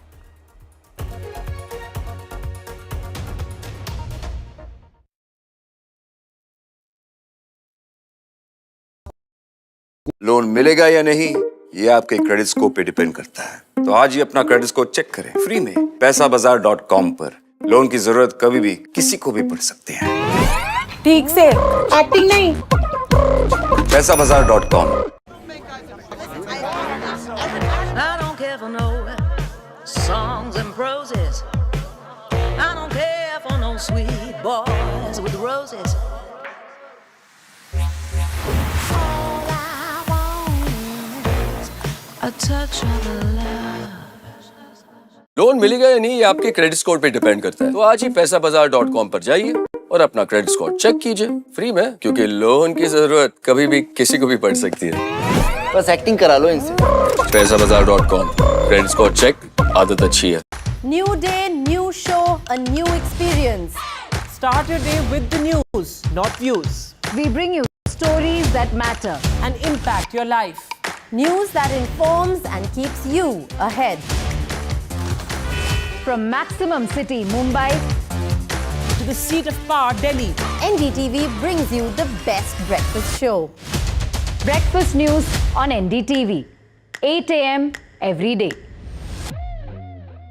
Loan मिलेगा या नहीं ये आपके credit score पर depend करता है। आज ही जाइए पैसाबाजार.com पर और अपना क्रेडिट स्कोर चेक कीजिए फ्री में, क्योंकि लोन की जरूरत किसी को भी कभी भी पड़ सकती है। चल एक्टिंग थोड़ा भेल बनो। ए आयो भाग पैसाबाजार.com। Stay informed and entertained with the new and updated NDTV News app. You can watch all our channels live, listen to podcasts, read breaking and exclusive news from around the world and more. Download the NDTV app today and get access to the best journalism and storytelling on your smartphone or tablet. The NDTV app. News that matters to you. Hi, I'm Kareena Kapoor Khan. When it comes to news, NDTV stands for trust, for integrity, for truth, for news that matters. Watch NDTV and don't forget to watch The Buckingham Murders अपने नजदीकी cinema घरों में। कैसे मारा? I've been reporting on all issues, big and small, from Andhra Pradesh, Telangana, rest of South India, bringing you all the action, all that you need to know, all that you want to know. The energy of maximum city is infectious. I bring in that energy in our news coverage from financial capital Mumbai. India's IT capital is always bustling. It's literally a city that never sleeps. And I keep you ahead on all the Bengaluru.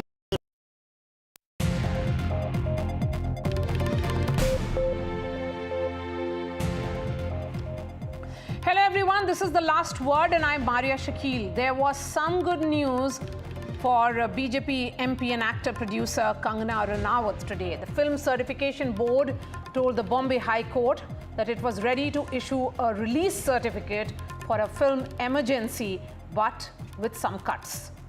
The film was slated for a September 6th release, but the censor certificate, remember, didn't come through, even though the board had earlier given a green signal to the film. Members of the Sikh community objected to their depiction in the film, terming it malicious. This forced the censor board to send the film to a review committee, resulting in the delay. This isn't the first time that there have been run-ins between film producers, directors, and the censor board over a possible go-ahead certificate, especially films related to the emergency. Today on the show, we decode the fine line between certification and censorship. Joining me on the show, Dilip Tahil is a film actor. We have Tara Deshpande, actor, writer. Mamta Kale is a former member of CBFC, and Meghna Pant is an author. Dilip Tahil, beginning with you, of course, she will have to accept those cuts and then only the film will be released. But the larger question is, are we assuming that our audience is not intelligent enough to make that distinction between what is a depiction of an event, which obviously is full of artistic liberties, and an actual event?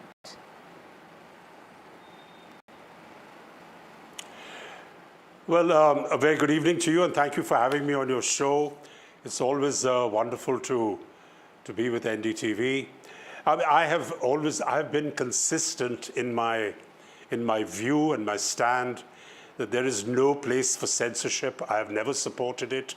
I, in fact, think it's a contradiction in terms. We call ourselves a robust and a vibrant democracy.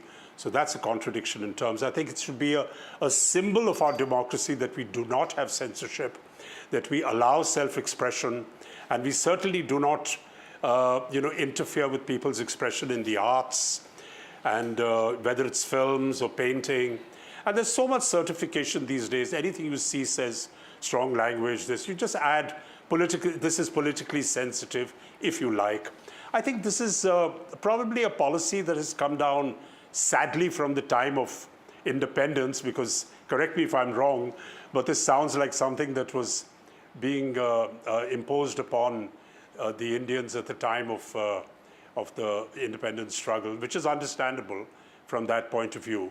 But I mean, I certainly don't think that there's any place for censorship. As you quite rightly said, I mean, usually it's the cine-going audience that are not really perturbed or troubled about these situations.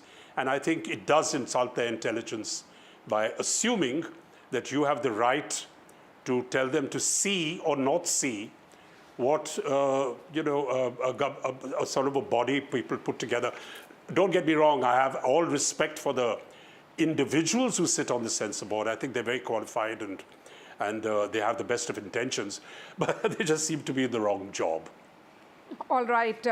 Meghna, the Bombay High Court had said clearly that the CBFC cannot sit on the fence and it has to take a decision. The fact is that it has gone ahead and taken a decision, but the larger question is also of sensitive content. There is that responsibility also of the filmmaker. And in this particular case, you had the Shirmani Gurudwara Prabandhak Committee actually sending a legal notice to film producers. Right. You know, Maria, it's all very muddled, isn't it? But I'm speaking to you as an artist who, like almost any other artist in the country today, believes in freedom of speech, but responsible freedom of speech. Because I believe very strongly that freedom of expression must not supersede freedom to life. And, you know, we live in very sensitive times. And as artists, we are usually aware creatures. You know, we are aware of what's going on around us, even if we don't pass opinions on each and every issue. We know what's going on. So I always tell my artist friends that you cannot expect prejudice, but it's also wise not to expect privilege. And I think the only logical way to bridge this widening gap is to make this sort of universal law that cuts across, mediums and religion, caste, and faith. And censorship should therefore be made uniform. So, the contours of free speech, of creative freedom, I think it's time now that we strictly and narrowly define them. So this sort of tussle between the art and the censor, which is, by the way, age-old, it's been going on through centuries, does not divide the country. You know, we have to look at responsible freedom of speech for the artists, but also a defining factor of what works for India today and what doesn't, because preemptive action is important today. Because remember, we are a nation of such rich storytelling history. We have such beautiful tales emanating from all parts of India. They should come forward. Art is meant to be transformative. Art is meant to be disruptive.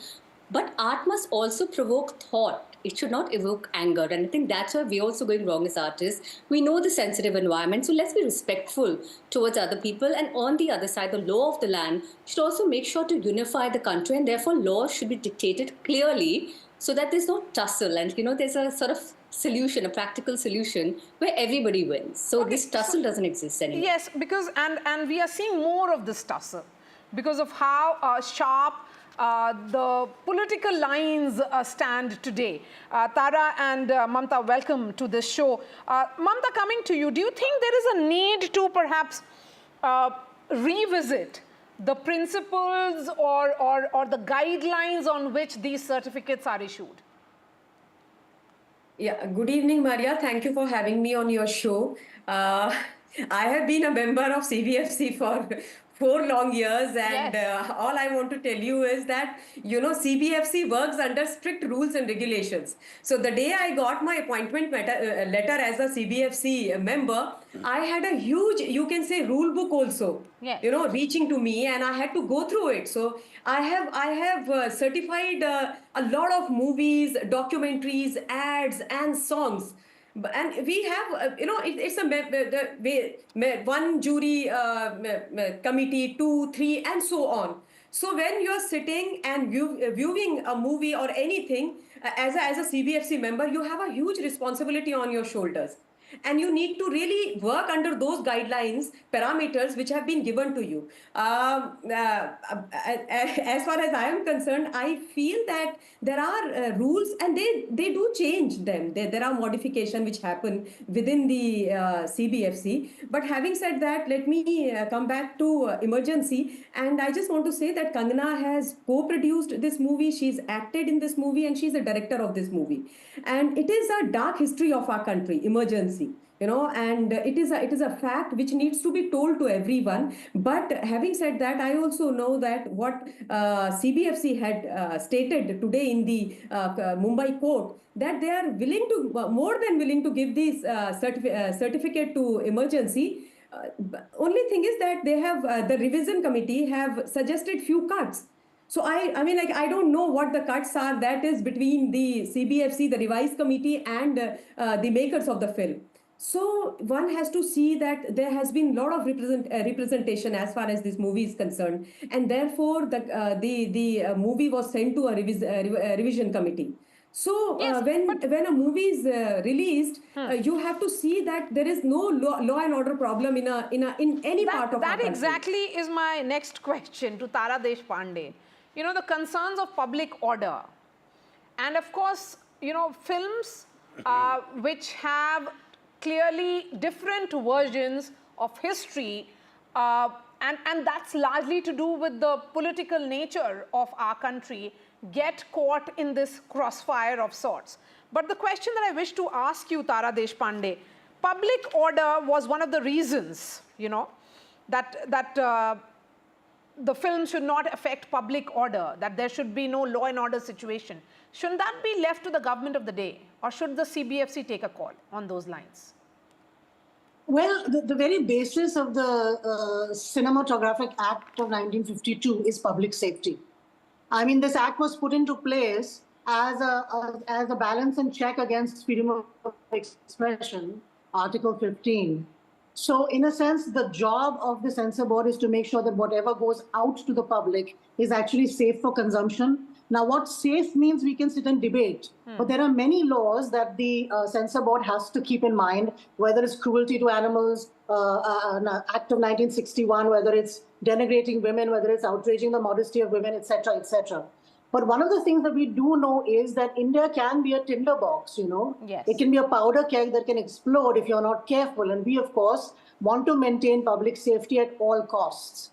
Now, art is not homogeneous, just like life, and art is essentially an expression of life, the life that has happened or the life that may happen. So no two films can be uniform. So it's very difficult to have laws or to have guidelines that will perfectly fit. There's no cookie cutter law for art as such. But the important thing also to remember in the case of Kangana is that film is also a business. And every minute that this film gets delayed, it can be financially catastrophic for the people who are making it. It's one thing that you're passionate about it, that you're very, involved with it, and you want to put out this version of your telling of the events to people. But at the end of the day, there is also the business side to this. Films are a business. Again, public safety comes first, no doubt. But your interpretation of history and mine could be very different, and that's where we collide or clash. If the facts are wrong, if Nixon really didn't say this, if Winston Churchill cannot be blamed for the famine of Bengal, those are facts. But the censor board right now, in the current polarized environment that we're living in, has a very difficult job, much more difficult than it was 20 years ago, because information is disseminated at the speed of light in social media, then it's regurgitated, and 5 minutes later, everyone's opinions have changed about something. Ms. Deshmukh, so the censor board can right now say, oh... Those 21 months have been the darkest chapter in Indian politics and Indian history. There is consensus on that. Yes. There is no debate per se. The only debate is that why is it being spoken about when, the Congress party has apologized? And why is this being given the color that it is being given? My question then is, because I was going through what are the objections which have been raised. It has been spoken about that in the trailer, there are several anti-Sikh scenes, perhaps, and deeply hurt the sentiments of a community. Do you think filmmakers have to be mindful to not enrage sentiments? Well, that's very difficult to judge because, first and foremost, yes, Emergency was a very dark chapter, but we've had darker chapters. We've had the partition, and we have made innumerable films on partition. So because it's a dark chapter, I don't think we can avoid making a film on it, for starters. Yes. And I haven't seen these scenes, so I can't really give you an opinion on the scenes themselves. But what I can say is that I think where you can have common ground is facts. If something wasn't said, if something wasn't done, then it's a no-brainer. But the question, the difficulties that arises, something did happen, but it is so sensitive right now. It is going to enrage people right now. We shouldn't do it. We should maintain public safety, which, as I said, is the basis of the censor board. But at the same time, where does that leave you and freedom of expression? If we don't want to say difficult things, if we don't want to tell difficult stories, what are we here for? If we're always, varnishing the truth and sort of infantilizing our public, where does that leave us? That takes us back 20 years rather than forward 20 years. And look at the content on streaming today. Yes. I mean, the content is incendiary, what you're watching, whether it's sexually very forward, whether it's, the abusive language that the censor board would never have passed even 10 years ago. Yes. So things have really changed in India.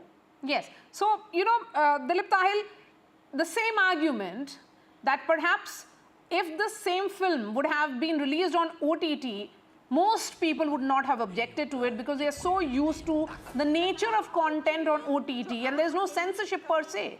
It's about self-censorship. Yeah, you're absolutely right. Not just OTT, but I mean the very premise of what we're talking about is that who are the custodians for this?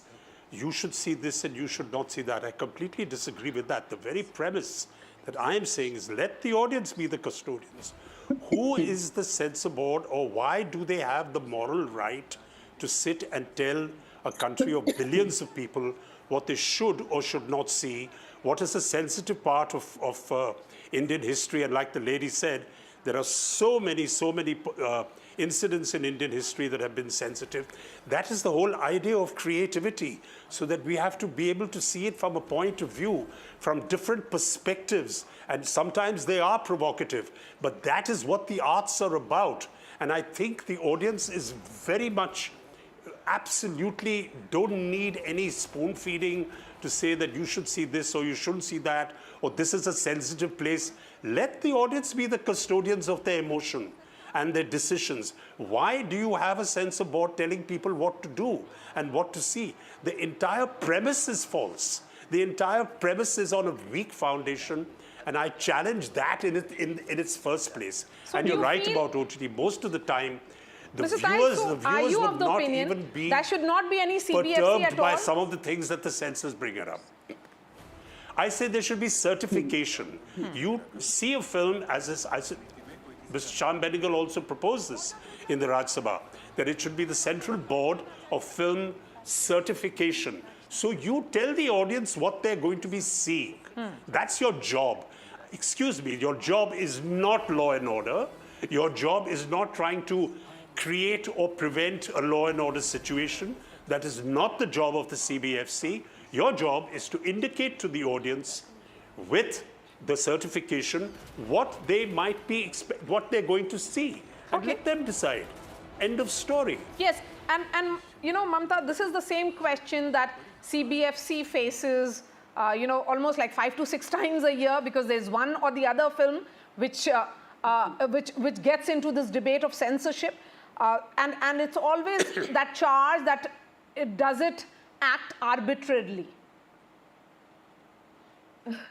Maria, I completely disagree with the a thought that there should not be a CBFC. It is Central Board of Film Certification. It is not censor board. CBFC doesn't censor anything. They only issue a certificate, UAA, and so on, based on the content of the film. Now, it is very easy to come out on a TV channel and say that who is CBFC to decide what people should be seeing, what they shouldn't be seeing. Yeah, it is their choice. And I also believe in freedom of speech, and I want this movie to get released because I'm eagerly waiting to watch Emergency. But having said that, what if CBFC gives a certificate, the movie gets released, and then there is a law and order problem in some state, let's say in Punjab, then the same people will turn around and point finger at CBFC and say, why didn't you do your job properly? Okay, let's have Dilip Tahil and guidelines.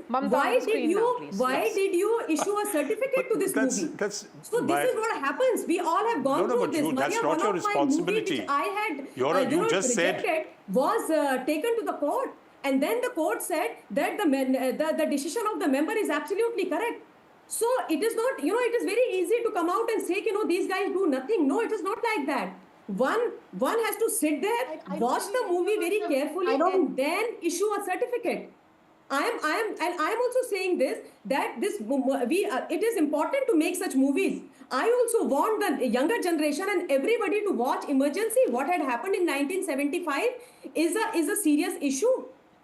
But if CBFC is saying, make some cuts, and thereafter we'll give you the certificate, and you are, more than welcome to release Tara, the movie. you wanted to come in. Itni si baat hai.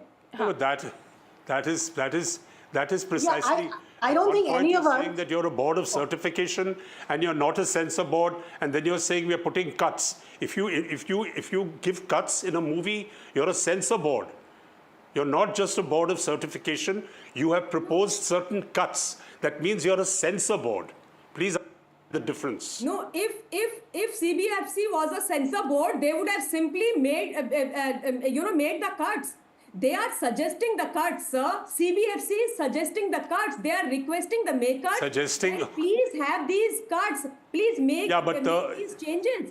So there is a huge difference in censorship. No, Dalip, if I may intervene. Yeah, but who is? Please understand. Dalip, I agree with completely you. Said that unless you put these cuts, we will not release the film, or the film release is subject to these cuts. So you may be putting it politely, but you're putting it quite firmly that you will not release the film until the cuts are implemented. So that's a censor board. No, none of us, neither you nor I have seen. You're not a board of censor. You're not just a board of certification. I think it is between the makers and the CBFC to decide. Okay, Tara, you wanted to make a point. Please go ahead. Yeah, Dalip is correct in saying that if you're making cuts and you won't certify a film unless these cuts are made, you are censoring content.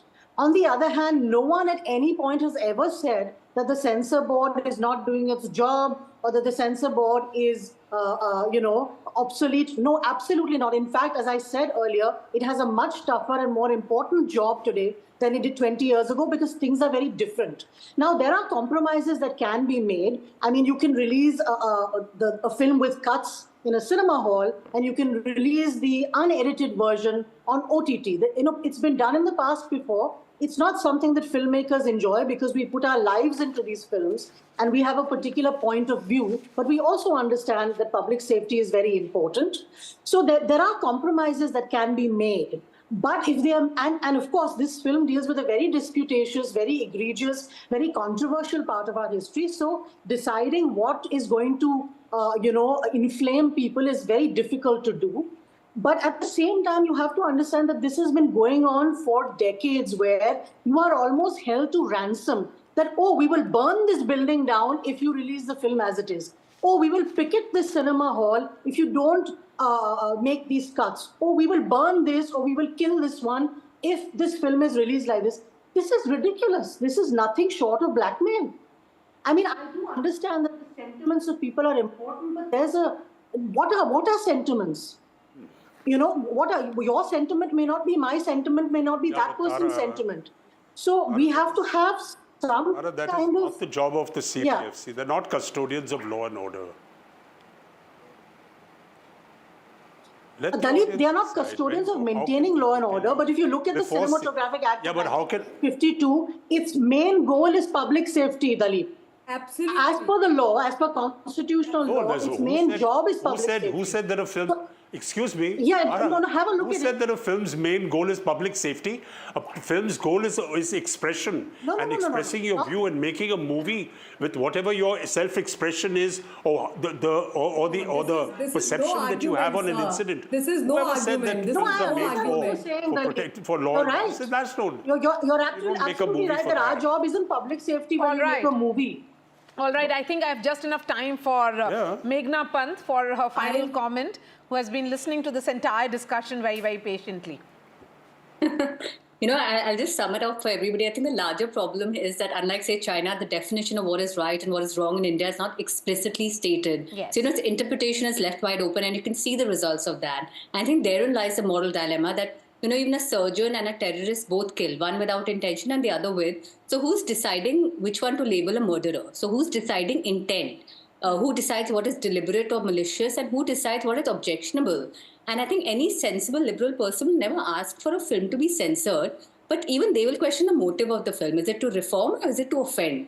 So how do we even begin to decode art, right? So I think the underlying message... But films are not about reform or offend. Messages overtly, then don't spread the This is not a documentary. And we need a universal law so that self-anointed modelists cannot become cultural custodians of regression, and culture in India is allowed to thrive without offending anyone. Art must evoke thought, not provoke anger. It's a higher form of elevation. You know, Brahmananda Sahodara, as our Vedas also say, it's a fundamental expression of bhakti, and we are the repository of a society. That you won't provoke anger, that you won't do this. Responsible. Of course, art can provoke anger. Right and wrong. That CBFC will give the certificate to this movie. The movie will get released. Also an angle of responsible art. Movie, which is going to touch art for art's sake has been long argued, but there's also... Who says that art and films should not provoke anger? I think the jury is still divided. It should, because it's an issue. Dilip, I really appreciate your time here. Meghna Pant, Tara Deshpande and Mamta Kale. We have really come to the end of this discussion. Of course, you can share your views on ndtv.com. That's all from me. Thanks so much for watching.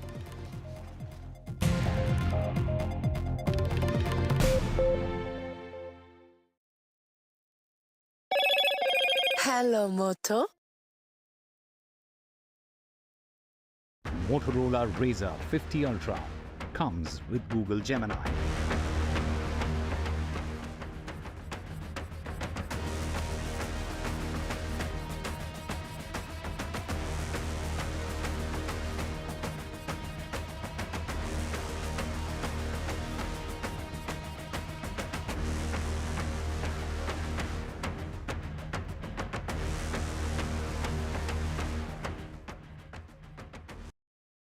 Loan मिलेगा या नहीं, ये आपके credit score पे depend करता है। तो आज ही अपना क्रेडिट स्कोर चेक करें फ्री में पैसाबाजार.com पर।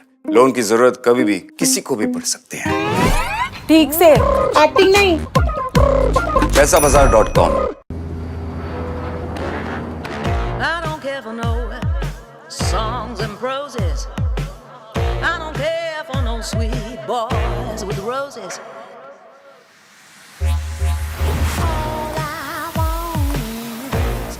A touch of love. Loan मिलेगा या नहीं, ये आपके क्रेडिट स्कोर पे डिपेंड करता है। तो आज ही पैसाबाजार.com पर जाइए और अपना क्रेडिट स्कोर चेक कीजिए फ्री में, क्योंकि लोन की जरूरत कभी भी किसी को भी पड़ सकती है। बस एक्टिंग करा लो इनसे। पैसाबाजार.com, क्रेडिट स्कोर चेक, आदत अच्छी है। New day, new show, a new experience. Start your day with the news, not views. We bring you stories that matter and impact your life. News that informs and keeps you ahead.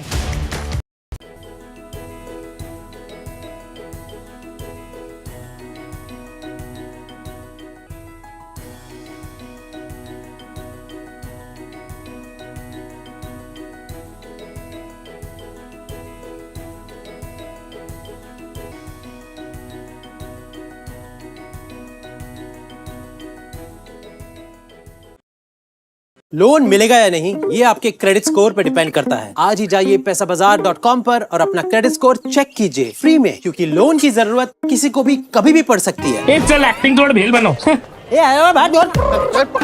पैसाबाजार.com। Some people say the metaverse will only be virtual. One day this lecture hall will be made of code and driverless cars would be trapped in intersections. But even in this maze of the future, you can't wish away health. It's time to become more resilient.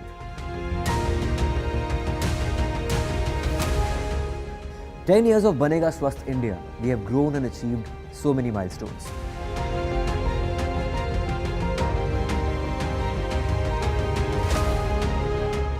And now I have a plan to beat the urgency, to stop breathing with difficulty, to relieve getting choked with inactivity.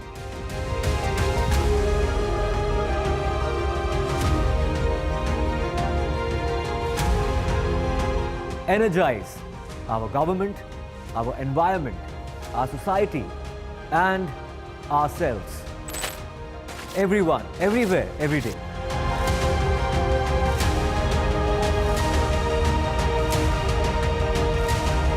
Banega Swasth India. One world hygiene. Stay informed and entertained with the new and updated NDTV News app. You can watch all our channels live, listen to podcasts, read breaking and exclusive news from around the world and more. Download the NDTV app today and get access to the best journalism and storytelling on your smartphone or tablet. The NDTV app. News that matters to you. Hi, I'm Kareena Kapoor Khan. When it comes to news, NDTV stands for trust, for integrity, for truth, for news that matters.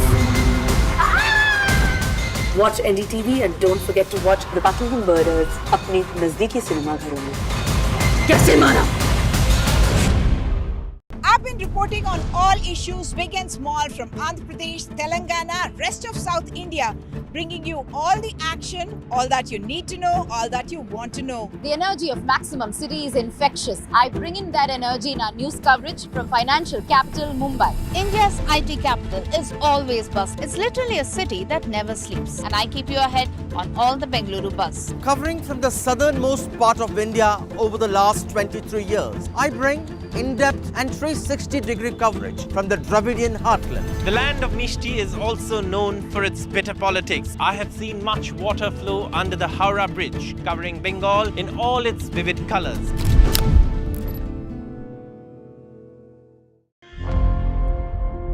Election sunrise is on the proverbial paradise.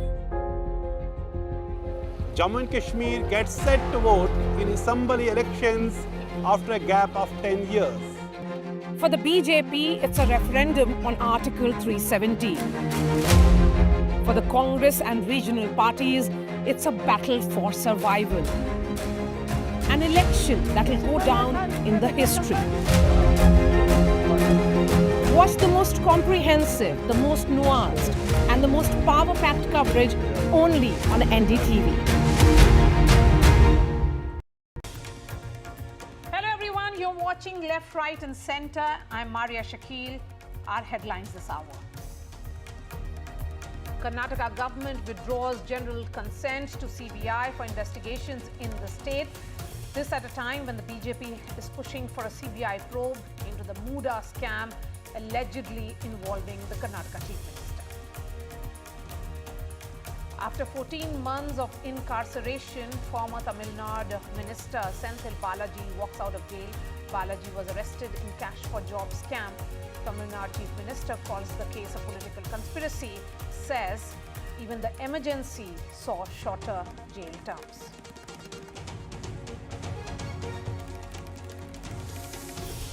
Just before he steps down from office, US President Joe Biden signs a key legislation to curb shootings. Joe Biden says aim is to clamp down on gun violence in schools. President Murmu visits Siachen base camp, interacts with troops posted there, lauds soldiers for their bravery.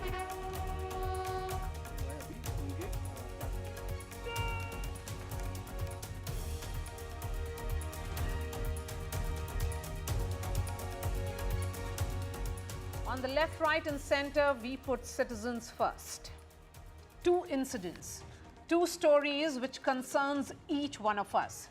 There is no end to the manhole tragedies in maximum city, Mumbai. India's financial capital saw the death of a 45-year-old Vimal Gaikwad, a mother of two and the family's sole breadwinner, after she fell into a manhole in a waterlogged street last night. This year alone, 7 people have died in manhole tragedies in the maximum city. Last month, Sunil Wakude, a labourer, opened a BMC manhole in Borivali West for cleaning drains without the civic body's permission. He died later. Earlier in April, 3 people, Raghu Solanki, Javed Sheikh and his brother Akib Sheikh, fell into a manhole in Andheri East. Raghu had fallen into the 30 feet deep manhole and brothers Javed and Akib tried to save him. Raghu and Javed died in the incident. These aren't some statistics, but shows failure at all levels in India's richest civic body, the BMC. It has faced increased scrutiny since 2017 when the medical practitioner lost his life after falling into an open manhole. Are our lives so cheap, we ask? Who will take the responsibility of this crumbling infrastructure in Mumbai? Our top story is the Central Drug Regulator, which has released 2 lists. One containing the names of 53 drugs that failed the quality tests, and the other of 5 drugs that were found to be spurious or adulterated in August 2024, that's last month. Medicines, including common ones like paracetamol, which is used for fever, or metformin, which is the first line of treatment for diabetes, and pantoprazole, which is used for acidity, were found to be spurious or not of a particular or standard quality. This was part of a routine testing exercise by the Central Drugs Standard Control Organization, which does these random sample checks. These are drugs in which contaminants or adulterants are present and can cause direct harm to people consuming them. The drug regulator usually recalls drugs that are found to be adulterated. And one of the major dangers of taking any substandard medication is the risk of prolonged health issues. So what should the viewers do? What should you do? This is the question that I ask experts. Let me bring in my guests now. Dr. Viranchi Shah is National President of Indian Drug Manufacturers Association. We have Dr. Gopal, who is the member of All India Drug Action Network. Dr. Rajib Das Gupta is a professor, Center of Social Medicine and Community Health at JNU. And we have Dr. Rakesh Verma, former additional DGHS, Health Ministry, Government of India. I'm going to begin with you, Dr. Shah. So what should those viewers who are watching this show do? Because certainly the fact that there is a long list of 50 medicines which are found to be of substandard raises an alarm bell. So on the onset, I thank you for having IDMA on the show. Madam, let me assure you that India, the Indian pharmaceutical industry, is one of the 3rd largest in the world, and we supply safe, quality and affordable medicines to almost 200 countries. We have world's largest number of WHO GMP certified units, which is a benchmark of ability to manufacture quality drugs.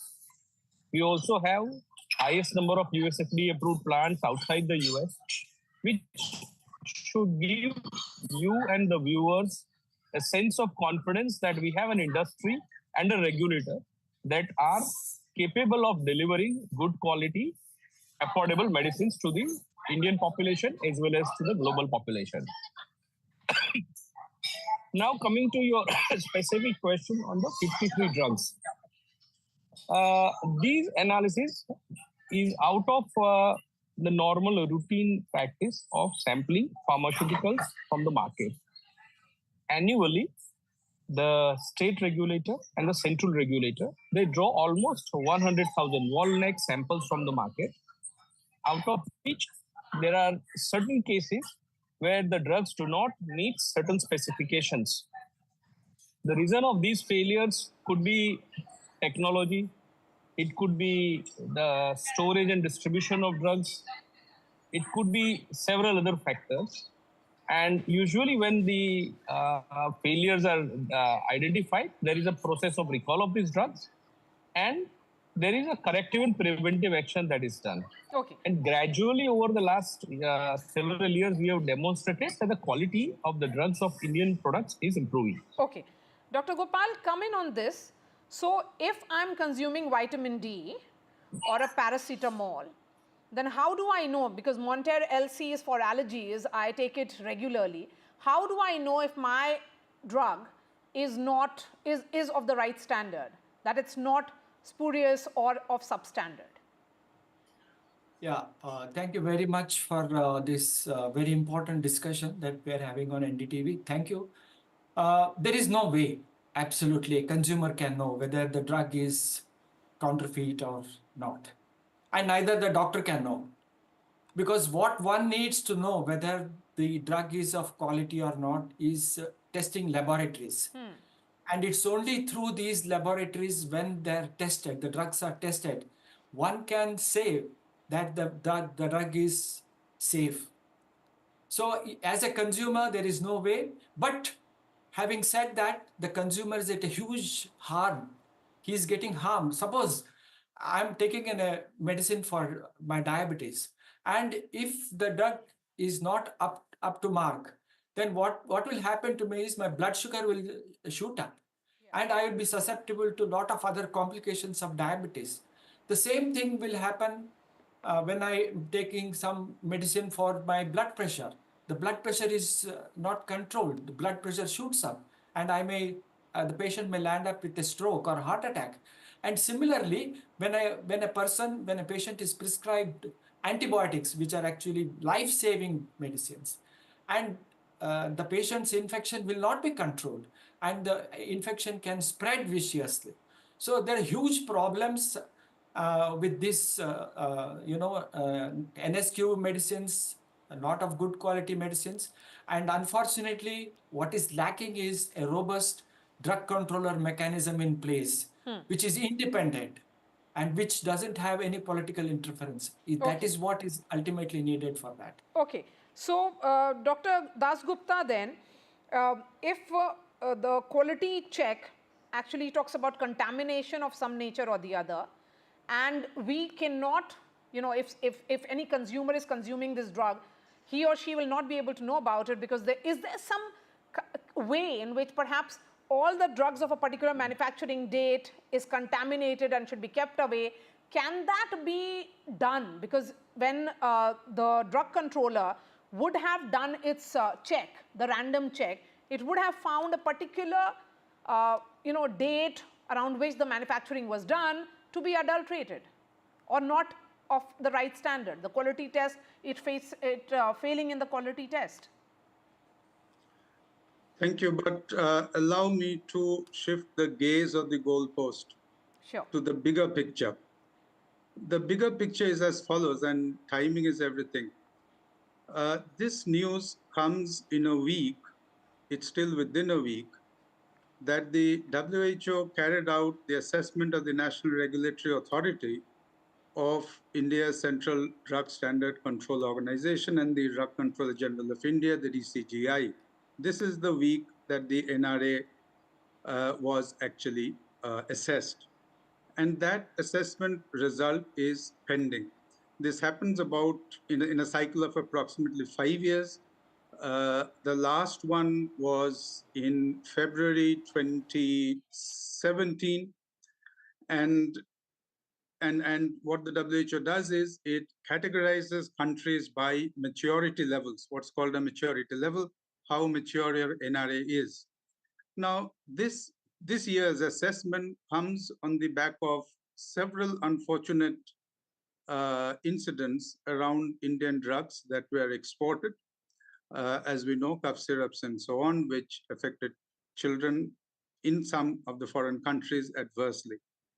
Now, the current assessment, which is of 2017, it was declared, the NRA, India's NRA was declared functional with a maturity level of 4. That is the highest level as per currently evolved definitions in respect of 5 functions, and maturity level 3 in respect of 4 functions, so which is the highest. So in this classification, maturity level 3 reflects, and I quote, systematic process-based approach, early stage of systematic improvements, data availability regarding conformance to objectives and existence of improvement trends. In simple English, India's NRA was found to be quite adequate in 2017, but in the interim, certain incidents happened. This doesn't take away from the fact that India is a major supplier to many LMICs, supplier to pre-qualified vaccines to much of the world, etc. But this week is an extremely crucial week when the assessment has been carried out, the results are awaited, and that has a huge bearing on pharma exports, pharma stock prices, which are absolutely crucial to the Indian economy. Thank you. So you're raising questions on the timing of it. Dr. Rakesh Verma, go ahead, make your point, please. Ma'am, see, this is very deplorable and very, very sad aspect. And Ministry of Health has always been very, very vigilant and very cautious about this. But in such a vast country, and we expect the drug manufacturers to be very, very sincere to the citizen of this country as well as the whole of the world which is consuming Indian medicines. So any non-performing, any spurious, any medicine which is below the level, suppose they have mentioned something at 500 milligram, and if you find it about 450 milligram or more, is something which is non-acceptable at all. The country's laws are stringent, but their implementation requires a huge amount of manpower and patience by both consumer as well as by the person who is manufacturing. And I'm very sure Ministry of Health is aware and is watching what is happening. And certainly it cannot be spared. And only reason is there has to be some restraint. Okay, Dr. Verma, are these tests done regularly, and in what intervals are they really done? There is a pitfall, and furthermore, better things are required to be that every drug license which is given should be renewable after 48 months or say 36 months, and it should be renewed de novo as if they are asking for a new license. The problem is coming at some other level also, ma'am. You raised a very pertinent question. That is, suppose a particular famous company, I'm not naming any company, is selling a medicine under his name. If you see the product very cautiously and carefully, you will find manufactured by ABC and sold by D. Because D has got reputation, so they are procuring medicine from A, B, and C, and they are marketing it only. So there the responsibility gets shared, which again seems to be an area which is grey and needs to be improvised and looked into by the regulatory authorities. Okay. So can these issues be taken to the consumer court here, Dr. Gopal? And I was reading some articles which suggested to check the batch number and expiry date of medication. And if your product is part of the recalled batch, then consult the doctor or the pharmacist. Yeah, it's very true that whenever someone consumes a drug, they have to look for the date of expiry, which is mentioned on the drug label. That is true. But also there is another thing that every consumer should take a bill whenever they buy any medicine. It's a must. However, if the pharmacist doesn't oblige, they must insist on taking a bill, and they must keep these bills and the drugs safely. And they should also store the drugs in proper places. But all that is not enough. That is not adequate for the consumer. What can the consumer do if the drug itself is of poor quality? See, I don't agree with one of the panelists who says that they have got a good, robust system. But no, see, we have very lax system. And I want to know if all these 52 drugs which have been found to be of NSQ, how are they going to be penalized? There is very minuscule penalty for all these Okay, so what action, Dr. Shah, will be taken against these companies? Let me bring the real thing the real point in the perspective. Whenever these issues happen, we have to understand what is being done. Now, if you see India, we have recently upgraded our GMP to WHO, which will become the basic minimum standards for manufacturing. These are the best that the world uses. Number two, for spurious drugs. For example, one of the biggest issues is the spurious drugs, the falsified drugs or the counterfeit drugs. India has a life imprisonment for spurious drugs. Going forward, the industry and government work together, and we have set up in the trial run a project where 300 top brands have been given QR code throughout the supply chain, so that if any of the spurious drugs enters these 300 brands, it can be identified. And I'm sure once this first phase, which has started in April 2023, gets over in a couple of years, the 300 brands will then be expanded to, let's say, 3,000 brands, and then across the supply chain for all the products. There have been cross-functional interstate action force or task force that can be defined by, led by both state governments and central governments, and industry a part of it, because you essentially understand that if a brand of a particular company is copied, there is as much an economic loss also to the company. So it is not in the interest of the pharmaceutical companies that these things happen. But we are a part of an ecosystem, and we are all working together, the central government, the state governments, the industry, to address this problem. And it is a problem that needs long-term solutions. It doesn't happen straight away. And just to give you the numbers, the spurious, for example, the spurious drugs that have been identified out of the lakhs of samples that have been taken from the market is less than 0.04%, which is actually better than most markets in the world. The percentage of samples, understand these are drugs. When it, for example, it goes to the supply chain and the temperature is not maintained, or then these are also, so patients should understand this, the retailers also, everybody has to understand that these have to be stored and handled at certain conditions. If you don't do that, then obviously they will fail. No, sir, I understand all that, but my question is, what action will be taken against these pharma companies if they are supplying substandard medication? So the first, yes, madam, the first is that one, they will be given a chance to challenge in case they feel that there was an analytical issue, or probably some poor companies have come forward and said these are not the batches we have manufactured and they are spurious, so they will be heard. For the companies where the qualities have failed, the first thing is obviously immediate recall of those batches. Number two, it goes through a system called CAPA, which is the corrective and preventive actions, where it is trying to identify what went wrong, what is it intentional. Okay, I have just enough time for Dr. Dasgupta. Dr. Dasgupta, your final thought, please. I'll leave the viewers with a few figures, which I suspect are not really going to put them at ease. In terms of GMP compliance, which is good manufacturing practices, till the mid of this year, about July, 2,000 units out of 10,500 were GMP compliant. That's about 20%. The states which actually have a higher concentration of the pharma industry are actually, which also have high levels of vacancy of drug inspectors. Overall, about 60%, anything between 50 to 60% of drug inspector positions are vacant. And the key states are Gujarat, Maharashtra, Telangana, Andhra Pradesh, West Bengal, which are the manufacturing states. Even these states have vacancies above 50%. And we can gauge how much is actually being checked. The key question is, how serious are both central and state governments? Thank you. All right. Thank you so much for joining us and sharing your views. Dr. Rajiv Dasgupta there, Dr. Gopal, Dr. Shah, and Dr. Rakesh Verma. Shifting focus to another story, and this, of course, concerns you and me again. There is no end to the manhole tragedies in Maximum City, Mumbai. India's financial capital saw the death of a 45-year-old Vimal Gaikwad.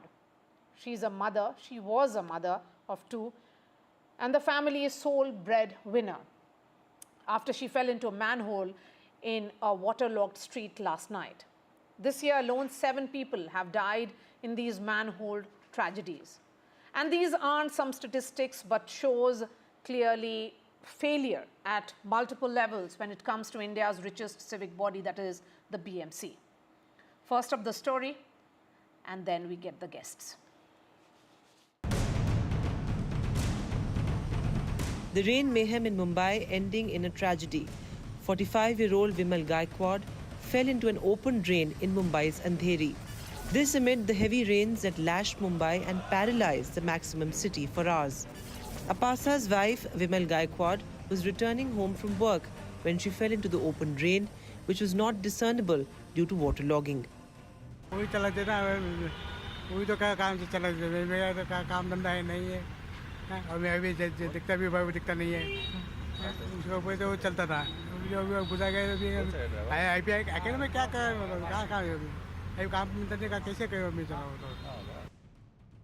Gaikwad filed a complaint with the police alleging criminal negligence by the civic body.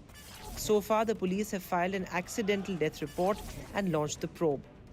Simultaneously, even the Mumbai civic body has initiated a high-level inquiry. The committee has been directed to submit its report within 3 days. But the death has once again triggered a political row, coming just ahead of assembly elections in the state.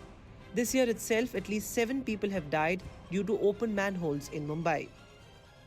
When we form our government after the state elections here in November, we will be inquiring into every cabinet decision that has come about in the past 3 months, especially in the past 3 cabinets, especially with regards to spending on highways, on roads and infrastructure projects. And let it be known that no officer or politician will be spared if we find any scam or unforeseen escalation. अलग-अलग आरोप opposition के माध्यम से होते रहते हैं। जो मुंबई को बंद करने का काम इन्होंने किया, जो मेट्रो का काम रुकवाने का काम इन्होंने किया, जो potholes में सिर्फ भ्रष्टाचार करने का काम किया। The Mumbai civic body is once again under the scanner due to this death. With political heat on the Maharashtra government, this is likely to become a key issue in an election year. With Paras Zama, Bureau Report, NDTV. All right, we have Susi Ben Shah, spokesperson of Shiv Sena Shinde faction. Clyde is the national spokesperson of the NCP. We have Ronak Sutaria, who is the founder of Urban Sciences, a proud Mumbaiker, and senior journalist Rohit Chandravarkar is also joining us. Ronak, you know, there has been a sharp rise in cases of manhole cover thefts. You know, last year there were 791 manhole cover thefts that were recorded, and the year before it was 836, and so it is increasing. The question is that cast iron and also actually fetches good price in the black market for those petty thieves. But somebody has to rein them in to ensure that deaths of this nature do not happen. The death that happened last night was of a 45-year-old, a mother of 2, and she was the only breadwinner. It's an eye-opener, and we cannot just look at these incidents as just another incident. Who will answer to her family? Who is answerable to Vimal Gaikwad's family? Yeah, Maria, thanks for having me on the show, and definitely condolences for Mrs. Gaikwad, you know, who's passed away, and for her family. You know, this issue since 2018, at least we've been tracking some of these stormwater drains and sewage manhole cover issues. Just to give you the scale of the issue, there are about 1 lakh manhole covers in the city of Mumbai. You know, we're talking of 75,000 manholes for the stormwater drains and about 25,000 for the sewage drains. So effectively, you know, when we say about 700 to 800, maybe 1,000 manhole covers are getting stolen, that's about 1% of the total manhole covers. I think, you know, if we have to really address this at a city scale, you have to, you know, make sure that all of the 100,000, all the 1 lakh manhole covers are secure, because lives are at stake. You know, in 2018, it was a significant issue. One of the leading cardiologists of India, of Mumbai, fell in the drain, and, you know, it took a couple of days find the body. So I think from the humanity perspective, from the severity of the issue, all of the 1 lakh manhole covers need to be secured. Technology, I mean, I was tracking this issue since 2022. There have been pilots going on for smart manhole covers, securing them with other kind of chains and other locking mechanisms. But everything has fallen short. Time has passed. We are 2 years, 3 years down the road from the last High Court case around manhole covers. Frankly, this is a solvable problem. This is a problem that can be solved in a span of 6 months. It's just a question of, I would getting say to it's do a it. question of intent. And that's where political intent comes in. Susi Bensha, it's a sad story, but it's a story that we revisit every year. Every year there is waterlogging, chaos on the streets, mayhem during monsoon months, and then a manhole death. Thank you for having me on your show, and good evening to all. Yes, you are right. It is indeed a tragedy, and my sincere and heartfelt condolences to the Gaikwad family. It was a tragic and a sad incident, and we are truly sorry, and we're equally anxious as the rest of Mumbai is. But what I would like to tell you is that these manholes, as you rightly said, they have been robbed by petty thieves. But this manhole was opened, and the tragic incidents which happens year after year. What happens is when there is unprecedented rains, and that too coupled with high tide, there is waterlogging, and therefore few of the over-enthusiastic BMC workers pull out the manhole with a hope that the water will pass through. That is clearly without the permission nor of the directions of the BMC. We have definitely, you are right, and we definitely have the political will. A little bit late, I agree, but a high-level committee has been formed, and we will come with a solution, as we've come in the past for many years. But Advocate Shah, yes. My question is that we talk about solutions, but there is no solution in sight. Where is the solution? No, I'll tell you this. I cannot have a solution presto, nor there can be a knee-jerk reaction. There has to be a systemic change, and therefore the forming of the BMC inquiry. No, one thing is becoming clear, that governments do not care. Allow me. And ma'am, the human lives are very cheap. That it doesn't matter for most of the politicians and the bureaucrats and the policymakers in Maharashtra right now, because they do not have the same, imagine what is going on in that household right now. Vimal Gaikwad's family. What would be happening in that family? I mean, do we have that basic empathy that the politicians need in ensuring that since 2017 and much before, when these cases are being reported, 7, 8 years and counting, it doesn't happen? Maria, allow me to complete. Yes, please. Allow me to complete. You are right. We as a party, as a responsible spokesperson, would like to say this, that whenever or wherever the tragedy has happened in Maharashtra, whether it be Nakwa families or the Badlapur incident, we as the government have stood by the family, supported them. Of course, there is no value for a lost life, especially a mother, especially a breadwinner. But we have supported, and we've ensured that the family stands back on its feet. Now that apart, let us not forget that from 17, this has happened every year. It is not that it suddenly this has happened, but yes, this is the government which has the political will, and we will see a difference. But it's about walking the talk. Allow me to complete. A second more. Yes, please. From 17 to 22, there was a BMC government run by the UBT. Crores of rupees, I think I have the number, 12,000 crores was spent on roads. And a whooping 225 crores. Who is spending how much on the sanitary drainage system is an open secret now. There's nothing which has been not done. 1 minute, please. All was spoken about in the context that there were recommendations. One moment, ma'am. There was a panel which was appointed by the BMC. One moment, ma'am. Unprecedented rain. Yes, there will be unprecedented rains because of the changes in the climate. but that doesn't mean that we'll not be prepared. There was a panel which was appointed by the BMC. Let's have Clyde on the screen now. That had submitted a 36-page report with several suggestions to prevent such accidents.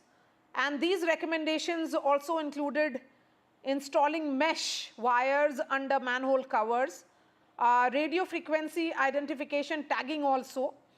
And you know, it's all very well to have these proposals, but nothing seemed to be having been implemented. Yes, Clyde, go ahead. If not all, quite yes, Clyde, please. Ma'am, please. Yes. Yes, yes. Maria, you know, it just simply said here that, you know, it rained very heavily and because there was water logging, so one BMC worker just went and opened the manhole. Every year, this excuse has been given that some civic worker went on his own and opened the drain cover so that the water could drain out. First of all, why is the water flooding? That's the question we need to ask. And secondly, you know, it's so insensitive to say that earlier governments, 2017 to whatever money was used on making roads. What are you doing? You are building, beautifying Mumbai when the infrastructure is failing. It's very simple. In 2017, when Dr. Deepak Amrapurkar, the gastroenterologist who also died falling into one of the storm drains, the High Court, Bombay High Court had made a very clear directive. They said, like you just said, there should be grills under these stormwater drains or in the manholes. Out of the 74,000 manholes that are there, only 1,900 or so have these grills. So what happened to the rest of them? Why are they not putting it there? That's the question. I mean, political will, civic will, I mean, it's out of the window. It's every time you come, give excuses. In the past, this happened, past it happened, but now it's your government. What are you doing? How much work have you done? I mean, we can keep fighting all the time, but the point here is somebody's life is lost. We cannot be insensitive here, talking to each other, shouting out each other, but somebody's family is actually, mourning right now. Point here is very simple, that even after the court tells you, you are not doing it. There's no civic election for the past 2.5 years because there's no political will. They are worried that they'll lose. Forget winning and losing. What about the lives of the people? And you talk about rains, it rains heavily. Every year, Mumbai, it rains. So these manholes are turning into death traps. And in 2022, Rohit, the Bombay High Court had in fact warned the BMC, saying that that officials would be held responsible if anyone died because of these manhole deaths. But the question again, what is being done? If there are 1 lakh manholes which have to be covered and ensure that there is a mesh of wire to protect that, that there is no human tragedy of this nature, what is being done for this protective grills? It was supposed to be implemented as per the report that we have by 2019. So 5 years Maria, and counting. Yeah, Maria, see, ideally, this should be solved by the BMC if they decide to within a month or, just a few weeks perhaps. But the problem with Mumbai, manholes is one thing that you mentioned, and that is one small problem. But a wider picture, which we need to give the national audience, is Mumbai's problems are that there is multiplicity of agencies. There is BMC, Mumbai Municipal Corporation. There is Mumbai Police. There is MMRDA. There is MHADA, the Housing Development Authority. There is, several organizations. Now, if there is a theft, is the BMC responsible or are the police responsible? Because it is a theft, aren't the police supposed to take action? So you see this game of these agencies pushing the buck to each other. That is part one. Part two is, the bigger problem which all of us have to understand and the national audience has to understand is Mumbai is looked at as a cash cow from the real estate point of view by politicians and bureaucrats. So why is this waterlogging happening 5 times every year or 8 times every year when it used to happen only twice a year, let's say 15 years ago, 20 years ago? That's because there is rampant real estate development. The root cause of all this, manholes is a small thing. The root cause, the wider picture is that Mumbai's real estate is going out of control. There is huge FSI being given, floor space index being given to old buildings. So 5-story building suddenly gets converted into 20-story building and the drainage system collapses. That is the big picture. That's what, national TV has to talk about. Okay, so because politicians are involved, bureaucrats are involved in this. And that is the bigger problem. That's why you see so much water on the road. Susiben Shah, let's look at the big picture here. Unplanned infrastructure, Unplanned infrastructure, corruption, and too much water logging as a result of all of this. Yes. Susi Benshaw. I have a lot of respect for my friend who just spoke right now. I hear your views regularly on TV and on the YouTube. But you see, when the Mumbai city plan is done by the DC rules, right? And the DC rules are in the making. There is a process. It is published. There is a draft. We invite suggestions. There is a debate ranging over 2 to 3 years. There is public hearing. It is only then that the development plan of the Mumbai city is decided. Now here, if you see whether it be the DC 2034, it was in debate for 3 to 4 years. Large public hearings were done. So just to blame the politicians and also the bureaucrat is not the solution.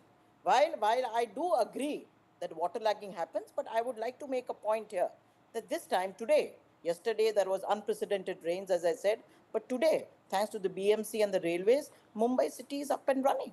Mumbai city is up and running. So sometimes I will appreciate, Maria, if our hardworking BMC workers, save and except a few where the mishap has happened, or the railway staff, we have worked tirelessly day and night, 24/7 by these workers to ensure that the train and the Mumbai city is back and running. So therefore, this was a tragic accident, and as envisaged that the rampant development is only done by the politicians and the bureaucrats, I humbly state that is not the case. Okay. It is over discussion, over debate, over Clyde years. wants to come in. Clyde, then the public policy is decided.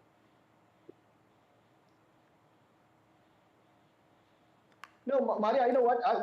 It may sound a little odd that I'm talking like this, but the point here is why not blame the politician? And when I'm saying why not blame the politician, I'm also included because I'm a spokesperson of a political party. We all see when somebody dies, somebody from a family dies.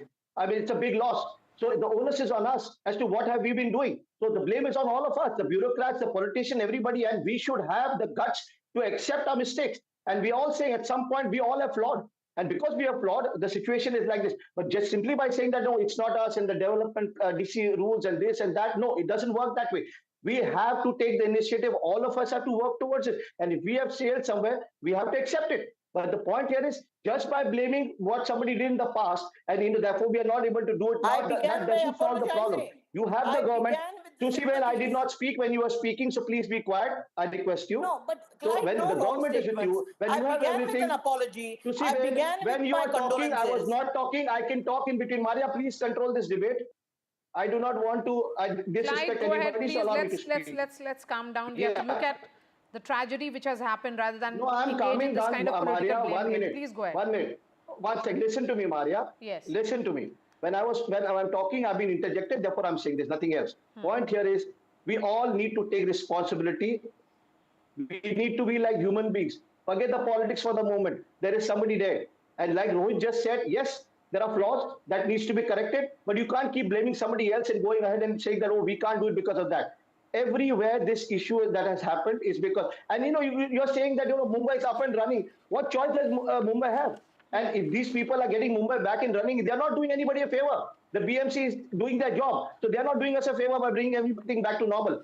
Yesterday, in a conclave somewhere, the Chief Minister of Maharashtra said, "Kya Mumbai ka bhar gayi hai kya? Dikh raha hai kahan par bhar gayi?" While he was saying that Mumbai was filling up. Yeah. So the point is, you go over the top and give big statements and blame somebody else. But the point is, what are you doing? That's the question. Yes. So it's very clear that politicians, like always, are indulging in blame game. What could have been done, what is not being done. But it's the citizens who are suffering. Let's be clear. None of you are accountable, and every time there is an election, you'll be making tall promises. Yes, go ahead, Ronak. Arya, I think while BMC, the city does get up and running, the question is that systemic solutions have not been implemented. In fact, frankly, all of the pilots that have been done, the smart covers, I believe only 14 locations out of 1 lakh locations have been attempted to have those smart covers. The wire meshes, 1,400 locations is still woefully short of the requirements. So frankly, I think what needs to be done, and city, you said it, this is the maximum city, funds is not the question here. So what can be implemented at 100,000 locations in a matter of 4 months? It's not rocket science. frankly, we have space. We have a lot of technologies getting implemented every day. Securing manhole covers in a span of 3 months is a doable thing. I think the systemic intent to have a systemic solution, not a brute force, putting a lot of people feet on the ground, that we know that the city has. But I think we don't have systemic solutions. And we have them, but we are not implementing them, frankly. All right. Thank you so much for joining us, Ronak, Clyde, Advocate Susi Bensha, and Rohit Chandravarkar. Ladies and gentlemen, let's end this part of the broadcast thinking about that family. Vimal Gaikwad, all of 45, mother of 2, is no more, and somebody should be held accountable. The buck stops. Where is the larger question? So we are slipping into a short break with that thought. Coming up would be an exclusive interview with a former strategist of Donald Trump. Loan मिलेगा या नहीं, ये आपके credit score पे depend करता है। तो आज ही अपना क्रेडिट स्कोर चेक करें फ्री में पैसाबाजार.com पर। लोन की जरूरत कभी भी किसी को भी पड़ सकती है। ठीक से एक्टिंग नहीं। पैसाबाजार.com। I don't care for no songs and proses. I don't care for no sweet boys with roses.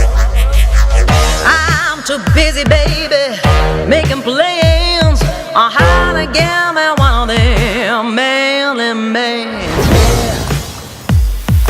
All I want is a touch of love. Loan मिलेगा या नहीं, ये आपके क्रेडिट स्कोर पे डिपेंड करता है। तो आज ही पैसाबाजार.com पर जाइए और अपना क्रेडिट स्कोर चेक कीजिए फ्री में, क्योंकि लोन की जरूरत कभी भी किसी को भी पड़ सकती है। बस एक्टिंग करा लो इनसे। पैसाबाजार.com, क्रेडिट स्कोर चेक, आदत अच्छी है। Election sunrise is on the proverbial paradise. Jammu and Kashmir gets set to vote in assembly elections after a gap of 10 years. For the BJP, it's a referendum on Article 370. For the Congress and regional parties, it's a battle for survival.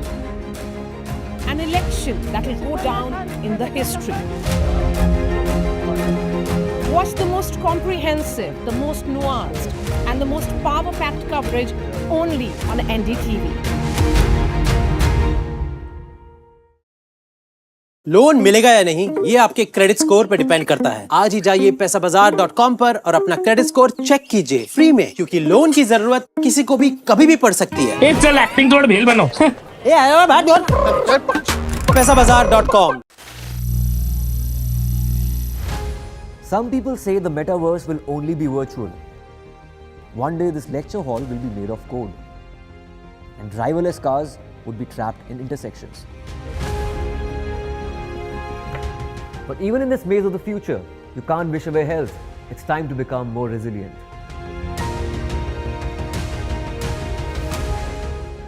10 years of Banega Swasth India, we have grown and achieved so many milestones.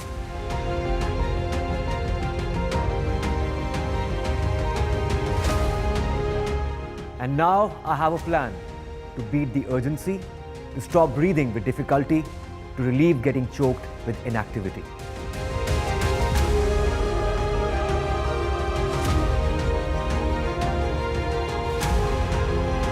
Energize our government, our environment, our society, and ourselves. Everyone, everywhere, every day.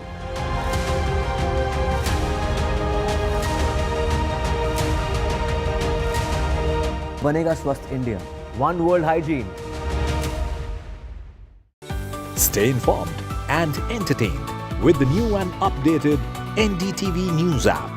You can watch all our channels live, listen to podcasts, read breaking and exclusive news from around the world and more. Download the NDTV app today and get access to the best journalism and storytelling on your smartphone or tablet. The NDTV app. News that matters to you. Hi, I'm Kareena Kapoor Khan. When it comes to news, NDTV stands for trust, for integrity, for truth, for news that matters. Watch NDTV and don't forget to watch The Battle of the Murders अपने नजदीकी सिनेमाघरों में. कैसे मारा?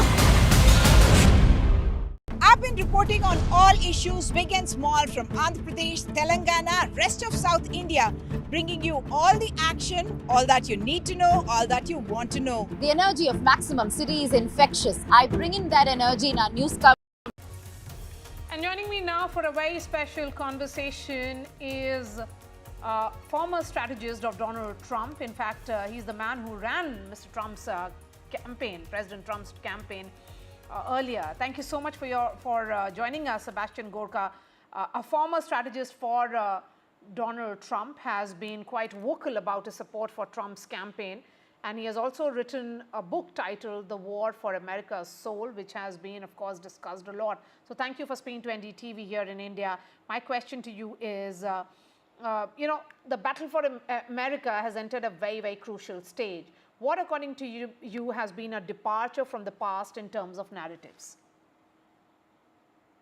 Well, it's difficult where to begin. The fact is the Democrat candidate for the presidency, Kamala Harris, basically effected a coup against the incumbent Joe Biden. Not one American voted for her to be the candidate. No Democrat primary was held. Joe Biden was threatened with the 25th Amendment, according to reports by Nancy Pelosi, the Speaker of the House, after his disastrous debate against my former boss, President Trump, and therefore he was forced to step down, and then he gifted his delegates from the Democrat Party to Kamala Harris. So we have one, my former boss, who received more votes than any other incumbent in presidential history, and a woman who was selected by the elite, not elected. So that's quite an interesting narrative to begin with.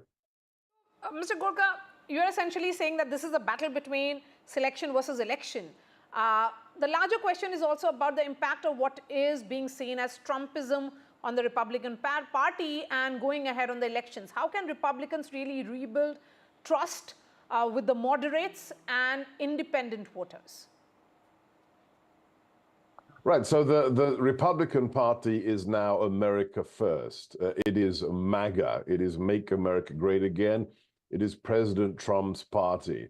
When it comes to moderates, independents, they have a very simple question to ask themselves. It's actually the first tweet President Trump posted after he returned to X, and on the day of his historic Twitter space with Elon Musk. And it goes back to Ronald Reagan's question when he was running for re-election, and he asked a very simple question.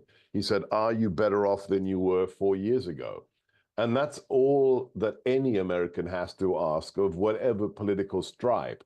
Do you miss the years of President Trump when the world was stable, when the economy was the biggest we'd ever seen? We actually had a national border. We were energy independent. We had so much energy thanks to President Trump's policies. We were exporting energy around the world. Our friends like India felt safe, and our enemies like Russia, China, and ISIS were afraid of President Trump.